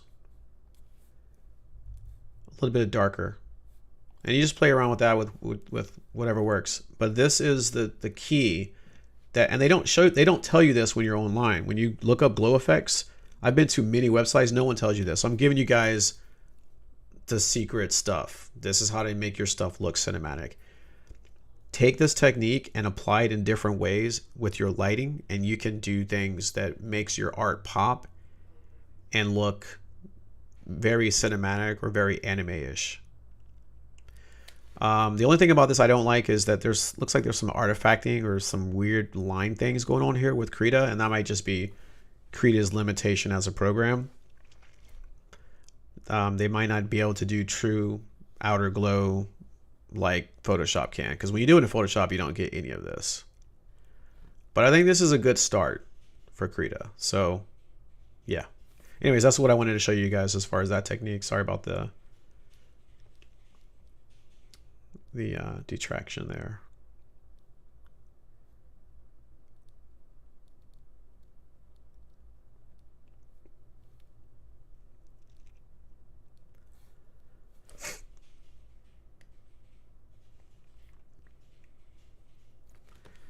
All right, so we'll go back over to Clipsito Paint. Oh, by the way, for those of you that are interested that use Clipsito Paint,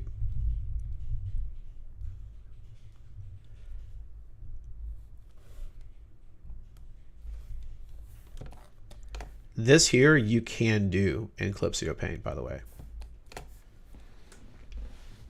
It's just more work because you don't have sliders. But you can absolutely do this in Clipsito Paint, and it'll probably look better because I won't have these rings around it. And I can almost hear someone asking me to do it. But I'll give you a little bit of a sneak peek on how to do that.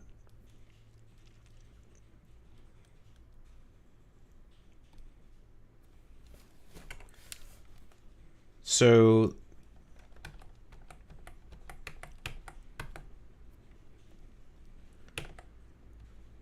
this is how you do it. You start with the white circle and you got the blue one underneath. So all you do is you turn this blue one really light. But before I do that, I want to duplicate it so I'll have a copy of it. Always duplicate it because you have to do a lot of copies in Clipsito Paint to do this technique. So this is the primary one. I'm gonna call this prime. That's the prime copy. And I'll just keep duplicating that to make the effects. So this will be the inner ring blue. So I'm gonna turn that up to about that color.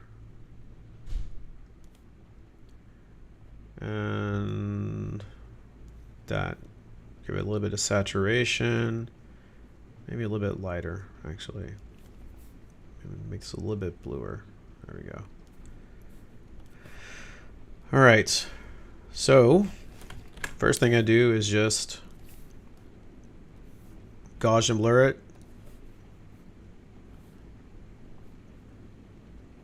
Keep it close. So about like that. If you want to, you can let me set this to add. And then you can duplicate it if you want it to be more intense. And then just, I'm gonna lower the opacity. So I'm just gonna do a little bit like that. All right. Call this one white, since that's the white circle. I'm gonna lock that one. And then the prime, I'm just gonna duplicate it again for the next technique. All right, and I'm gonna hide these. I'm gonna change this blue slightly to say about like that.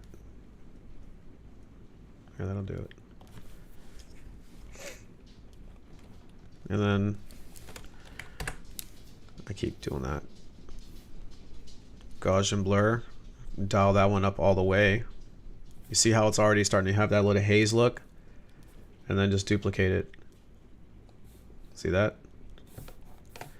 And like I mentioned before, you don't have that extra like ring distortion. So that's Krita, and that's Clipsito Paint. Krita, Clipsito Paint. And then just add a third one and Krita. So I'm gonna drop that down. And then we'll take this one and duplicate it again. And then I'll do this, will make this a little bit more saturated and make this a little bit darker like that. Turn these all back on, and then I'm just gonna Gaussian blur this one, which I'll have to duplicate it a couple times for it to really show up. So I'm gonna do one more time, and then I'm gonna take these three and I'm gonna merge them.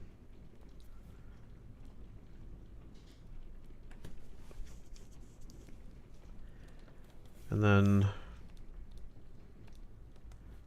Set this to add.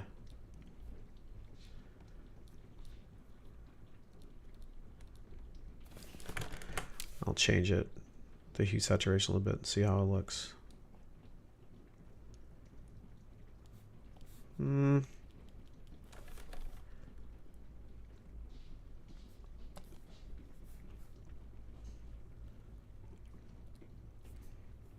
It's a little bit too much, actually.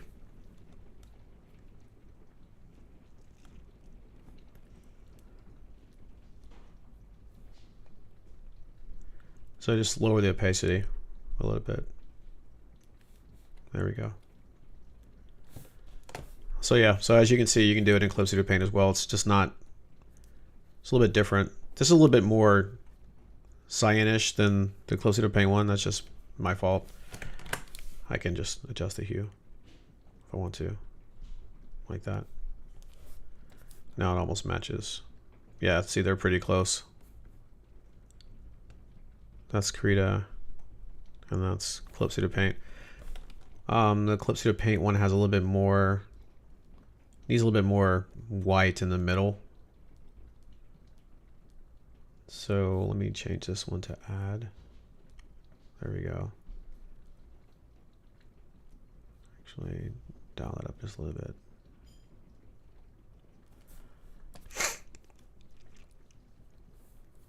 Yeah, it's not quite the same. I can get it there, but as you can tell, this is a lot of work. Let me just make this blue a little bit deeper. There we go. Just give a little bit of a contrast.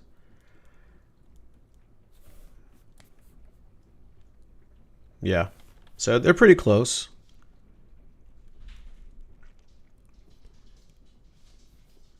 The spread's a little bit different on the Clip Studio Paint one, but that's because I'm doing it a different way.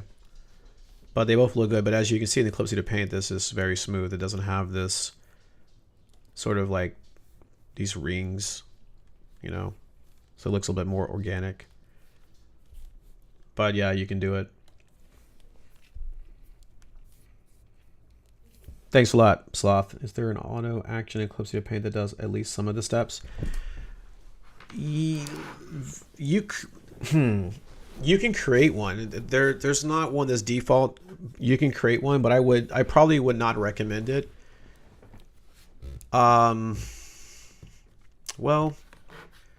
you have to be very careful because it always changes. The settings are never going to be the same, and it all depends on what you need for that particular image and what's in the background. I'm doing this against black, but if there's images in the background that this is overlapping, then you're going to have to adjust this all on the fly, and that's going to require you to be a little bit more hands-on. So that's the reason why Outer Glow works so much faster when you use it in Photoshop, and in this case Krita. Oh wow, big lightning out there. But you can definitely do an auto action. If I were to do an auto action, it would probably be to duplicate the layer and then color the layer and then rasterize it, and then maybe duplicate that 3 times, and that won't change depending on whatever image you have. It wouldn't affect the blurring part of it, the Gaussian blur, but it would at least stack the layers and colorize that particular object. So I would do something like duplicate, darkness all the way to black, colorize, rasterize, and then duplicate that layer like 2 more times if I were to do an auto action. And for those of you guys who don't know how to do that, it's just you go to this auto action section. I don't know where it is in the main Clip Studio, but again, I have a template link in the chat if you want my actual workspace here. Scroll up to the top, click on the link, go to Clip Studio Assets and download it, and it should more or less look like this. And it might actually already have some of my auto actions in there. I believe it does, but if not, you just go to auto actions and you just hit this button here that says add auto action, and then you just down here you're going to see it. Well, let me just click on it and show you.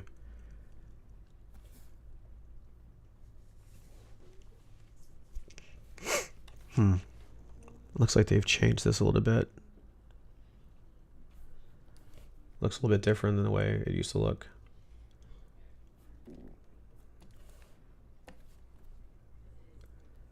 I just updated to the latest Clipsedo Paint and they've changed some things. So add auto action set. What is this one here? Create new auto action. I don't know why it's not giving an option to create new auto action. Hang on a second.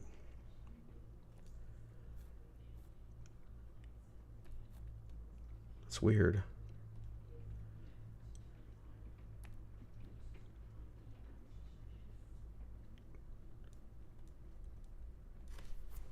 Go to default. Anime. That's weird.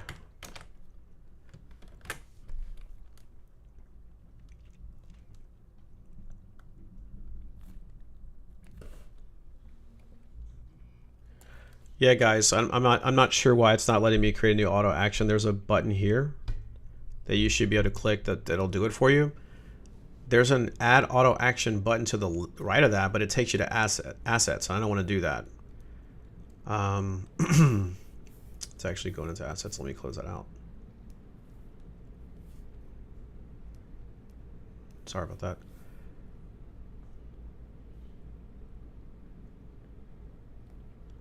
So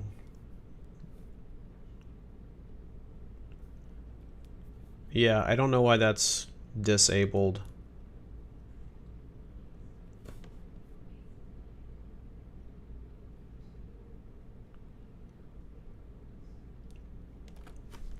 I'm gonna have to look into that and figure that out. I don't want to click these because it's going to do that to the... That's so weird. Why is it not letting you do auto actions anymore? Oh well. But that would be my recommendation as far as that. I don't know why you can't do the actions. Let me see if there's an issue with that on the new Clipsedo Paint.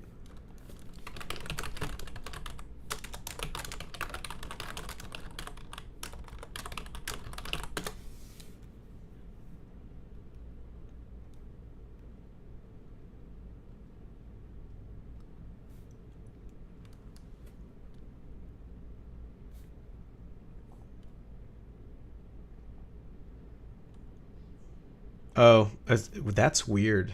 Okay, so apparently it has something to do with the button mode.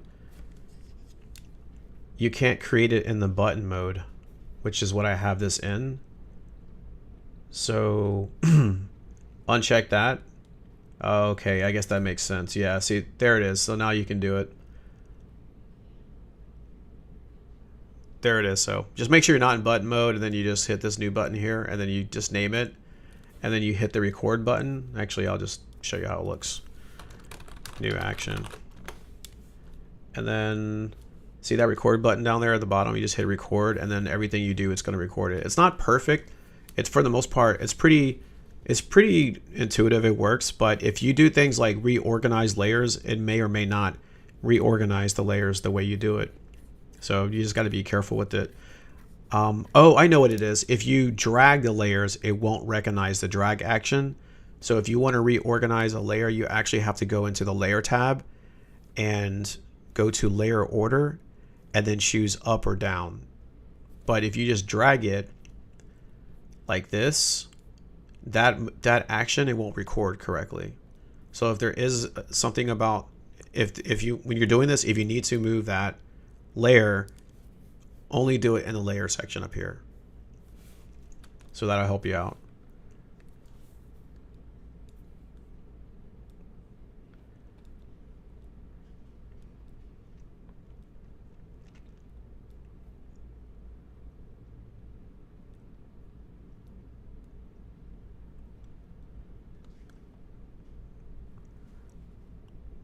Now I need to delete this set that I just made. So if you want to do that, just go into this drop down here. And then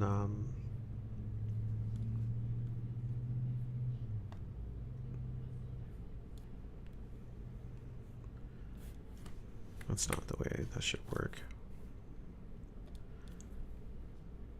Oh, I guess I could just delete it then. Yeah, there you go. Okay, done.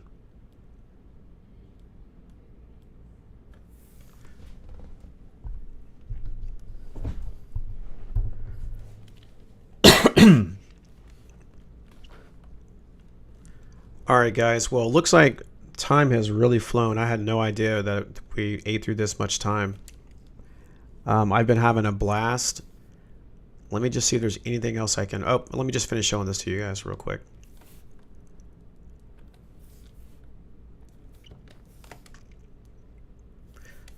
So yeah, looking at this glow effect here, use this technique, guys. I'm telling you, this is really going to help really launch your art to another level. This is the Krita version. This is the Clip-Seated Paint version. It's definitely two different ways of approaching it. This method is a lot more smooth. Krita's is a little bit, has the rings a little bit glitchier, but it's easier to do it this way. You have a lot of control with a lot less requirements as far as your involvement. So hats off to Krita for including that. As far as the paint bucket tool, Clip-Seated Paint is still the reigning champ. I'm gonna go ahead and finish off this hair really fast. And also, I think it's easier for me to select colors using Clip-Seated Paint because they have these different ways you can change the color selector, right? So, for example, this is the way I have it set up now. This is the old, like the Photoshop way, if you guys remember that. So, and I always wanted that too. I was like, because I used Photoshop for so long, I kind of wanted to just select it the way they did it there, with it being nice and large. So they have that. Also, you can click this button here and it'll give you that arrow, or that triangle, which is more like Paint Tool Psi. So you have quite a few options there. I just double click. Also, you can include these larger swatches here, which is really cool, instead of using those tiny ones. See over here in Krita, they're small, just like in Photoshop. However, they do have them over here as well. And there's probably an option to add them here. I'm not sure if there is, but there might be an option for that. Anyways, I'm just going to double click on this and I'm going to choose a color. So again, this works better for me. I can usually find what I'm looking for easy. And her hair is not this color. It's more like that. So as you can see, this detection is really powerful in Clip-Seated Paint. This is all I have to do.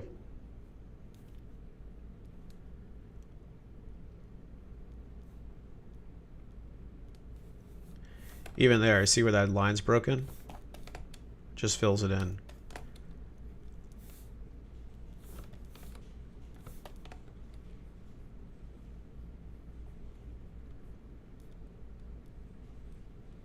Whoops.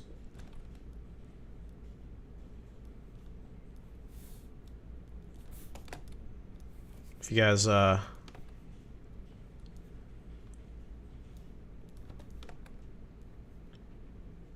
any questions, leave them in the chat regarding Clip-Seated Paint. If you know the answers to some of the questions in the live stream that was not covered, then definitely the answer.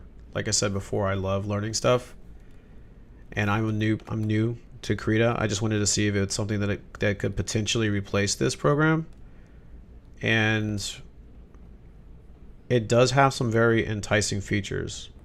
The brushes, layers are strong. Definitely the outer glow, the layer styles, drop shadows and things like that. Very intuitive so far.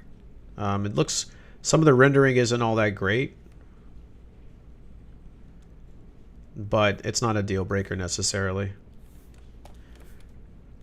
But like I said, there's some things that you just can do better in Clip-Seated Paint, and one of those things is lines, vector lines. These vector lines are just way stronger, way more intuitive. You just can't do this in Krita with the inks, you know, the lines. There's so much stuff you can do with this.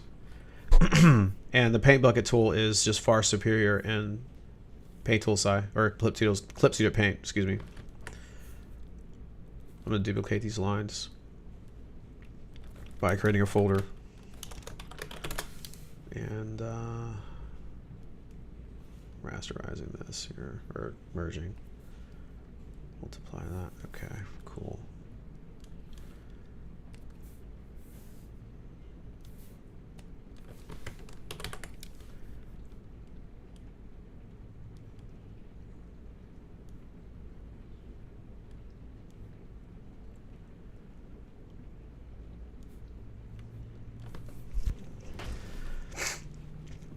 Yeah, so some of this stuff is not accurate with the eyebrows, so I'm just going to hand color some of this stuff. It's no big deal. Bring that up to 20.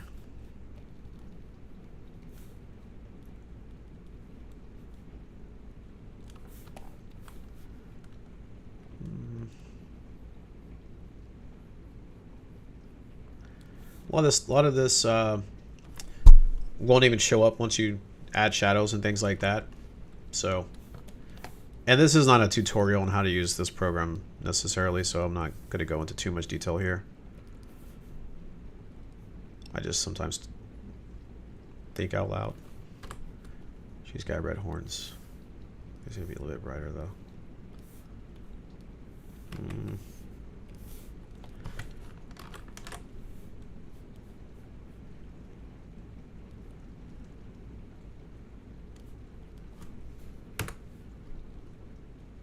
There we go. So yeah, simple things like this are just really easy to do. I think that Krita's strength is mostly in painting. It's a very powerful painter, it looks like. I'm not so sure about the technical things that you need to do in the program, because I have a lot of technical tricks that I have to do, and I'm not so sure how the program holds up with those particular things.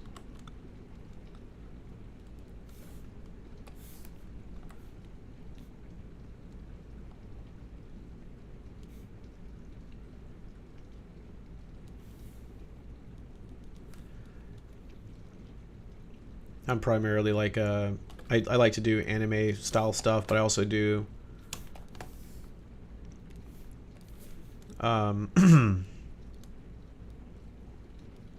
airbrush, comic book style.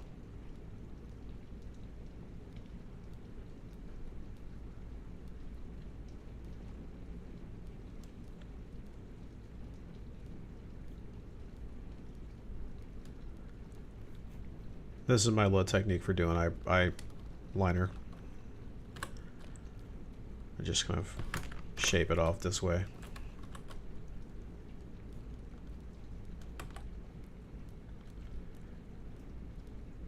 When you do anime style, it has to be, you have to be very precise with everything. So,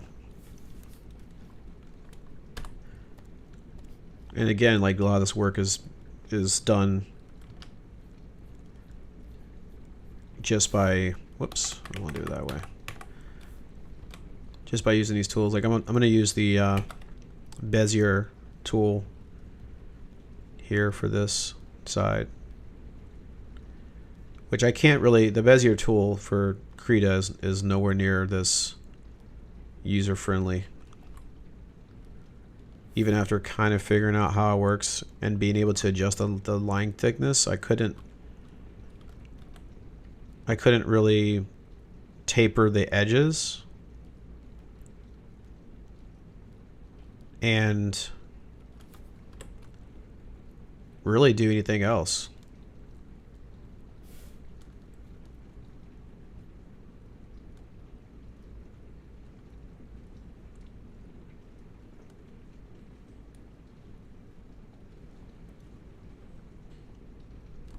As the CSP, especially since I've gone ham getting some custom brushes for it. Oh yeah, man! Like the custom brushes for Calypso to Paint they really make the difference. I have so many brushes for Calypso to Paint that I don't even use. I had this folder. It's got, oh my god, probably hundreds of brushes. I'll let you guys take a quick peek at just the downloads that I have for brushes and stuff. Let me open this up a little bit. So like, take a look at all this. This is all the stuff that I have.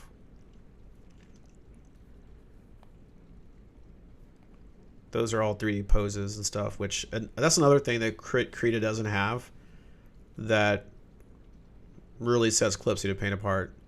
I don't even know what these are. I think these are just like static characters you can put into a 3D background. But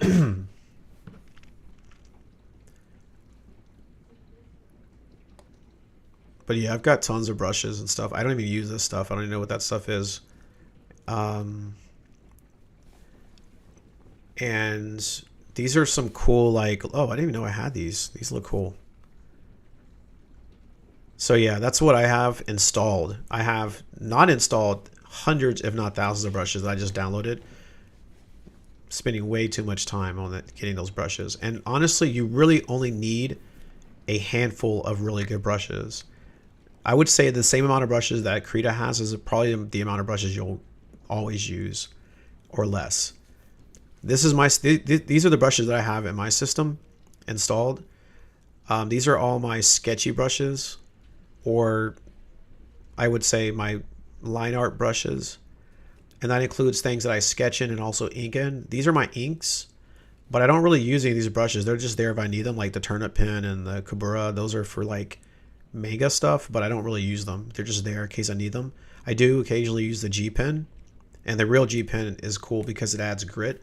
These two, if I'm not mistaken, are both standard in Calypso Paint, and they're really all you need. I've got some paint brushes that I found. Some of these are custom brushes I made by altering other brushes that I found. For example, this sort of smooth painter here, which is this is a crazy brush right here. I love this brush. This is one of my favorite ones. But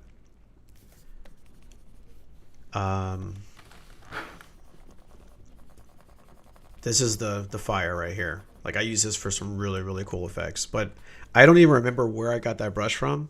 But I altered it so much to the point where I just gave it a new name. And some of these over here are like red juice. You can, like, the pencil brush is red juice's pencil brush. So I would recommend getting that. It's a really good brush for penciling. It's not as, it doesn't look as much like a pencil like some of the other brushes that you find in other programs. Like, for example, Krita,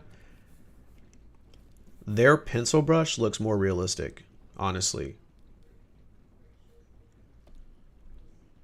Let me grab it really fast.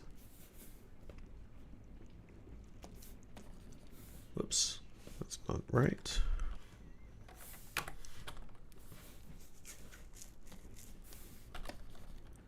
Yeah, I think that's the one. It's one. Oh, actually, that's the one I like, but that's more like a charcoal. But here you go. Like, some of these look a little bit more realistic, I think. Look a little bit more like real pencils. But that's on a pencil brush, Bodhi. I like kind of that dark, smooth feel. And these are nice. Like, I would love to have maybe this one in Calypso Paint. And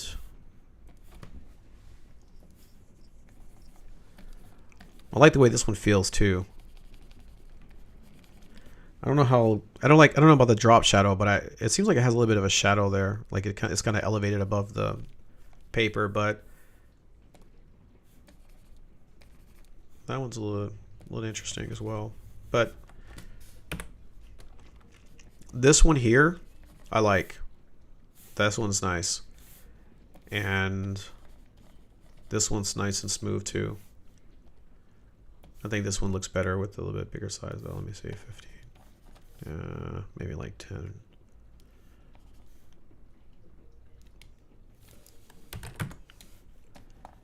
Yeah, that's better. That's better, but I really think this one right here is my favorite, honestly. So yeah, But if you're a Clip Studio Paint person, grab red juices. It, like I said, it doesn't really look that much like a real pencil. Let me do it in black. But it, yeah, so it doesn't really look like a real pencil, but it actually, I think, has a nice bit of grit to it. And it's not too smooth, and it's really, really, really good for sketching. The Minicore, yeah, that's totally true.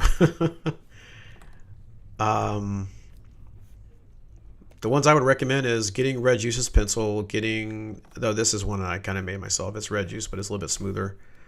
Yeah, these are all custom brushes. So G pen, real G pen. Go ahead and snatch up the Kabura and the turnip pen. I think these are all defaults, including the turnip texture pen. I don't really like that one though. These are all brushes that I looked around and found, but I almost never use. I use about half of these brushes actually, depending on if I'm painting or not. I've got some dry media brushes that I never use, bristle. I've got some cool cloud brushes that I found that really make making clouds easy. So I don't even know where I got these from, but these are the sauce though. Hair, got tons of hair things, stuff for effects, foliage, you know. So anyways, yeah. Maybe what I'll do one day is I'll upload a ton of brushes that I don't even use that maybe you guys can use. This is going to be a large file though. It's probably going to be like a gig. But I'll see what I have and I'll try to upload it, maybe share it with you guys. I'll have to look and see what's actually shareable and not someone's personal collection that they've put online, because I don't want to, you know, take away from them marketing their brushes or whatever. But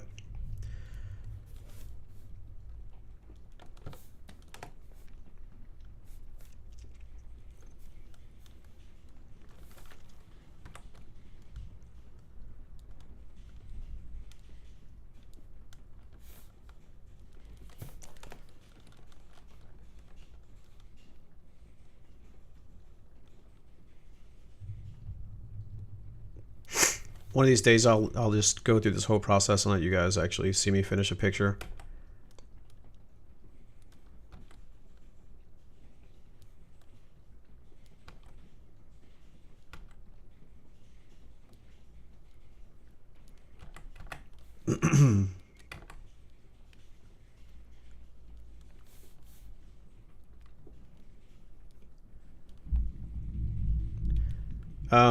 Someone mentioned in a chat that you can select a color by pressing, I believe it was Shift in Krita.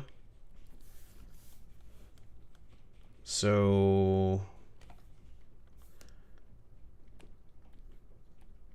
let me see if I remember that really quick here. Was it Shift?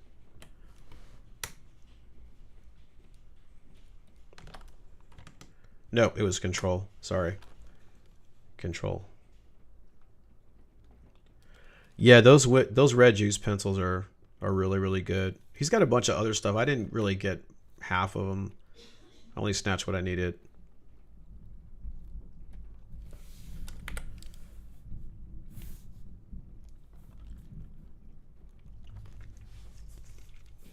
So this symbol that's on her head, I actually would not keep that in ink. I don't even know why I did it this way. I guess I got a little carried away.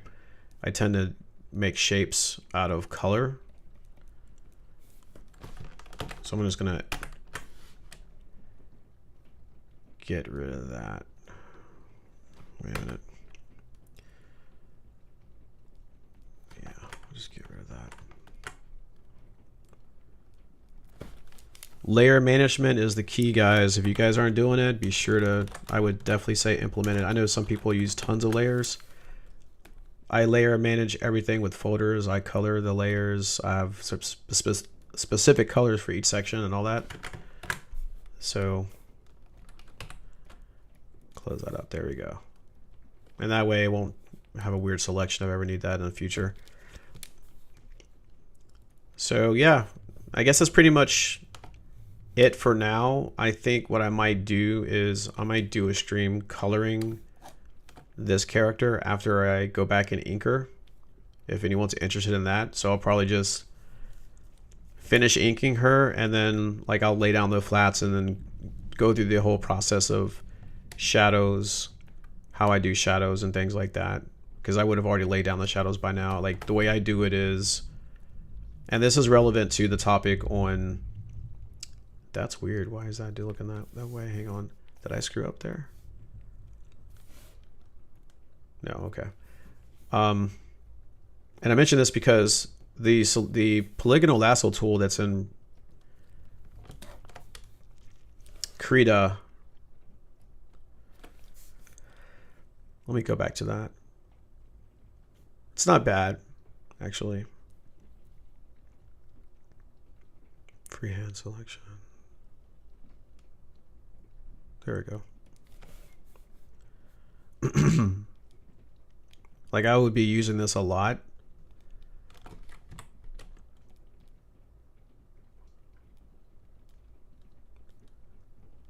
To section off colors and things like that. But actually, when that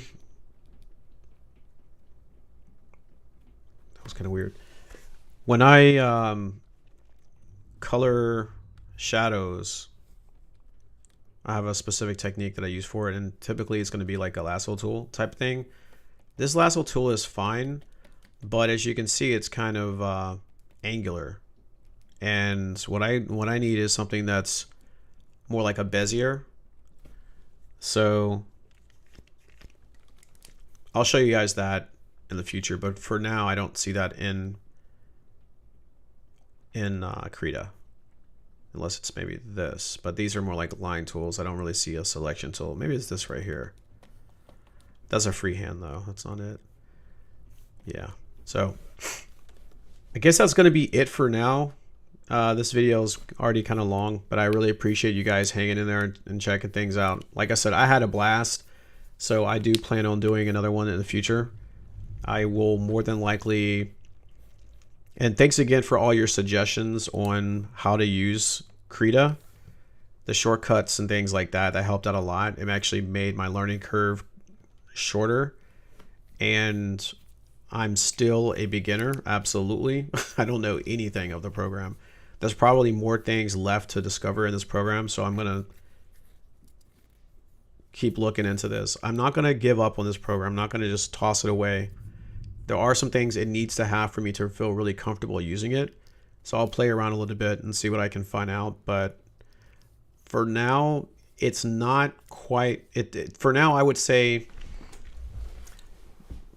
because of the lack of the vector tools, and I mean primarily the vector inking tools that I use, and I would say primarily the vector inking tools. I think the other things, even though they're not as comfortable for me as they are in Calypso Paint, they're not a deal breaker. But the main deal breaker is the vector line tools. And without those, my workflow is completely upended in Krita. But that's just for me. For other people, this may not be a deal breaker, but for me, that's a deal breaker. That being said, it has excellent brushes, and it has some really cool layer style features, and you know, and it more or less has all the other tools that every major program has. It just, I wish there was some more features in the tool options area. There are some things that you would expect to be there that I haven't found yet, and some that just don't seem like they exist. And I need some of those extra features. For example, this polygonal lasso tool in Calypso Paint, it actually lets you choose in this section here different types of lassos. So let me show you an example. Here, in the polygonal lasso section tool, if you look down here, there's a curve, there's a straight, there's a curve, they have splines. That's a quadratic Bezier. This is a, can't really see that, but cubic. So there's tons of options for the type of selection that you can do, and just that polygonal lasso tool. So that's just something that I would need to have because these characters are more organic looking, and I need to have more of a rounder selection option like this when I'm going around the characters or effects or whatever it is that I'm doing. Also, just out of the box, like when I do the selection tool, I just end it and it shows the marching ants and it's ready to go. For some reason, when I'm in this program and I go to that same tool, let me go to the brush and go back, and I try to use it, it just disappears. So there's something that's not turned on. Oh wait, maybe it's Control H. Hang on. There it is. It's back. I just figured it out. I guess Control H is permanent once you turn it on, because I did turn it on earlier. So never mind. There it goes. That's what so that's something that I don't like actually, because it keeps it off permanently. And like I completely forgot that I did that, and that just messed things up for me. But let me see. Maybe that's the way it is over here and I just don't know it. So let me Control H. Let me Control D to deselect. Let's do another one. Yeah, so it doesn't work the same in Clip Seeder Paint. You have to constantly Control H if you want to hide each new selection. So that's something I would probably fix in Krita so that it doesn't just turn it off permanently. So little things like that, you know, it makes it a little bit uncomfortable, but again, the vector tools are a deal breaker. So thanks a lot. I really appreciate you guys stopping by, and you guys all have a great evening. And again, if you have any more suggestions or comments, leave them in the comment section, but I'll be back soon. So talk to you guys soon and keep it locked. Later.